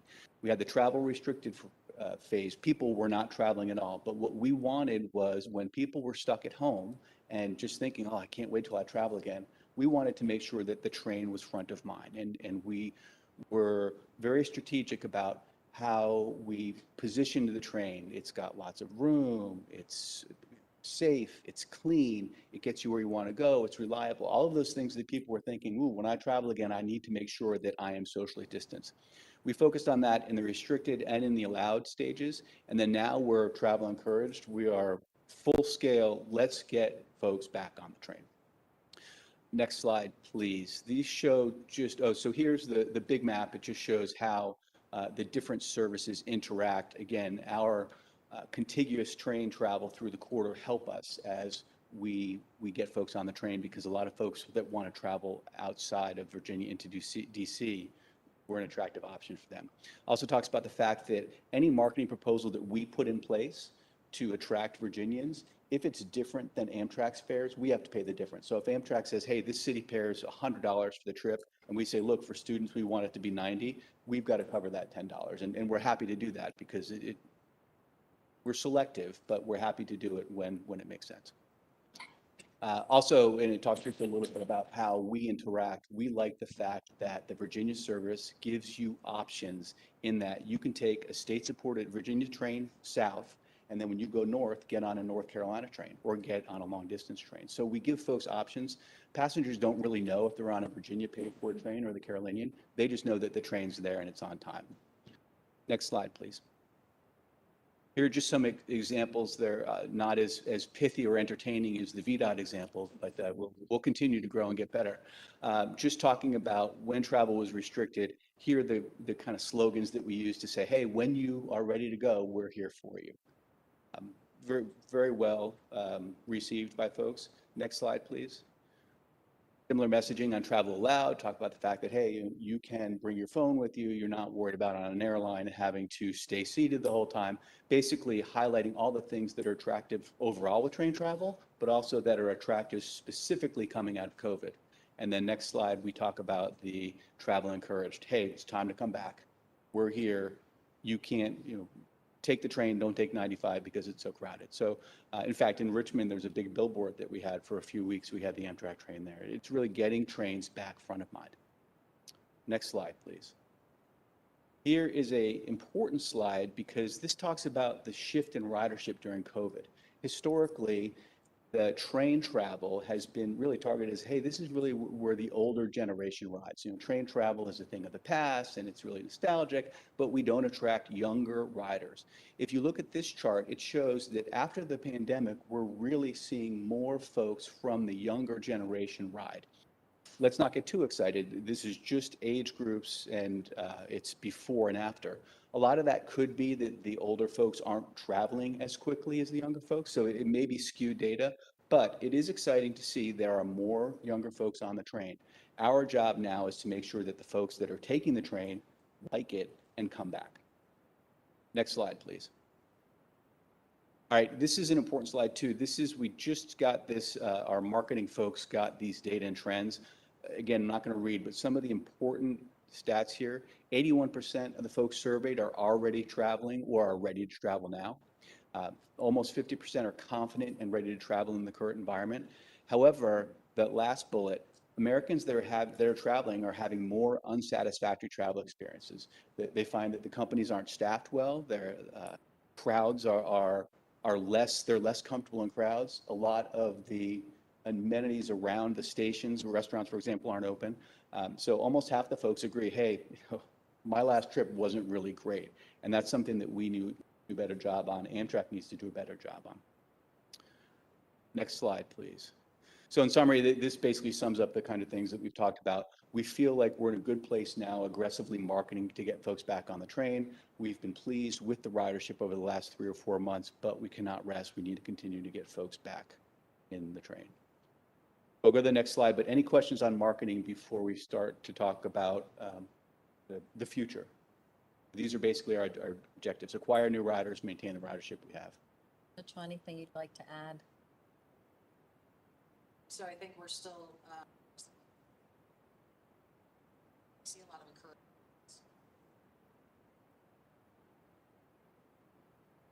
Okay. Okay, next slide, please. All right, post-pandemic, this is what we're excited about, transforming rail in Virginia. You've all heard these stories and seen these slides, but I just wanted to highlight where we are and what comes next. And just stepping back, the only reason I can be standing here is because of the work that's been done by the secretary, Dr. Valentine, excuse me, and the team over the last decade. I mean, the launch today. Well, Dr. Valentine has a tremendous, I work with the best team in government, I will. And look, we have really put. Pardon me? Rocket science. We have put Virginia in a position to really lead the states and state support service, and we should all be very proud of the work that's been done. Next slide, please. So this is the map that you've all seen of all the projects that are taking place. Now, this is just the I-95 corridor, so this is just the CSX deal. You can see it's in two phases. The first phase is going to be complete in 2026. The next phase is in 2030. You've all heard about these, and I know that folks are looking at their watches, so I'm not going to go through them in detail. But it's the Long Bridge. It's the fourth track. It's at the end of this. We will have dedicated passenger right-of-way, no freight, dedicated passenger right-of-way from Washington, D.C. all the way down to Spotsylvania, which will really significantly impact our ability to run the trains well. Not having freight in the way, slower freight trains will allow our schedules to be more reliable and to give us more trains. Next slide, please. All right, these are the trains that will be back in play or will be in service at the end of phase two. And you see a lot of those are what's there now. 2 new trains. Well, we've got the Richmond train coming back no later than November 1st. And then between now and spring, we'll get the new Norfolk train, Norfolk 3, and then another trip to Roanoke. We will also, and we don't have a timeline on this, but it will be on this schedule toward the end of phase 2, 2030. We will be putting a station in Christiansburg and extending that Roanoke train out to Christiansburg. So we'll have service that way as well. Quick status on that. We are finalizing the contract to get an alternatives analysis done, where we're looking at different sites there. We're going to be very proactive and involve the community, so it's going to be an iterative process. We're not just going to show up one day in December and say, hey, here's your new station location. We need to make sure that it makes sense, that we understand the cost, we understand the pros and cons of each location, and then we move forward, again, very collaboratively. We're about to sign that contract. We're within a week or 2 of putting that out, and that work will probably take 4 or 5 months. Let's say 5-6 months, just to be safe. But again, we'll be working with the community on that. These are all the trains that will be in place by 2030. It's a complex thing when you set these schedules, because when you look at the right-of-way, you've got our trains, you have the Amtrak long-distance trains, you have the VRE trains, which will also be increasing. So making sure that we set the schedule so the whole system can work well, but also that it meets the needs of the passengers. What you don't want is to have a train that gets somebody to Richmond, but then they're stuck here and they can't get back the time they want it. So it's pretty complex, and we'll talk about times in a minute. Next slide, please. Here are the different steps just quickly, and I just said these already. VRE service after Labor Day, they're going to be revamping their schedule. We are making the change to take the Richmond train all the way down to Main Street, and then fall, early spring, we'll be getting the second Roanoke and the third Norfolk train. Next slide. And then these are just minor tweaks that have to take place to the current schedule. So right now there's a train 125 that leaves DC at about 3:55, I think, in the afternoon. I'm pretty sure it's 3:55. And it comes all the way down to Newport News. That train gets into DC at about 10 after 3, leaves at 3:55. We're going to shrink that dwell time so folks can get out of there earlier to make more rooms. Just minor changes, make more room for the VRE trains. Minor changes that will take place in the schedule. Next slide. Okay, here are the schedules. This is the map of all of the Commonwealth. You see Union Station's on the top, Newport News, Norfolk on the bottom right, and New River Valley Future on the bottom left. It's important because we want to make sure at VPRA that folks understand we are responsible for passenger rail in all 4 corners of the state. In fact, there are studies that are taking place that you've heard about, the Commonwealth corridor that will connect, that are looking at connecting the Richmond area straight across. You don't have to go all the way up and down. But we are looking at all 4 corners of the state. You'll see, and everybody's squinting to read the different times. So if we go to the next slide, you'll see it in more detail. I will just say one thing about the map. I think it's missing Lynchburg on there. And Culpeper and a few other names, Allison. It would be nice to have some other cities listed on there. Just, yeah. Yeah.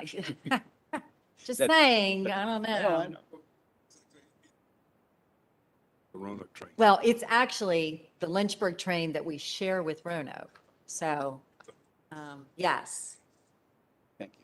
We're a Jennifer, you would think We're after a all this Commonwealth. time. We're a Commonwealth. Yeah, we're, no, exactly. We're a Commonwealth that.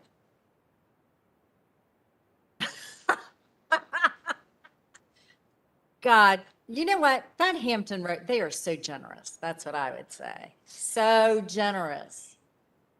Isn't the price tag amazing though? I'll just say that on that gap. Okay, go, proceed. Thank you. Mr. Stack. Next slide, please. I don't think we'll see Lynchburg on this one either. So here is, and you can see it a little better here, this is the eastern side of the schedules. And the way you read those charts is the top chart right next to Union Station, you see all of the trains that currently depart Union Station. One departs at 7:20 in the morning, one at 2:30, and then the two new ones are listed up top and they don't have a departure. If you go the next column over, new departure, you'll see that the new trains will depart and it gives a time range for that. What we didn't want to do is say, here's the exact time, because we're still working with VRE and Amtrak to make sure we have it. But the point is that if you go down to the bottom right, currently you've got trains departing Norfolk at 6:15 in the morning and 9 o'clock in the morning, and then that's it. With the addition of the new Norfolk train, you'll have trains leaving early in the morning, probably around 6:15, AM, probably around the same time, and then midday. So if you're going northbound, you have three options leaving Norfolk to get north. On the other side of that trip, currently you can get into Norfolk from DC at 7 p.m. or at about 10:30. Adding the third train, we're going to have a midday arrival and then two that are pretty close to where they are now. So it just shows, it demonstrates that we're trying to increase, we are increasing the frequencies and the availability to folks with more flexibility in their schedule. Secretary, may I ask a question on that? Oh, Mr. Merrill. As I looked at that, it says it's going to take 11 hours to get there, 9 in the morning till 10 o'clock at night. No. 9 in the morning, so it leaves, one that gets in at 10 o'clock is the one that leaves DC at 1:27. Two train leaves DC at 1:27 p.m. and it gets in at 10:30 at night. That's just when it arrives and leaves the Norfolk station.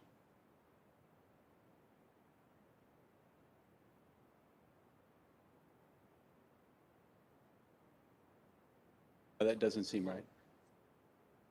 It sounded really good when I said it. It takes like 3 or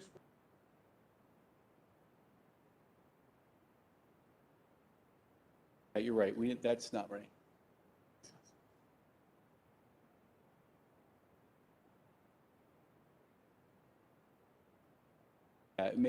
That's not right. We'll have to check that time. All right, we'll double check that, because that's not right. Unless you've got some serious delays in active yard, that's not right. You need to keep the font small so they can't read it. Yeah, when you look at the 550 on Norfolk 2, Oh, that's right, departing okay. from Union Station Yep. and then go down to the Norfolk table. Right, And you'll see Norfolk 2 arrives at 10:31. right, you're right. So it's a little under, 4.5, 5 hour trip. That makes more sense. Right, you know. See in the morning, what's going on.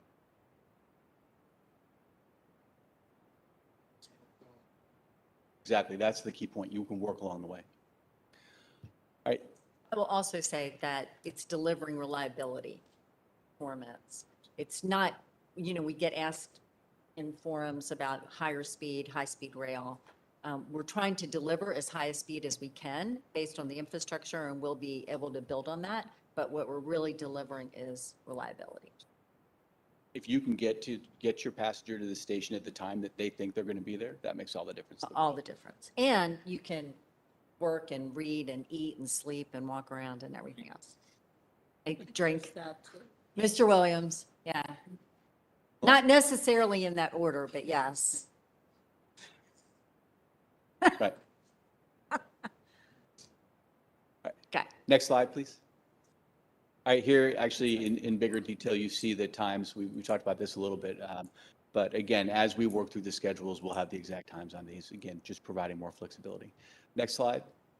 This shows the Western Rail Initiative. This is the work underway. You see the new Roanoke, the new Lynchburg train that's going to be there. The time's not yet determined, but these are the estimated times and time of day for those.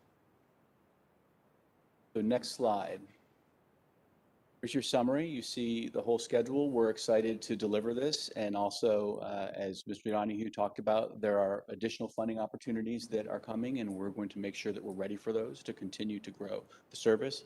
The more frequencies we have, the more reliability we have, the more folks we're getting in on the train and off the highways, which is better for congestion, better for the environment, really better for everyone in the common. So with that, I will answer any questions you may have. And again, I thank you for your time. Questions, comments? My goodness. No, this was really great. I really do appreciate getting an update and wanted to be able to do this before we moved into the summer. Anything else, Jennifer? No, I know I normally give an update on Amtrak ridership, but since DJ covered that already, I won't cover that again, except that we are seeing, and you know, we also wanted to provide some updates on this as a follow-up as well to the information you all heard last month about what's happening on the highway network and post-pandemic conditions, which, as we heard, highway congestion is back better than ever. So Better than ever. So we're starting to see rail and transit come back as well. Yes. Mr. Casquith. Just, it's hard to express too much enthusiasm at this part of the day, but very, very excited. I think that is the secret. It If is. you go first, you're going to get a lot of So I'm going to muster everything. This is a very exciting presentation. And it's, you know, it's showing progress in an area that obviously this board, you in particular, Madam Secretary, have been working on for, in your case, decades.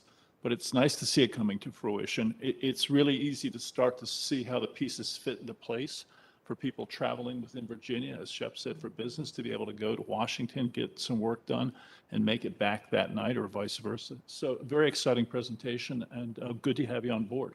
Thank you. I'm excited that in the course of one meeting, I reduced a trip time from 10 hours to about 4.5. A miracle work. Appreciate that. It's a team effort. No, I would just pointed. us. We really appreciate it.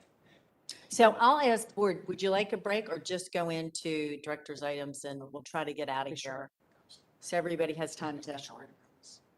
Let's go. Okay, Jennifer. Sure. Dr. Mitchell. And just following up on DJ's presentation, another announcement that some of you may have heard in the last several weeks is that Amtrak is going to be procuring a new dual mode, which is electric and diesel train fleet. They signed a contract with Siemens for 83 new train sets, which is part of a $7.3 billion plan to upgrade its rolling stock and also its facilities. They plan to replace 40% of their rail car fleet by 2031. We would expect to start seeing some of these trains likely in the 2025, 2026 timeframe once they start making their way into the states. We are first of all, it will allow us to cut about 20 minutes of travel time out of the trip from the Northeast Corridor into Virginia because we won't have to change locomotives anymore. It is a much more cleaner burning diesel than they have today as well. So we will see some environmental improvements. Also very much an improved customer service improvement. The equipment will be push-pull as well, which means the trains can go in either direction without having to be turned around. So as we are designing for the service extension to the New River Valley, also potentially some additional service to Main Street Station, that helps us quite a bit in being able to minimize any sort of land impacts or having to build new tracks. So we're very excited about this announcement and that it'll correspond with so much of our new service here as well. So very exciting. We did also, as far as the VPRA goes, DJ and his team have been working very hard on mobilization and hiring of some additional staff. We also did assign all of the agreements. The agreements that you all authorized us to enter into have now been assigned from Drpt over to VPRA. So that includes all of our CSX agreements, Amtrak, and VRE. So those are now officially over at VPRA. We have work underway on preliminary engineering for Long Bridge. We just closed a procurement for engineering on the Franconia Springfield bypass, which is a critical part of the Transforming Rail in Virginia program as well. We're in the process of negotiations on survey work for the S line. So all of these projects are in full swing and moving forward as we are also mobilizing the authority. On the transit side and intercity bus, I did want to note as well that our Virginia Breeze service is starting to also come back. Travel capacity had been limited to 50% of vehicles. That has since been restored to 75%, and we expect it to be restored to 100% after August 9th. So we had in our ridership increased from the first and second quarter of 2021 when compared to the third and fourth quarter of 2020. We saw an increase of 53%. So glad to see that ridership coming back, and that is on all three lines that we now have. And we are still, we're in a pending procurement as well for adding service to Bristol. This was funded out of the I-81 program. So that procurement is underway. We hope to be able to begin that service by the end of the calendar year. We had two other really fun announcements back in on June 28th, both Bay Transit, which was located in the Gloucester area, and Mountain Empire Older Citizens, which is in the western part of the state near Wise. We have launched two new microtransit pilot programs with us, and these are through a federal grant that we applied for in partnership with those two systems. We're very excited about being able to provide some research as well on potential rural microtransit programs that could potentially be deployed elsewhere in the state or across the country as well. So we announced that those are starting on June 28th. So, and that concludes my report. Questions or comments? Oh, I have one more thing I forgot to announce. We got a briefing this morning in the Rail Committee on the Springfield to Quantico Enhanced Public Transportation Study, sometimes called the Blue Line Extension Study, but it actually is looking at a range of different modes and alternatives in the I-95 corridor between Springfield to Quantico. There's a public meeting on June 27th. It's going to be a virtual meeting from 7 to 8 p.m., and we hope to get lots of public input as part of that. We've had a lot of public outreach so far, over 1,400 responses to a survey that we put out.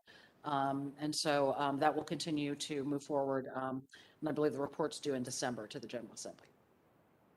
Just so much work. I mean, it's so much fun for me just to kind of listen again to all the work and the progress. And again, just thank you to Director Mitchell and the entire team.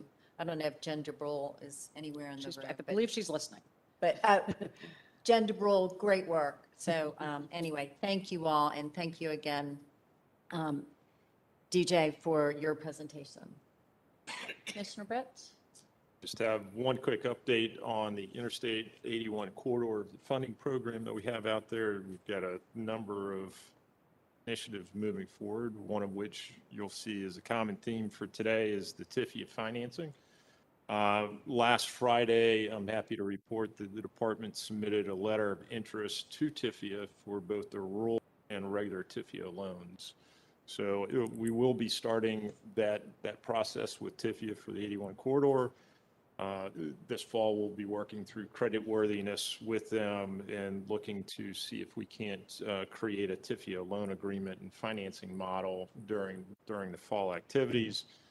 Early part of next year, going into anywhere between January and May, we can expect that some of those TIFIA loans, similar to what we went through today, not necessarily in the direct agreement, but we'll be back in front of you with those terms and conditions to be able to advance it. Go to the Treasury Board for the approval of the TIFIA loan, and then hopefully by next summer, this time next summer, have the TIFIA loan secured. Back in, I want to say, the April timeframe, the Chief Financial Officer, Laura Farmer, had brought before the board authorization to seek bond financing for the 81 corridor as well. I'm happy to report that next week we will be in front of the Treasury Board for them to consider the bonds. and this is going to be extremely fast pace, that the following 2 days, Thursday and Friday, we can expect the credit ratings on those. By the following Monday, we'll be at investor presentations and calls. And then Wednesday, August 4th, the negotiated bond sale will occur. And then by Wednesday, August 18th, we will have bond closing. So we are going to be fast and furious on securing those bonds. And we have a lot of moving pieces on the finance end, as you can see. One thing I will note, since we do not have a August meeting, we are going to have to choreograph some signatures from respective board members, and Carol will be coordinating that in the coming days. So exciting times for the 81 corridor, and we can continue to see improvements made throughout the Commonwealth. Mr. Smoot, Mr. Merrill, anything you'd add? I think it's great. The timeline is wonderful. I was just curious what you anticipate for interest rates. Madam Secretary, Mr. Merrill, the interest rates continue to get better. And in fact, by taking, if I step back to this morning's conversation with HR TAC, it's only an improvement to HR TAC's ability to be able to do those financing. So this is the right time for both bond sales and the closure of some loans. Thank you for your efforts. That was my question as well. We'll Thanks, see, Bart. but they're improving day by day so far. Fingers crossed, but as Nick said, we don't know what's going to happen at the federal scheduling. We don't know what's going to happen in the bond market in the coming days. So, but we continue to see things I do improve. check all the time though, just to see where they're going, which is great. For my remarks, I will, it's going to take a little bit longer, but not too long today. The first thing I just want to say, on July 13th, just in case you didn't hear, Virginia was named state for business again. We got it in 2019. They did not officially name anyone in 2020 and then in 2021. So I was over at the Port of Virginia. It was a beautiful, beautiful morning. Just that they had the sprays from the tugboats just in unison, and there were actual rainbows. I mean, it was stunning. It was very, very lovely. I will just say that I recognize what everyone brings to the table to make that possible. And all the secretariats working together, all in transportation working together. So I think it's something that all of us can be very proud of.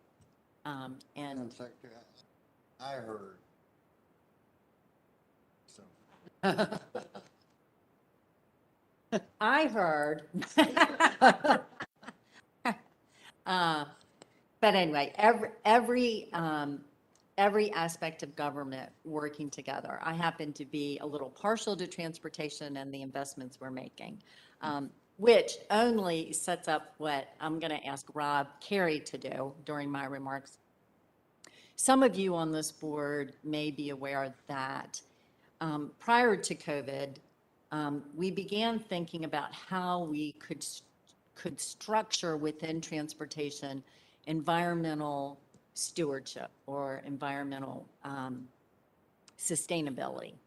And we began looking at different things. We set up an environmental subcommittee that at the time had Mr. Kasowitz and Mr. Johnson on, and recognizing just posing the questions of, how could we begin to integrate that kind of important values and decisions into our investments and how we conduct business. So anyway, thinking this all through, it's been really interesting coming out of COVID, how many transportation entities across the country are actually dealing with this issue. We are certainly not alone. And not just surface transportation, all modes of transportation are going through this.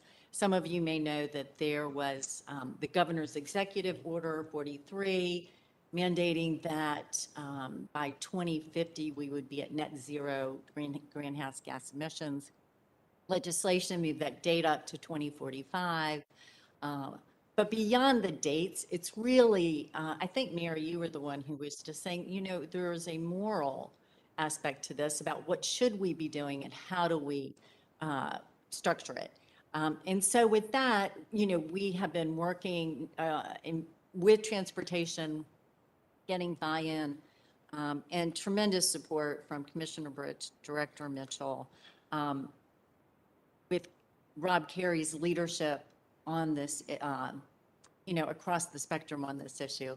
Working with KPMG, looking at what are the best practices we might be able to begin structuring this.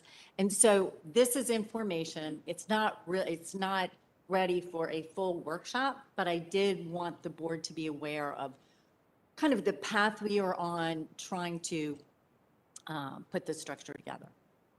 Right. Well, we'll go ahead and start. I think we have the slide deck, and I will. Congratulations to DJ and Jennifer.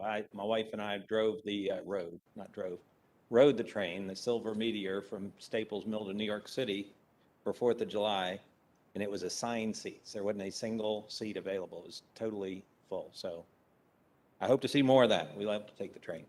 Anyway, as the Secretary said, I'm going to present a brief overview of a framework of how environmental work might be organized and driven across Transportation Secretariat as a whole. Next slide.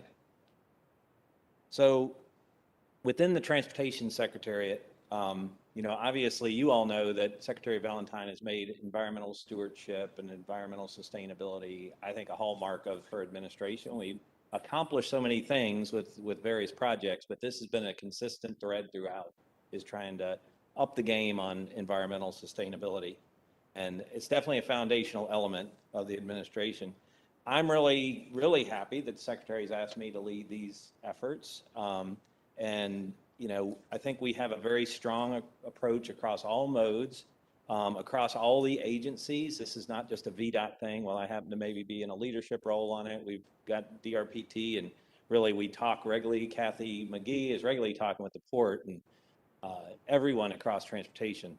I think that the commitment from the Secretary, she mentioned, the Commissioner, Director Mitchell, I mean, we sat down a few days ago, and actually, I'll tell you, she explicitly, are you committed to this, to everybody involved? And it was emphatic yes. So I think that's just a sign of where everybody is on this. And I think, to Ms. Hines' point, there is just a sort of obligation to, when you see things happening in Seattle at 116 and 500-year floods in Germany, you kind of got to wonder what is happening, and we've got to do what we can do to help that. We also are fortunate we have the financial resources, the scientific expertise. We have I think, and talking with others, our research council put them up against any state in the country with what we've got. And then we've got, the research universities across the state that we're bringing to bear, whether that's VIMS, the Virginia Institute of Marine Sciences through William and Mary. I talked earlier today about the work that Tech did on the behavioral analysis on the signs. We do work, obviously, our research council is located at UVA. We've got all of that at hand all the time to do those things. And our strategy is to build a comprehensive approach that aligns all these efforts across all of the various agencies in the Transportation Secretariat, and really looking to address the most important aspects of these challenges in actionable ways as soon as possible. Okay. Subcommittee, when they met last week, or last month rather, it was Mr. Caswit, Mr. Merrill, Mr. Johnson, and Ms. Hines in the room. And there was no doubt that that committee wants to work on discrete, actionable issues, events, anyway, approaches. So that was really clear. But actionable, I was going to say, you stole that word really quick. Yeah.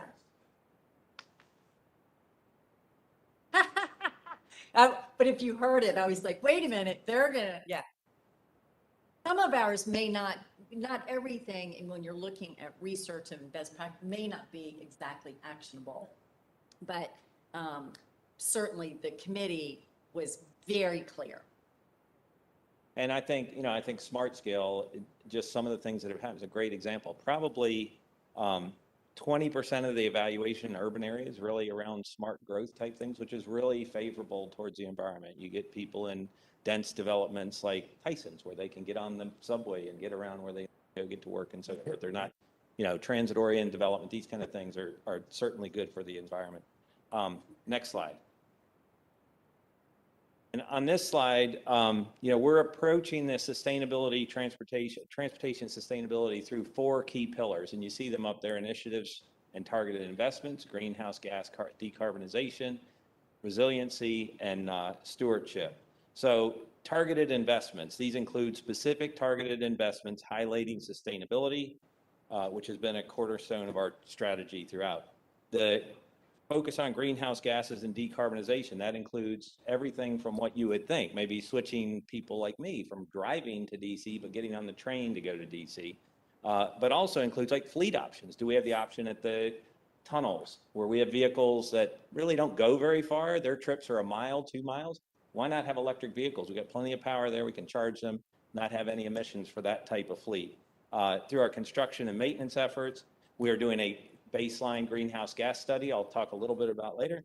And, we're also doing a pilot on I-95, looking at different approaches to transportation on 95 in a pilot that will evaluate how do you do quantifiable greenhouse gas emissions measurement and what size project and type of project is substantial enough to move the needle and do a quantifiable measurement as opposed to a qualitative measurement. We're also focusing on resiliency. We're looking at the asset life cycle of our efforts in sustainability. We're looking to preserve and sustain what we build. We're taking sea level rise. I mean, the Hampton Roads Bridge Tunnel is a project that's being done that took sea level rise into account as it was being designed and now beginning to be built. We're also looking at recurrent flooding that's caused by climate change. And then also looking at rainfall intensities. You're seeing those increase with global warming. And we've got a multi-state cooperative study that we're doing looking at increasing rainfall intensities. And we're also doing some what we call predictive IDF, intensity, duration, frequency curves for Virginia. We're doing some research on that, working with Admiral Phillips from the governor's office. To determine what we need to do from a drainage perspective to ensure that we have a resilient infrastructure. We're also looking at greater saltwater salinity. It's one of the outcomes of this as well. And expected increases in wind loads to make sure that our structures are adequate to handle more intense storms.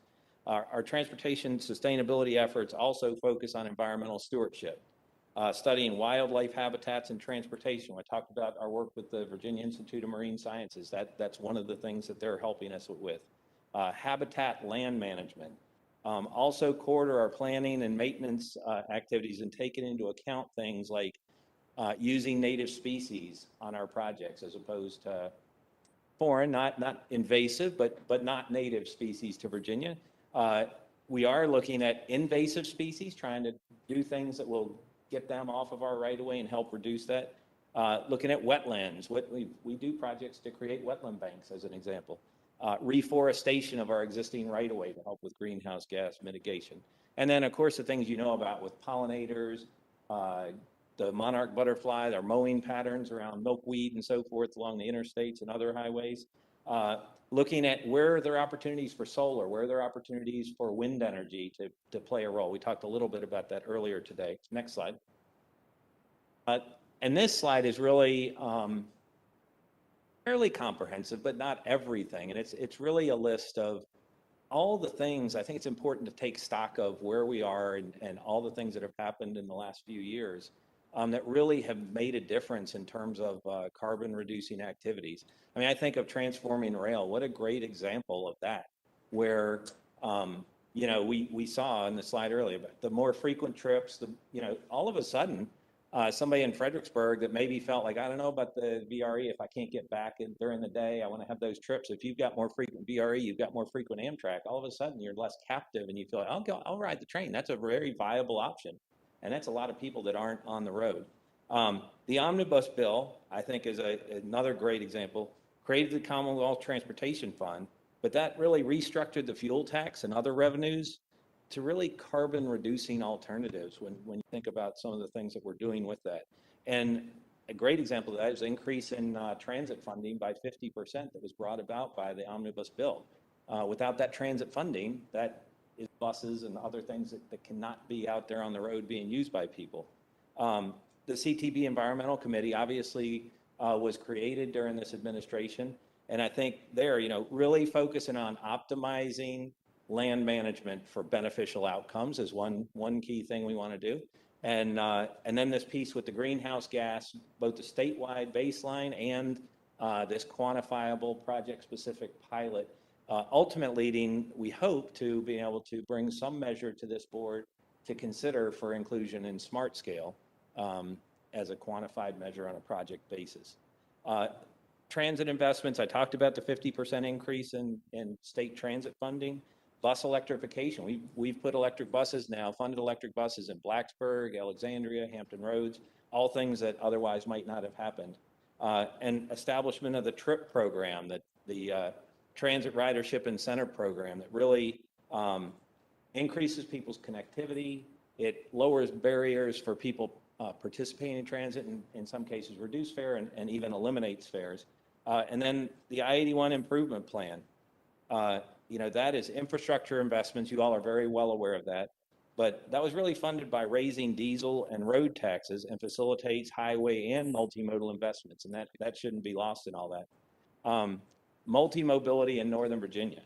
More than $2 billion in multimodal investments have come about. That includes rails, trails, park and ride, bicycle facilities, enhanced technologies to facilitate all of it.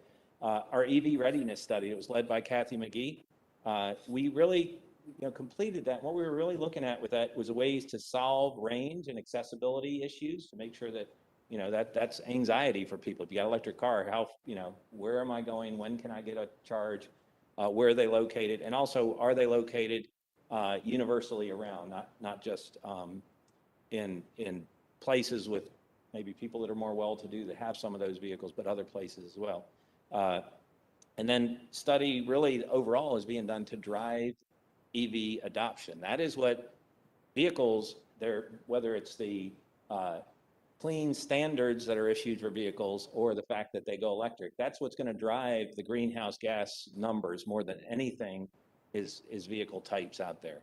And then we have WMATA collaboration, $500 million a year going to WMATA to ensure a state of good repair across their network. I think that is just a very clear demonstration. You all know the history of that, such a good partnership with Virginia and Maryland to make sure that took place. And I started out mentioning the Transform Rail in Virginia. I think personally, just a paradigm shifting investment and commuter rail enhancements, and that's going to have great operational benefits for freight traffic as well, as you not have that same level of competition between freight and passengers on those same lines. And then another recent thing with the clean air requirements for CLRP, the Constrained Long Range Plan projects, work with the National Capital Region's Transportation Planning Board working with them, the update of their long range transportation plan. We now have a process where through an amendment that Nick worked very closely with representatives from Maryland, that now requires a zero-based budgeting and looking at greenhouse gases for all new projects into that plan. That was something that a month ago did not exist. A month later, it does exist. Those are just a few things. There's obviously many more, but I think it is important sometimes to take stock of all the things that have happened in one place, because you don't think about it in that way, and I think it is important to. Next slide.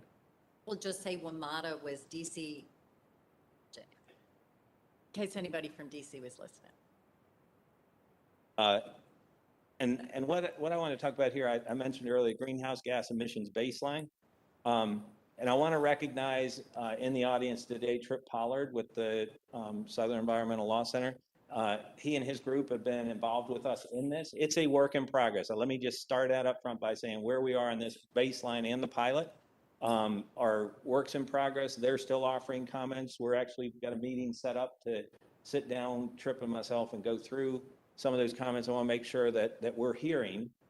They've got decades of experience in working in that area. We want to make sure that we're hearing those things and taking those into account in what we're doing with this baseline and the I-95 pilot.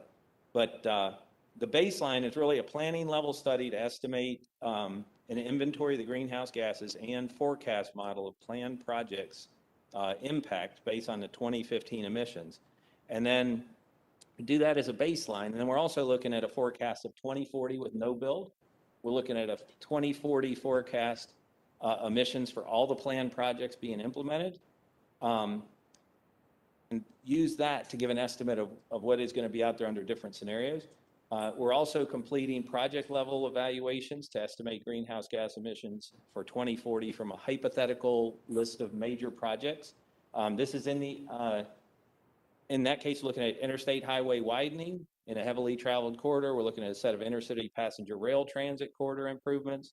And then the other piece of this is really developing what we would call template text, which really is language that would go into NEPA documents when we have established these baselines and as we follow their process to make sure it's in keeping with the Council of Environmental Quality's direction and NEPA guidance to streamline that process, but make sure we're adequately taking into account greenhouse gas modeling and so forth. The project level greenhouse gas analysis project I mentioned there is on I-95. It's a great place to do it because I-95, you could model adding additional lanes. You've got express lanes that could be modeled. You've got VRE, you've got Amtrak in the northern end of that corridor. You've got Metro. You've got van pools. You've got, let's see, what else? Commuter bus service. I mean, it's a corridor that has everything. So it's a great place to do some of this modeling. And that analysis is going to be consistent, as I mentioned before, with the Council on Environmental Quality guidance, comparing on-road mobile gas, greenhouse gas emissions, fuel cycle, construction maintenance, existing as is, and then no build, or existing no build, and then various build alternatives, and an evaluation of options for preparing greenhouse gas analysis for transportation projects or corridor studies. And that another piece of that is going to be recommendations on how best to assess greenhouse gas emissions for various transportation project types. Again, ultimately trying to lead to, can we put a greenhouse gas measure into smart scale that we can rely on, like we rely on the other measures we have today, whether it's safety, accessibility, land use, so forth. Next slide, please. Another key area of our efforts revolves around resiliency, where we've been working with Virginia Institute of Marine Sciences, have been doing a lot of work with us there in the Research Council. I mentioned Admiral Phillips, the Governor's Special Assistant for Coastal Adaptation. We're doing predictive intensity, duration, frequency curves, updating the NOAA Atlas 14. That's the base rainfall models that we're using, and that's this cooperative effort we're doing with like North Carolina and Maryland, some other states to update that for the Mid-Atlantic region. And then with this whole study, we're studying flood zones, we're studying frequency of flooding, mitigation strategies on how to best adapt to that. A set of interactive tools is being developed to streamline future planning activities. Next slide. And then the final piece that I wanted to talk about relative to this is stewardship-focused programs. And that stewardship is the final of those 4 pillars of our strategy. And that includes assessment of our really immense real estate assets. I think we may be the largest landowner in the state. If not, it's like the National Forest. Yeah. Actually has brought this to light. Your inquiry, to the Research Council, and are you getting an update on that tomorrow? Okay. Yes, we are. So I don't even know the answer to that, but you really have put an emphasis on that. Federal government's the first, we're second. And we do have the largest impermeable surface in our real estate inventory of any entity in the Commonwealth. For solar So when we think about that, we have to think about with hundreds, literally hundreds and hundreds of thousands of acres of real estate. What are the strategies to maximize the beneficial outputs from that land? Whether that is, as you mentioned, solar panels at a park and ride, or could it be additional wetland areas or additional reforestation of areas to reduce runoff from areas like that. But with all that, I think, and I think, again, Mr. Kaspertz, I like the term, a prescription for what we're going to do for each various parcel of land that we might have, and looking at the things we could do: wetlands, reforestation, solar, wind, pollinators, monarchs, native species, elimination of invasive species, wildlife accommodation. You saw in 64, we put up fencing and routed bears and other wildlife under box culverts to provide a wildlife corridor. We've talked about the seabird colony, and you see up there on the slides all different things around the state. But if not, but for the work we were doing with Hampton Roads Bridge Tunnel, we wouldn't have done amazing work. And just as an aside, the commissioners asked the Research Council, myself, and Department of Wildlife Resources staff to go together and basically develop some research papers on the work at Fort Wool to document exactly what was done. And we're going to be working to present that this fall to a gathering of the southeastern states wildlife resource agencies that fortunately our agency, Department of Wildlife Resources, is hosting this year. So they had some control on agendas. So they're going to make sure that gets in there. And we're going to similarly reciprocate by trying to present some of this at the Transportation Research Board, a international meeting in DC in January that typically hosts about 12,000 people from around the world. Because this work with the birds really is something that other states run up against. North Carolina, Bonner Bridge, I don't know what their situation there was, but who knows what birds they might have. But there was no, we sat and Googled like everybody else trying to figure out what is the approach. Now we can actually document that. And then also you can do things on our land like riparian buffers to provide buffers next to streams. I mentioned reforestation. Next slide. So our approach, as I mentioned, is consolidated for the entire Transportation Secretariat and follows a very logical process, and that is baseline, align, design, and deliver. Baseline, straightforward objectives to measure, to best address sustainability, greenhouse gas goals, and to define our future state vision. Align. We want to work to gain alignment with transportation stakeholders. In doing this, we're going to elevate many of the, and I think the secretary or maybe one of the people from KPMG talked about our pockets of excellence. So we have a lot of pockets of excellence around the department. We need to bring that all under one umbrella and make sure that they're all aligned towards meeting the goals. Okay, yeah, and then reviewing our existing work streams to achieve our future goals. Then the next step, step three there, design, is performing a gap analysis against where we are and where we want to go. And then from today's state, and the future state, what are those key measures of accountability? How do we bring transparency to that whole process as we drive towards that future state goal? And then fourth, and lastly, obviously, is deliver. And that's to actually make a difference with this stuff. And that's where we'll capture the goals and a comprehensive strategy across all of it. And, make sure that transportation, that we have performance measures, we have metrics around it, we have other quantifiable progress measures to say, are we getting to that baseline that we set in terms of where we want to go in that long range vision? So that is a very quick, unfinished, I would call a straw man of how we could do with a little more than straw man. We've thought quite a bit about it, but it is a work in progress, as the secretary says. I do think it offers a great opportunity to sort of chart a path for where we go on the environment, not just within Vdot, but DRPT, anything within the Transportation Secretariat. Starting to put that structure in place.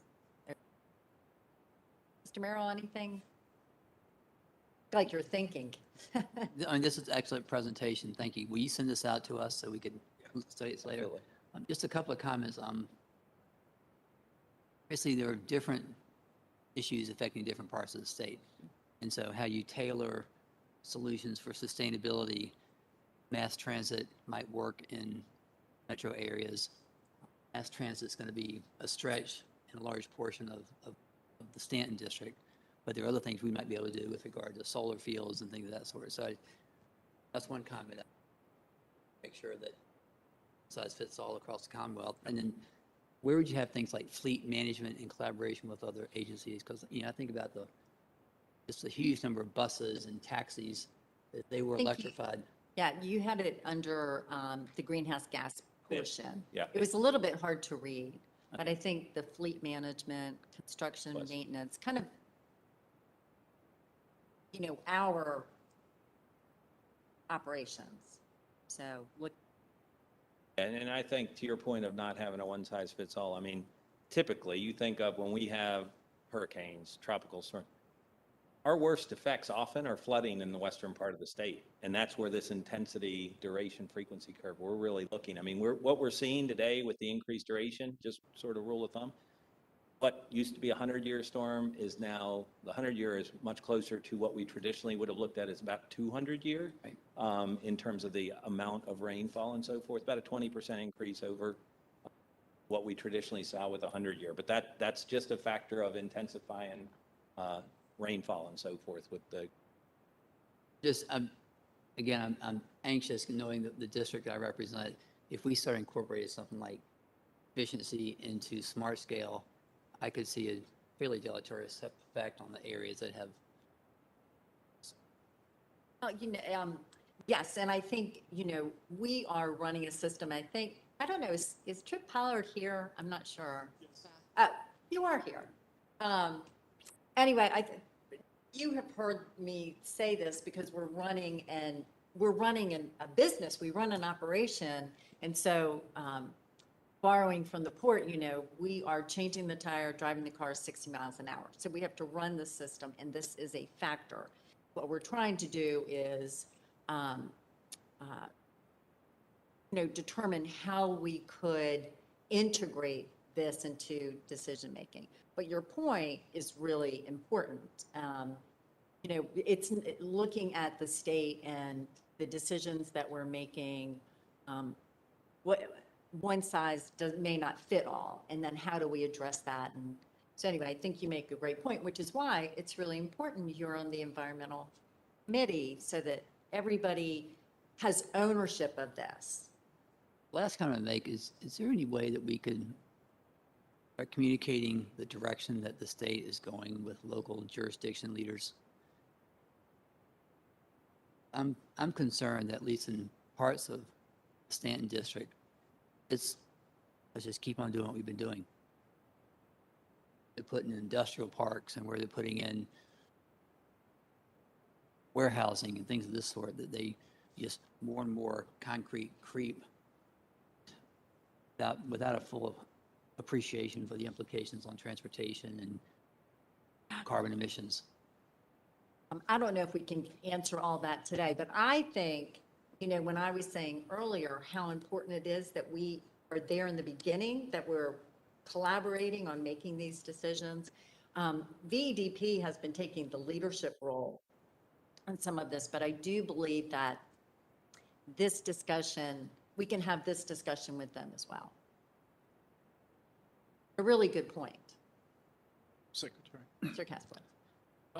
First of all, thank you for identifying the universe of activities that the Secretariat's involved in broadly scoped. And it's quite an impressive list when presented as it was today. Since the inception of our environmental subcommittee, we've been seeking guidance on the areas that we could make discrete components of our work and I think make forward progress. I think you've helped greatly by providing this broad view today. I do want to emphasize, though, that our success will be measured based on the things that we improve, reduce, or in some cases increase. So I can't stress enough that this baselining process will need to be one that's thorough, comprehensive, and it's a good deal of work as we start to look at our prescriptions on our ownership, especially from a Vdot perspective.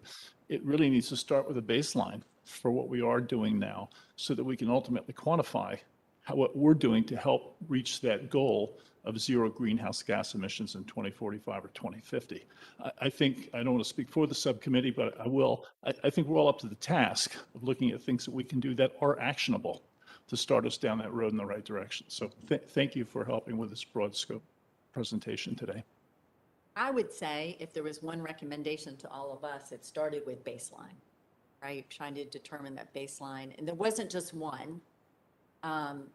And are you going to review the baseline that Tomorrow. Tomorrow, we're going to Okay. talk about the baseline in more detail, as well as the pilot in more detail, and then we're going to talk some about this land holding piece and the estimates we've made of that, but also talking some about, what are those opportunities there? And to your point, Mr. Kaspitz, I think you're very on point about the fact that, where are we on, if we say we do pollinator habitat, where are we on that today, and what are the opportunities for what we could do? Because I think there are many opportunities to do things, to a greater extent than we do today, because I think once we have a baseline of where we are and we see what lands are available for those things, I think there are those opportunities. Obviously, we've also got to have a system that we don't want to do things that are in the way of future things that we've got to do. So we've got to work that all together. And so before you all met tomorrow, for those environmental subcommittee, I just wanted the board to kind of hear this broad overview. Everyone wants to have input and ownership into where we're going. This is a working plan. Oh, anything y'all would add? Madam Secretary, what time are we meeting? 8. 8. AM, okay. So that's all we have. So do you want to? Okay, I did ask if you wanted a break before. And I'm sure you're going, oh, I've got 10 more minutes of this, right? So Rob, thank you. 6 o'clock. And that's very casual. It's very casual. Anybody? So.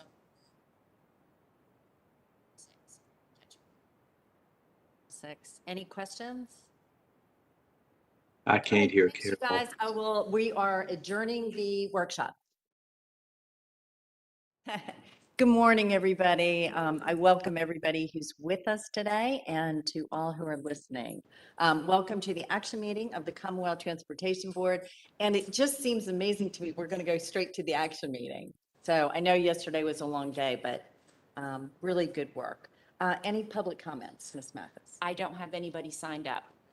So no one has signed up. Would anybody here today like to address the board?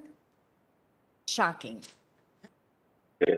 Good morning, Mr. Last meeting Pop. was the first time I'd addressed you all in over a year and a half, so Can I tell you how great it is to have you here? it's good to be here. Good morning.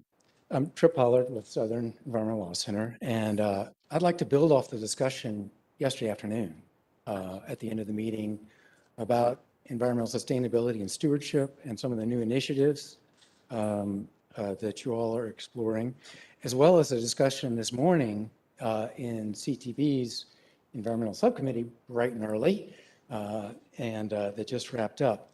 I think what all of those discussions yesterday and this morning underscore are how many opportunities there are for this secretariat, the agencies you oversee, and this board to improve the environmental performance of our transportation system. But no issue is more pressing than climate change. I think, just daily we're bombarded with the latest evidence that the crisis is clearly here, whether it's wildfires, flooding, sea level rise, record temperatures, you name it. There's a growing list of disasters. And the stakes are very high. As Madam Secretary, you noted yesterday, it's a moral crisis as well as an environmental, economic health crisis. As was also noted, both the governor and the General Assembly recognize this, have made a commitment, and the most recent commitment is to get to net zero carbon emissions by 2045. Transportation is the largest source of carbon pollution in Virginia, so it's essential to address that if we're going to have any hope of meeting those goals. I want to recognize once again the enormous steps, Secretary Valentine, that you've taken, that this board has taken, that your staff has taken, especially in the areas of increasing some of the funding for cleaner, more equitable alternatives. And above all else, I think the emblematic is the Transforming Rail in Virginia initiative, which is just taken Virginia to the front of the pack, really, and we're really seen now as a national leader. So, given the limited time, I won't go into all the positive things going on. I know the TRIP program is on the agenda later today. I think that's another important piece that we strongly support. I think it is really important to recognize how far we've come. I think this initiative holds promise for kind of maybe the next phase of what we need to do. But we are clearly lagging behind in other areas. One thing of particular concern to me is the fact that despite the progress we're making in some of these areas, despite some of the data we're starting to gather, the greenhouse gas pilots that Rob mentioned yesterday and were discussed this morning in the subcommittee, in other areas, we are still digging the hole deeper. One item on your agenda today in this meeting is the Martinsville Southern Connector. As noted previously in comments that we filed with 16 other organizations, it's a $700 million greenfield, mostly project. And in an area where there are definitely safety problems, there are definitely traffic problems, but VDOT's own arterial preservation plan shows a less destructive way to address those problems without building a brand new highway. A highway that not only will increase VMT and therefore increase emissions, it also will destroy carbon sinks that currently sequester and store carbon. So there are real safety issues there. We actually totally support the $2.5 million in safety improvements that are actually the part you're voting on. But the resolution then tees this up and says it is the next phase for the larger, more destructive project. And that is both environmentally problematic as well as not meeting, we think, the fiscal constraint requirements. Again, we think the safety project should be funded, but you should not be pursuing another destructive highway project. This was all underscored a bit in the tremendous opportunities we have, but the dangers of, even with the progress we've made, was just underscored in some of the data that was discussed in the Environmental Subcommittee just now. And that is, with all that you've approved, factoring in transforming rail in Virginia, everything that you've approved, our greenhouse gas emissions from transportation are projected to drop 20% by 2040. It's nowhere near net zero.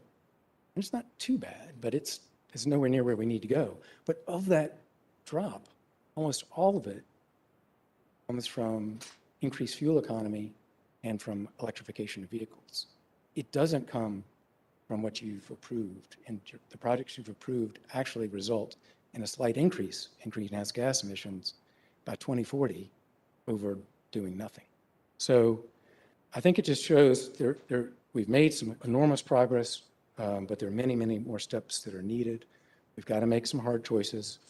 And I just want to thank all of you for all that you've done, but urge you to accelerate these efforts. Again, really promising some of the things that Rob talked about yesterday and some things discussed this morning, but we've got to accelerate these efforts if we're going to comprehensively address climate change and promote environmental stewardship. Thank you. Thank you, Mr. Pollard. Anybody else here to address the board? Okay.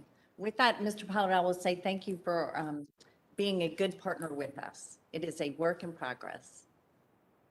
With that, do I have a motion on the minutes? So moved. Second. Further discussion? All those in favor, please say aye. Aye. My gosh, it's so odd to get back to that. We have to do. Roll call. We have to do. We do. Yes. Oh, electronic. Yes. Okay, sorry. Okay. We're going to go through the roll call. Please indicate. I know. Did you notice that that just felt so odd to me that we just go aye and we're done? Anyway, I knew it. I know. It was too good. Anyway, Ms. Mathis, please call the roll. Mr. Merrill, Mr. Miller, Mr. Stinson, Aye. Mr. Brown, Mr. Kasperlitz, Mr. Malbin, Mr. Tunk, Ms. Hines, Aye. Mr. Yates, Aye. Mr. Johnson, Mr. Dodson, Dr. Smoot. Aye. The roll is complete. The motion's passed. Thank you. Mr. Hufrichter. And unless there's an objection, we'll take these as a block vote. Good morning, Secretary Valentine, members of the board. I bring before you two potential actions for you to take on changes to the highway systems. The first one is the abandonment of a 0.3 of a mile segment of old Route 29 in Pittsylvania County This is at the southern end of the Alta Vista bypass. This segment of roadway was in 1974 discontinued by the board, and it no longer really exists as a road at all. You even have difficulty finding the roadbed at this point. The second action is two frontage roads, the addition of them. They were constructed as part of the the Opal Interchange Project in Fauquier County, just southwest of Warrenton. They are part of the primary system, so need your action in order to be added to the system. They are 61 hundredths of a mile long total. Second. Any further discussion? And please indicate your vote in the roll call. Dr. Smoot, Aye. Mr. Dodson. Aye. Mr. Johnson, Aye. Ms. Hines, Mr. Yates, Aye. Mr. Tunk. Mr. Malbin, Mr. Kasperlitz, Mr. Brown, Mr. Stinson, Aye. Mr. Miller, Mr. Merrill. Roll's complete, the motion's passed. Thank you. Good. Abby Prezioso, and I apologize, I don't know why I stop in the middle of your name all the time. Good morning. It's intimidating to some people. I know. Welcome. Thanks, Madam Secretary, members of the board. We have 3 items this morning to consider. The first one is Route 623, the bridge naming for Sergeant Alfred J. Ambergy Memorial Bridge. This is in the West Norton area of Wise County. This is Park Avenue, New Kent Junction Road over Dorchester Road. Mr. Ambergy was a member of the United States Army. He served in the Korean War in 1952 and 53, and he was widely decorated for his service there. After his Korean service, he re-enlisted in the Army and was promoted to Sergeant First Class, and he was sent to Vietnam in 1966.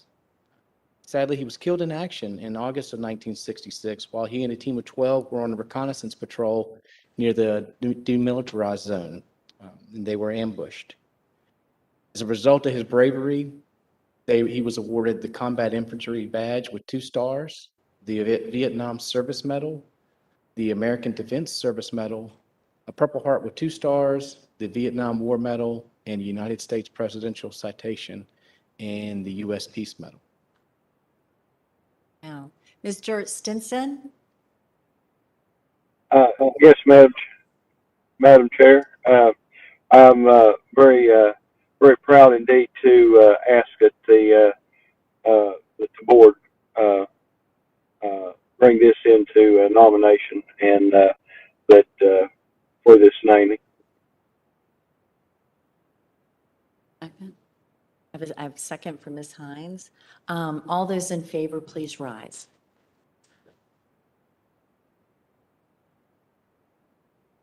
Thank you. Ms. Mathis, will you please call the roll? Dr. Smoot,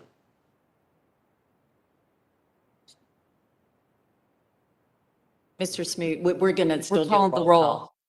Aye.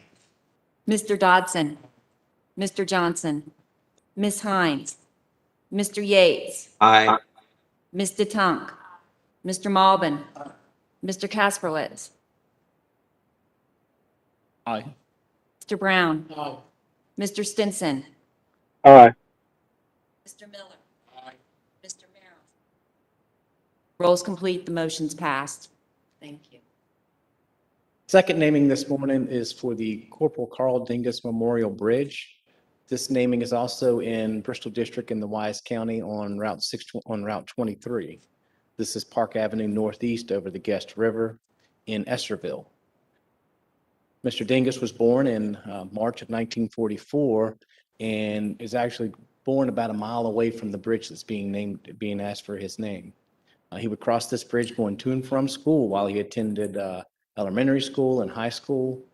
He was drafted into the Army in 1966, and he was also killed in action while serving in an artillery unit in 1968. Department of Transportation recommends approval of this. Mr. Stinson? Madam Chair, again, I'm humbled to be able to bring this before the board and ask that the naming be passed. Second. All those in favor, please rise. Thank you. Mathis, will you please call the roll? Mr. Merrill, Aye. Mr. Miller, Aye. Mr. Stinson, Aye. Mr. Brown, Mr. Kasperwitz, Mr. Malbin, Mr. Tunk, Mr. Yates, Aye. Ms. Hines, Aye. Mr. Johnson, Mr. Dodson, Aye. Dr. Smoot. Aye. The roll is complete. The motion's passed. The final naming we have for you this morning is out of the Salem District. This is the James Michael Cox Vietnam Memorial intersection. This intersection is the intersection of Route 619 Horse Ridge Road and Route 631 Sumter Road in Floyd County. This is Sergeant James Michael Cox. He served with distinction in the United States Army. He was in the 82nd Airborne Light Weapons Infantry. He was also paid the ultimate price in serving in our country during the Vietnam War. He was awarded the Bronze Star and the Purple Heart, and the Department of Transportation recommends approval. Mr. Smoot. Madam Secretary, I'm pleased to move this resolution. I note that it was exactly 52 years ago today that Mr. Cox's life ended in Vietnam in the service of the Commonwealth and of the country. And I think the naming of this intersection, which is very close to where he grew up, is most appropriate. Second. All those in favor, please rise.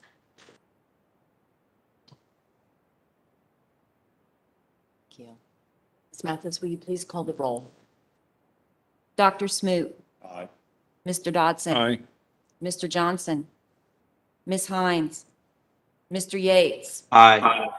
Mr. Tunk, Mr. Malbin, Mr. Kasperwitz, Mr. Brown, Mr. Stinson, Aye. Mr. Miller, Mr. Merrill. The roll is complete. The motion's passed. Thank you. Angel Deem.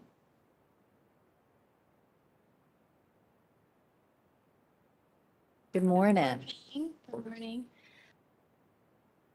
Madam Chair, members of the board, we have a resolution before you regarding the next phase of funding for the Martinsville Southern Connector. And just to remind the board, in January of 2020, you specifically included in the resolution for the preferred alternative for that study that any addition of funds for that project or resulting from that study would be brought back before this board before that commitment of funds was made.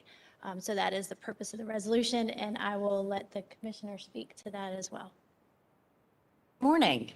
Morning, Madam Secretary, members of the board. We do have two modifications to the resolution that was presented in your package that was disseminated Friday. There was some unintended consequences with the way that the original version was drafted, and I'll be able to walk you through both of those changes today. As you see on the board, on the screen this morning, as well as in a handout to you, we've redlined the resolution changes. The first change is certainly calling out that January 15th, 2020 resolution that indicated that if there is additional funding on any project that would have advanced the Martinsville Southern Connector, that would have triggered the rescission or rescission of the 3-year time clock that was given on the FEIS statement. The second revision on the next page, if we could go there, is the whereas statement that certainly we recognize that that was not the board's intent to rescind the 3-year time clock associated with the FEIS statement, and therefore the safety project that is being voted on today would not trigger that rescission of that decision. So in other words, what I'm saying is that the 3-year time clock, once the FEIS is approved at that point in time, this project that you're voting on today has no implications on what that outcome or the time clock associated with the 3-year window of time that the board voted on back in January 15th of 2020. Just a point of clarification. I'm sorry? This doesn't start the clock. It actually starts the clock, just the opposite. This does not. Does start the clock. This will start the clock. The intention today is that we will sign the FEIS and work with the Federal Highway Administration to start the ROD. But in essence, what this project does not remove the rescission of that time clock. Mr. Smoot, is there anything you'd like to add? I think it's important to recognize that the work that is referenced to this resolution is not construction of new highway, but rather maintenance, safety improvements to existing Route 220. So it really does not enter into the corridor of the new construction that was the subject of our action a year or so ago. Do I have a motion? Now, so move. Any further discussion? Madam Secretary, I have, in my time on the board, become accustomed to an increasing level of decisions being made based on objective criteria. I think this is a project that has been challenging for me in particular from that perspective, but we as a board are also tasked with being open to subjective criteria as well. So I will vote to approve this today. I appreciate in particular the commissioner's work over the last year and working through many of the challenges that led to this safety program to finalize the work on this. I would also suggest that I would hope that our passage of this does not keep those in the district and the local government from focusing on smart scale applications to actually improve the existing 220 roadway, which has many deficiencies that have an impact on traffic safety and actually human life. So just comments that have come from a long process. I'm still not convinced that there's a mechanism for funding this, but we now have 3 years to sort that out. Any further discussion? Madam Secretary, I would say that this is a very important initiative for our part of the state. We all know that Henry County has suffered a lot of job loss in the last couple of decades, obviously with the decline of textile jobs. Actually, Martinsville's turned into a town, I believe, giving up the city charter. So with the tremendous road improvements south of the border, North Carolina, one day, hopefully, the area will be bountiful with jobs and prosperity and help that part of Southwest Virginia. Thank you for letting me say a few comments. Thank you. Anyone else? Please indicate your vote in the roll call. Mr. Merrill, Mr. Miller, Mr. Stinson, Mr. Brown, Mr. Kasperlitz, Mr. Malbin, Mr. Tunk, Mr. Yates. Aye. Ms. Hines, Mr. Johnson, Aye. Mr. Dodson, Dr. Smoot. Aye. The roll is complete. The motion's passed. Thank you. And Ms. Secretary? Oh. I just have one question. Mr. Merrill. Would it be possible to put the maps in here, like we show the maps for the bridges, which make it very clear what we're naming? But maybe this group had seen this since this was back in 2020. I'm just curious about where this is. Where's the mapping? Okay, good point. Thank you. We will do that. Thank you, Mr. Merrill. Ms. Pryor. Good morning, Madam Secretary, members of the board. I have two And I'm just items. going to say that we're going to, unless anybody objects, we'll take it as a block vote. I have two items today. The first is my normal monthly transfers, and I recommend your approval of that.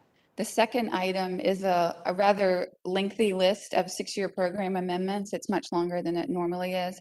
I will point out that the list includes the 5 project pipeline studies in each district that we'll be starting to work on in anticipation of future rounds of Smart Scale and other funding programs.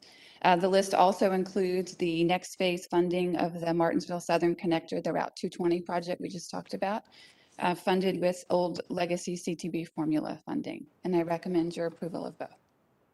So moved. Second. Any further discussion?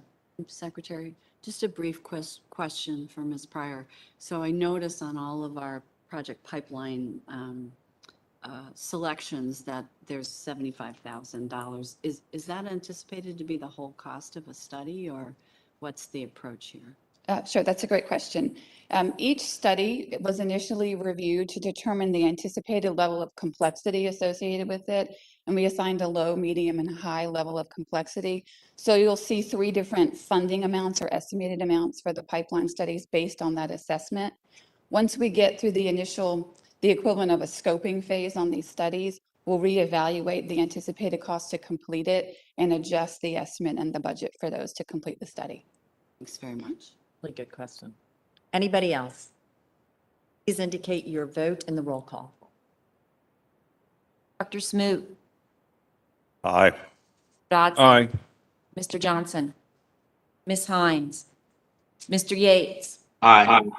Mr. Tunk, Mr. Malbin, Mr. Kastrowitz, Mr. Brown, Mr. Stinson, Aye.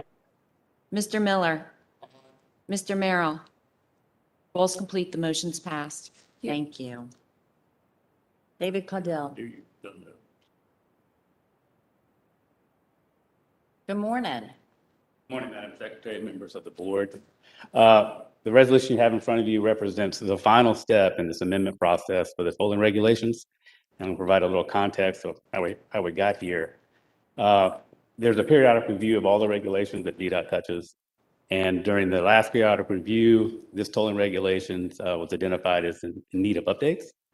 And the first step in that process is to post that on the Virginia Register that we are in fact going to potentially amend this regulation, and that was done back in August last year. It was posted on the Virginia Register. We only got 1 comment, and that was basically that we not raise the tolls. Following that, the staff worked on amendments for that regulation. Those amendments were put in front of the board back in February and incorporated, of course, that 1 comment we got. And additionally, Mr. Miller had a comment on one of our facilities, Coleman Bridge. And essentially, there's 3 main topics that we touched. The first one being removal of the Dulles Toll Road, since Vdot does not own or does not operate or maintain or collect revenue on that facility. So we pulled out all those references.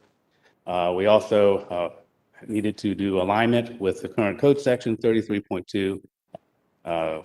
613, and finally, we captured the dynamic pricing associated with the express lanes and the congestion management pricing approach on those facilities.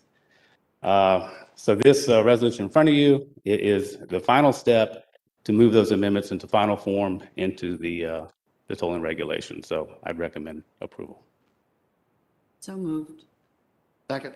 Any further discussion? Please indicate your vote in the roll call. Thank you.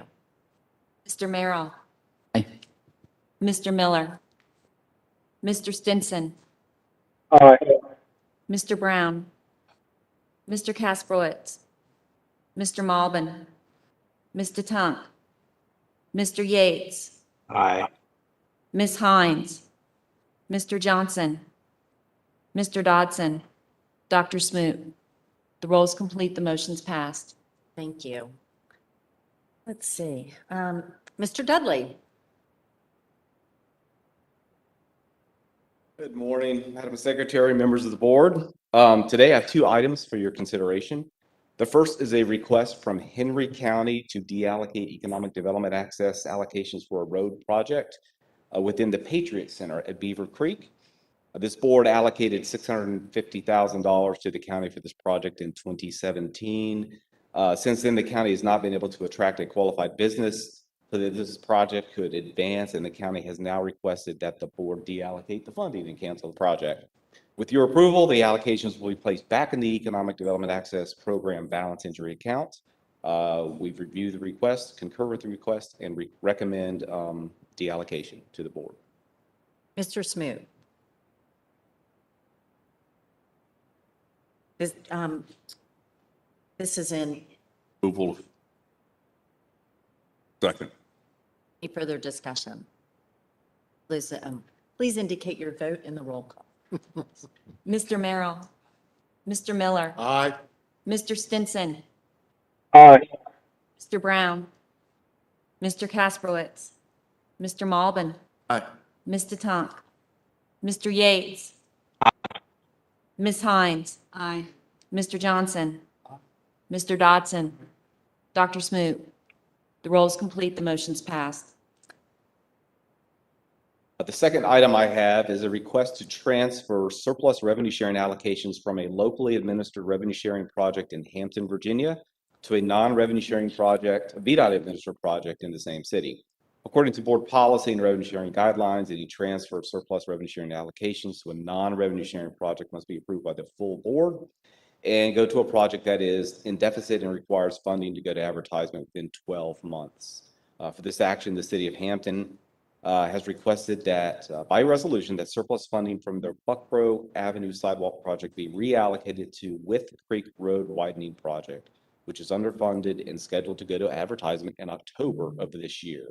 The total transfer is $52,004 in state allocations. This transfer will allow the project to advertise on schedule in October.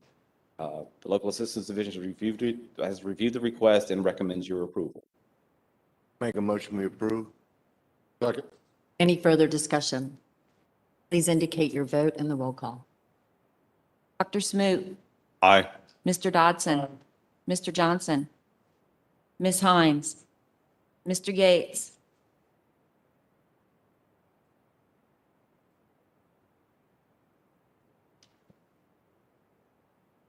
Ms. DeTonk, Mr. Malbin, Mr. Kasprowitz, Mr. Brown, Aye.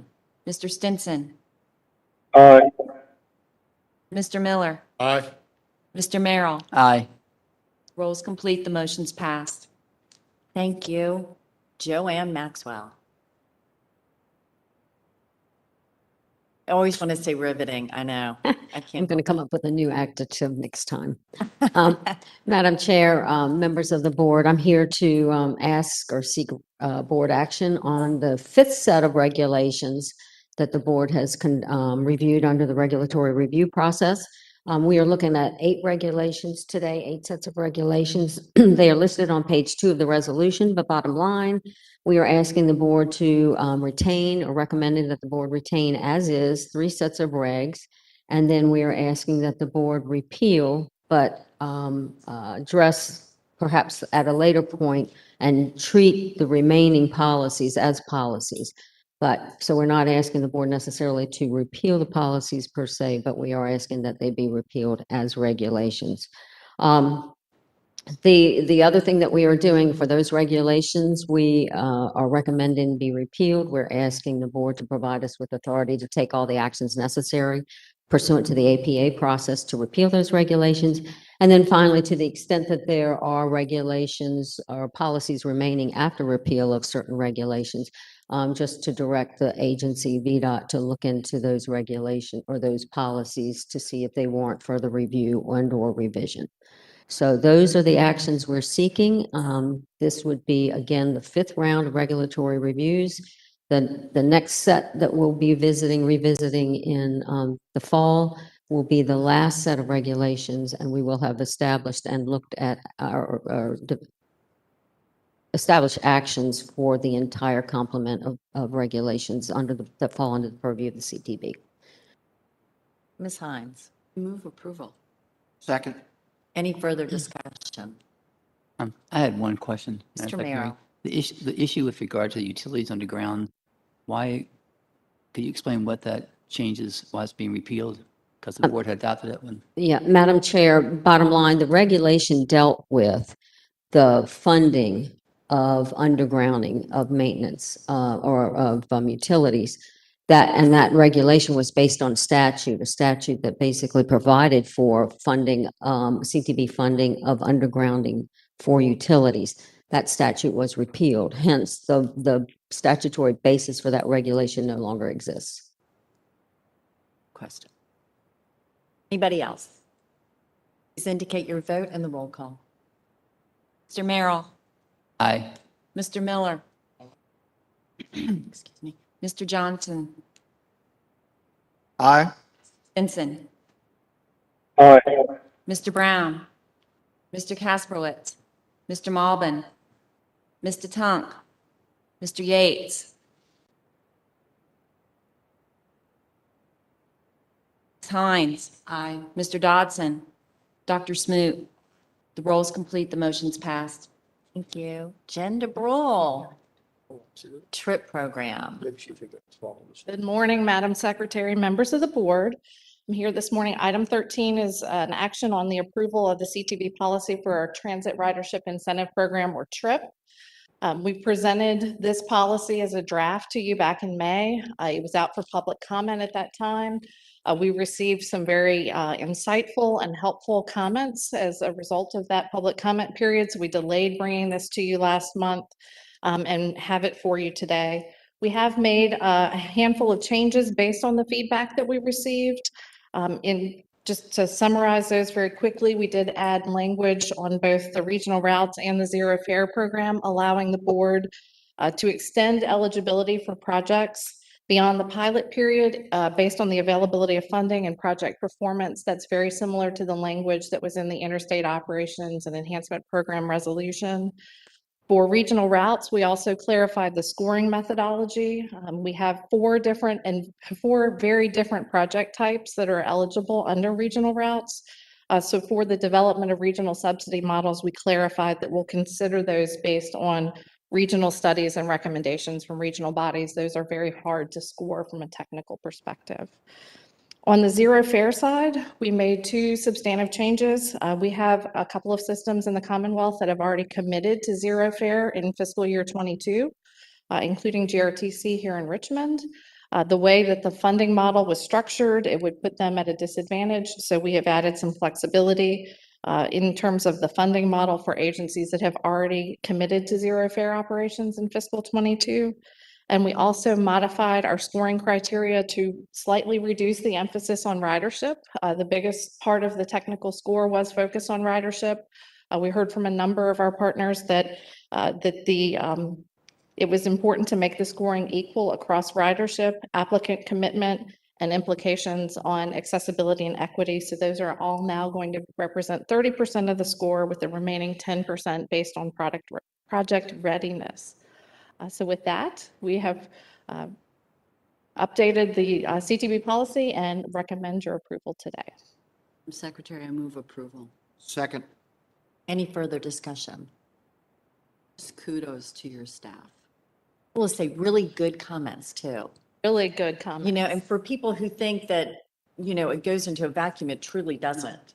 You know, across the board, everyone really pays attention and considers all the recommendations we get.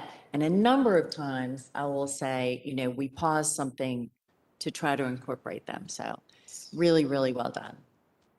Please, anybody else? Please indicate your vote in the roll call. Dr. Smoot, Aye. Mr. Dodson. Aye. Mr. Johnson, Ms. Hines, Mr. Yates, Aye.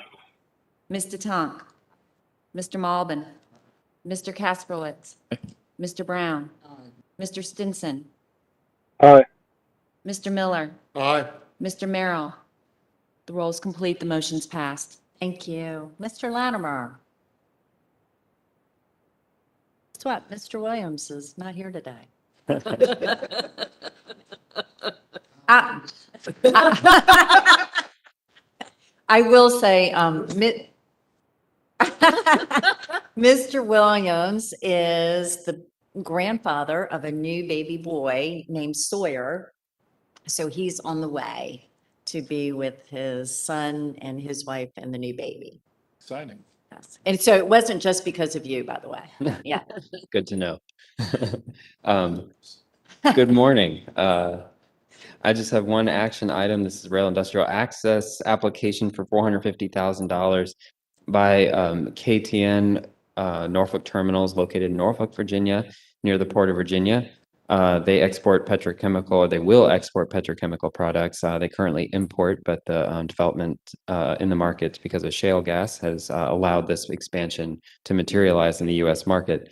Dual access for rail, they'll be served by Norfolk Southern as well as CSX, and the location near the port were critical in citing the location in Virginia. They have a $61 million investment plan. $7 million of that will be a rail yard. They're asking for the full $450,000, committing to 3,000 annual carloads and 31 jobs. It was our highest scoring RIA application in recent years under this current policy. So staff recommends approval. Madam Secretary, I'm enthusiastically asked to pass this motion. Make a motion. Madam Secretary, since Mr. Williams isn't here, I will second on his behalf, or in his honor, I should say, not his behalf. Which only speaks to the value of this program. Any further discussion? Second.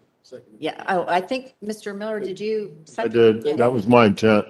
Did you throw in enthusiastic as well? I did. And I will say, just for the record, that I have two grandsons at the farm right now. They're 2.5 years old, and they're there for the week for cousins camp. And we're very excited, and that's why I'm at the CTB meeting for this.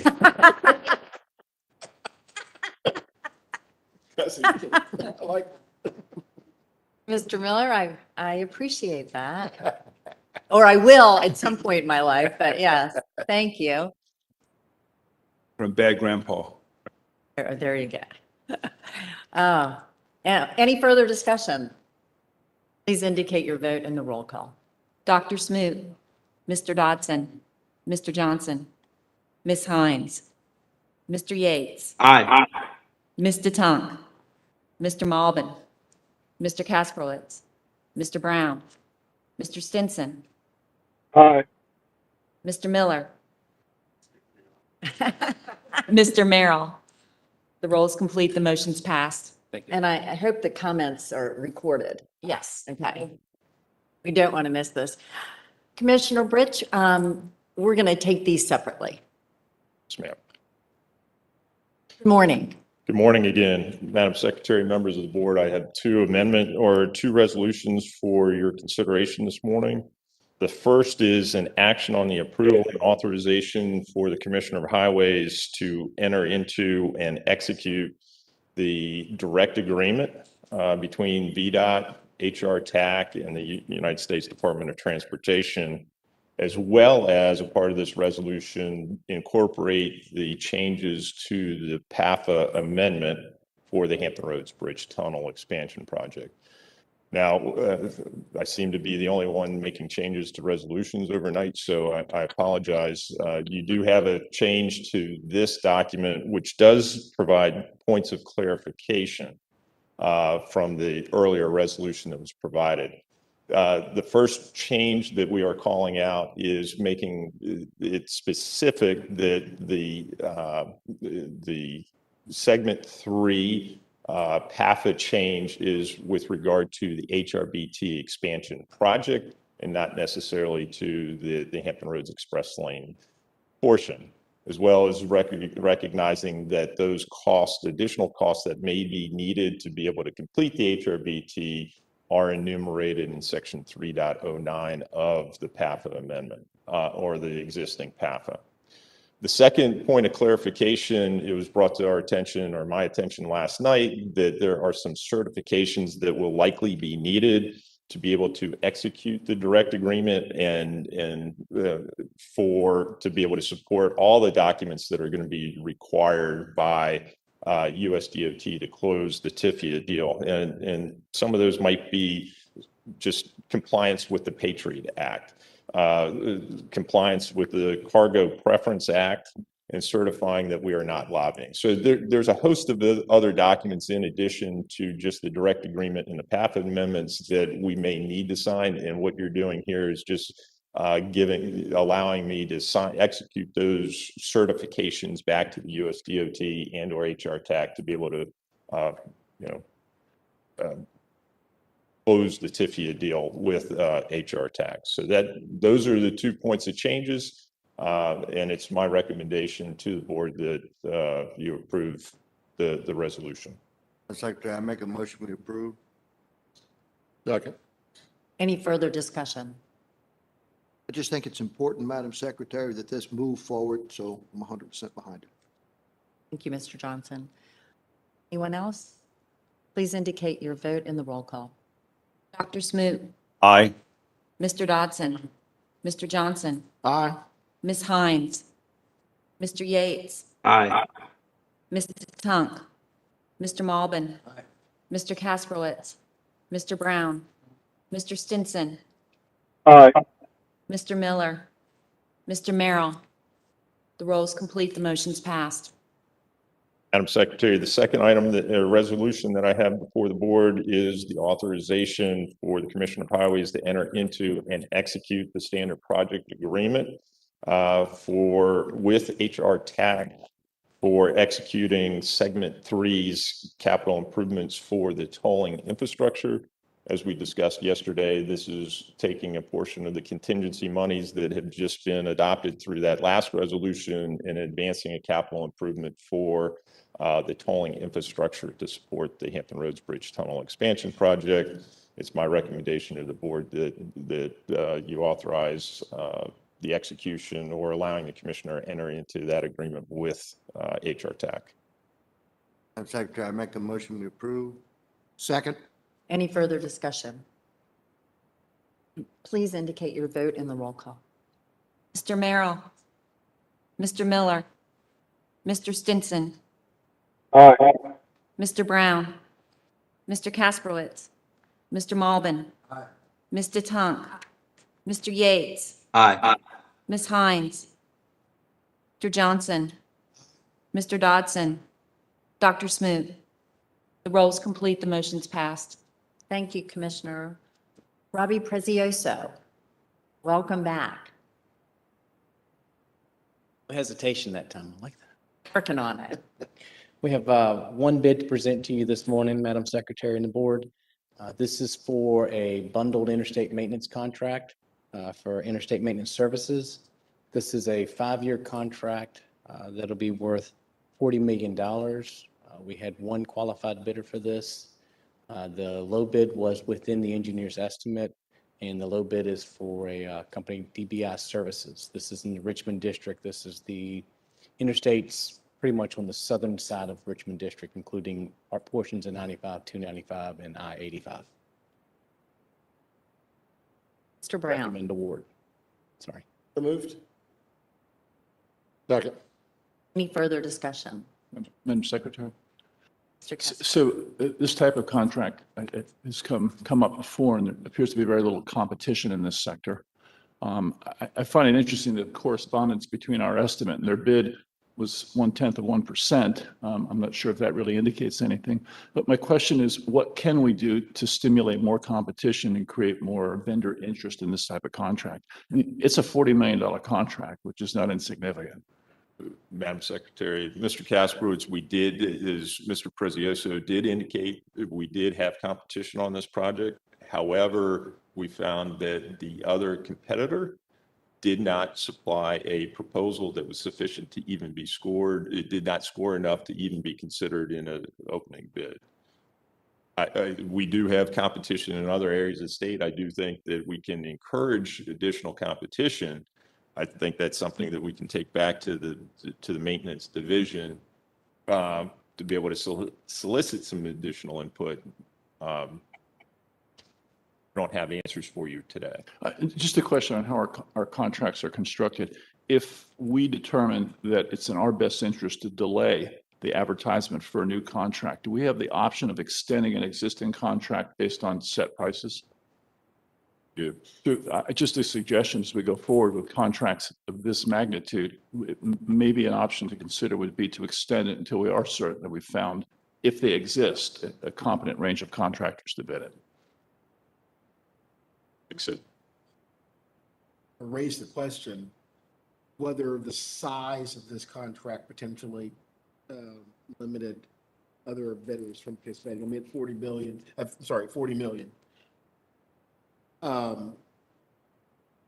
This is one of the larger ones that I've seen us come through with regard to just kind of your general maintenance. Would that have an impact on the players that could compete if we unbundled it as opposed to having one master agreement? Secretary, Mr. Brown, I think we've gone through a number of gyrations over a period of time, looking at the interstate maintenance, going from bundled to unbundled programs. This might be something that we want to continue to look at on the size or split it up. It's something worth taking a look at, but I will say that when we've had bundled situations, unbundled situations, the department taking over certain aspects of the program. And so we've been trying to advance this and get the best value back to the department. All good comments that we can take back and look to incorporate in future solicitations. Secretary.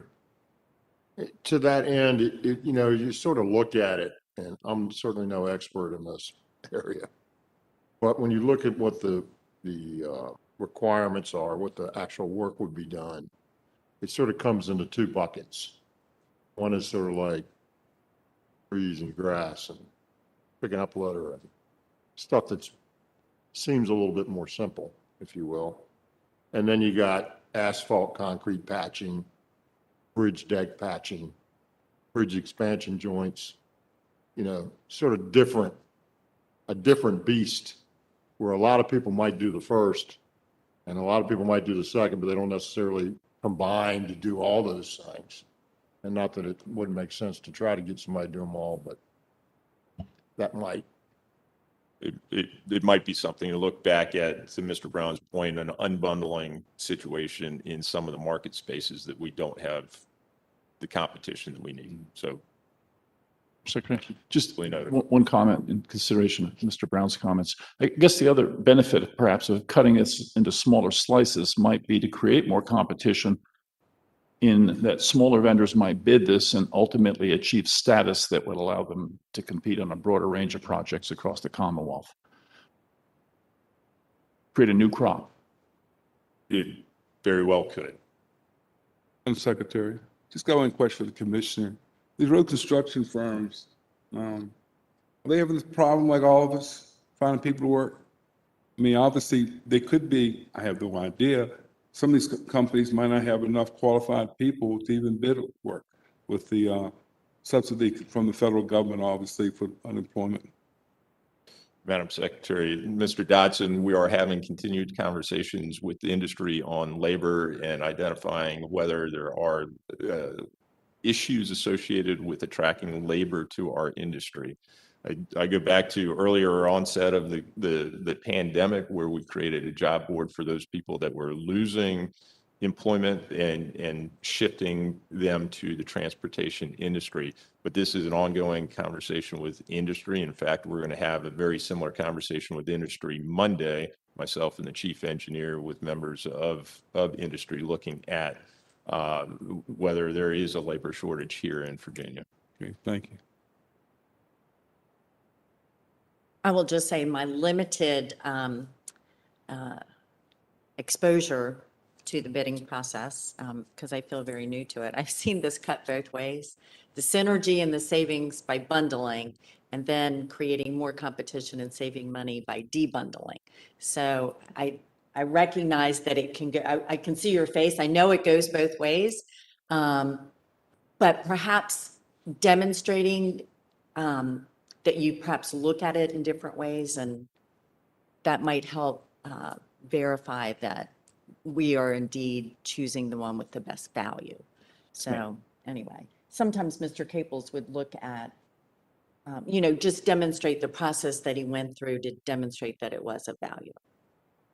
I do think that this is an opportunity where we have limited competition, especially in something like this, that we can take another look and say whether a debundled or a bundled value might be best value back to the Commonwealth before solicitation. And I think that's where members of the board are indicating that we should do that. Other places that we have significant competition, especially in the maintenance programs, that do afford us that opportunity to keep it as a bundled service. But message received.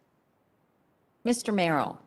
I'm assuming this is for both north and southbound lanes, and is this to be done this year, or is this a multi-year project? And then third, that section 95 is beginning to show some real wear and tear.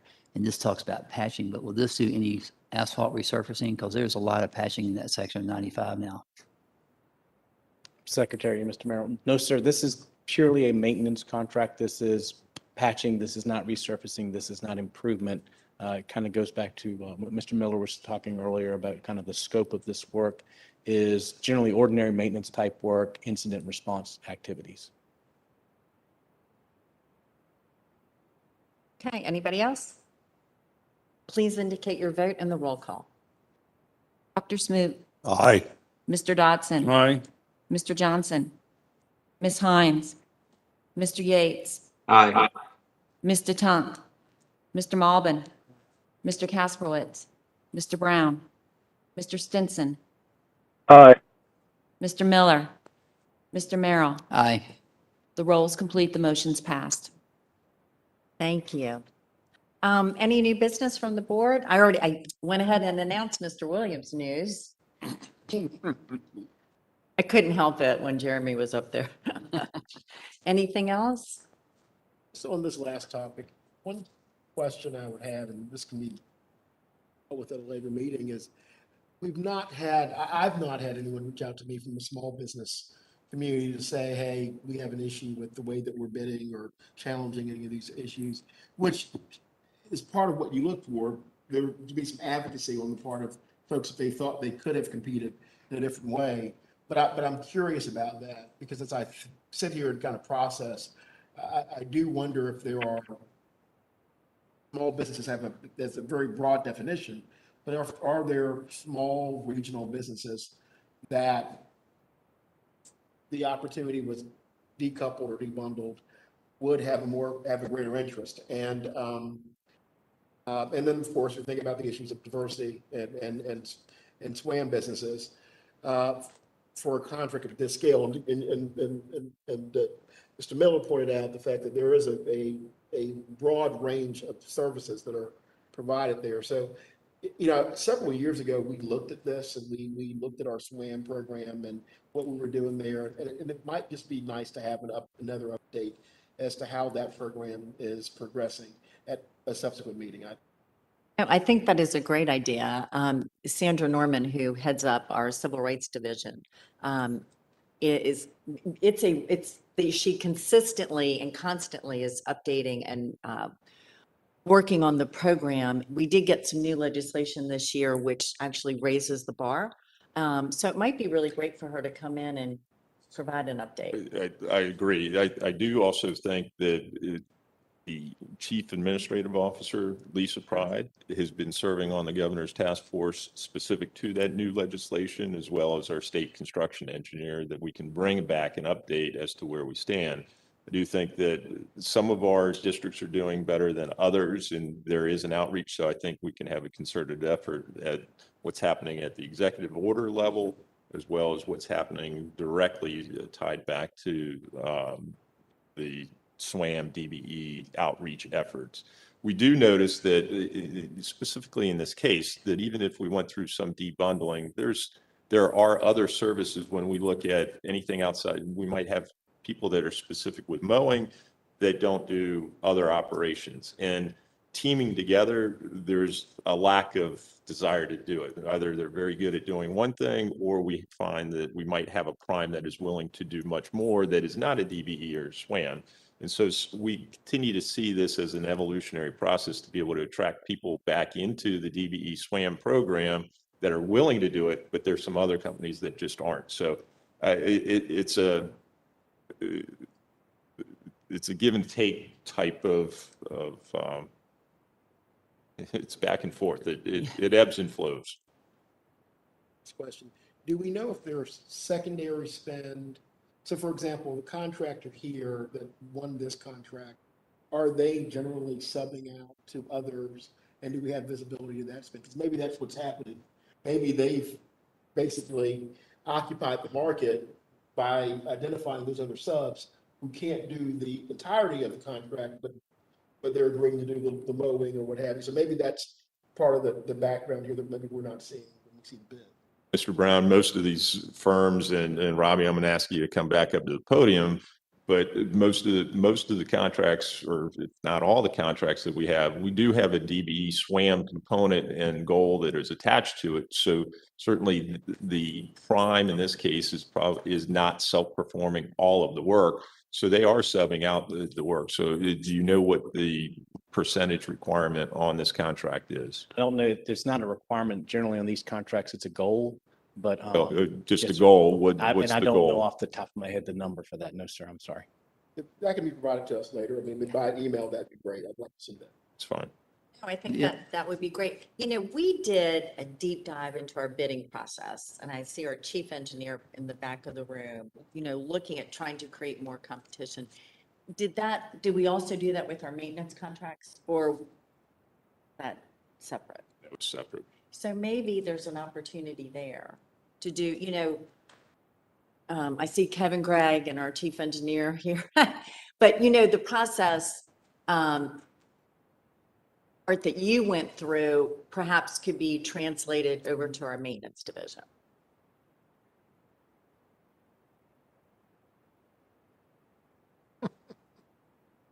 Nothing like getting a commitment in public, right? Yeah. Recorded in public. Point of what process we went through on the construction side, are we looking at that on the maintenance side? Yes. Okay.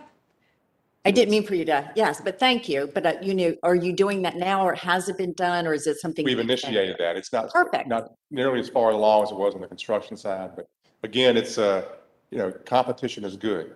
When we have more competition projects, we normally get better bids. But we do have instances where we will have a project come in with one bidder. We have various options on that. We can put a project back out. If we think we'll get a better bid on it, we can adjust the project, adjust the scope to get a better bid. So we have different tools in the box to be able to do that. I thank you. Madam Secretary, Mr. Merrill. yeah, just to follow up on Mr. Brown's, Mr. Casper's comments, I agree that it's concerning to just have one bid, but also on the subcontracting basis. I mean, the fact that this firm is headquartered in Pennsylvania, do we know if their workforce is here in Virginia and they have outlets? Okay. So in regards to the question you're asking for whether the workforce itself is from Virginia or outside of Virginia, you know, we can ascertain that, and we put up emphasis on the inside Virginia portion of it. So we can ascertain that. Greg's coming to. Is he going to talk about the maintenance? Yeah, portion of it? yeah. Yes, Gentlemen, aren't you glad that I noticed that you were in the back of the room? I I know you're really happy about this. I really appreciate that. Thank you. Madam Secretary, Mr. Merrill. The DBI Contractors is headquartered out of Pennsylvania, but most of their workforce is here in Virginia, and probably 90% of the work that they will oversee will be subcontracted. So they're really the prime contractor for this. They subcontract a lot of the work, all of the guardrail, you know, all of the bridge patching work, they'll subcontract. So most of the work goes out to other contractors. They self-perform a small part of it for a contract this big. And there's just not that many contractors that do this type of work. We get a couple more bidders when we have these contracts in Northern Virginia.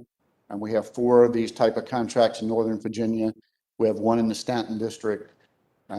So there's just not that many that do that work. So that's why we have this evaluation process, because we've pushed some of that risk back on these contractors. And that's why we haven't debundled this one in the south of Richmond, because the workforce is just not there as it is in Nova, some of the places in Stanton, and even in the northern part of the Richmond district. The northern part of the Richmond district has many debundled contracts that the district manages. Their interstate maintenance office manages those debundled contracts for many of the same things that they do in the south. The number of contractors in the southern part of the Richmond district, as you can imagine, are just not there. And so we push some of that risk back on the contractor to make sure they go out and find those folks and get that work done. So.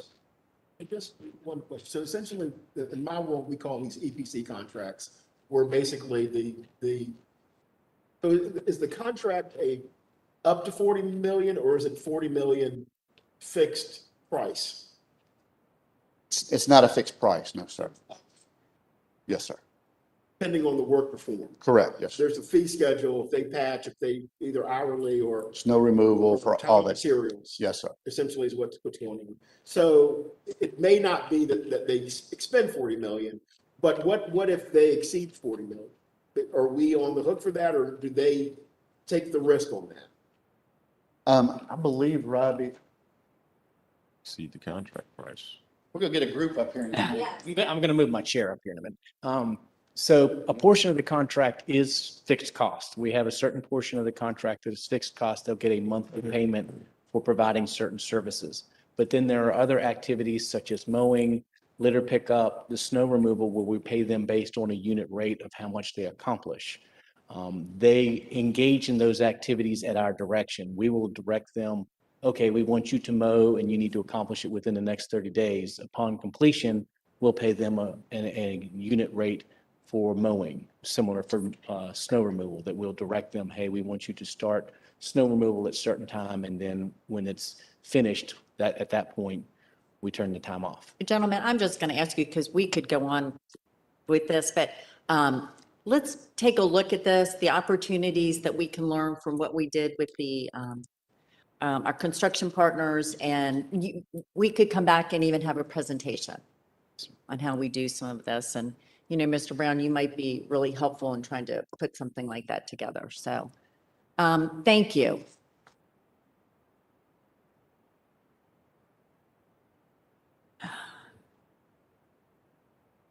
Okay, anybody, anything else from the board? Secretary, just one parting comment. The Eastern District of Virginia, the federal court system in Virginia, is known across the land as the Rocket Docket. And the reason they call it that is a judge named Walter Hoffman, who decided he was not going to mess around with his meetings, and he was going to hold people to deadlines. And so it's known throughout the land for that. It's a quick, speedy, efficient process. He's got nothing on you in this meeting.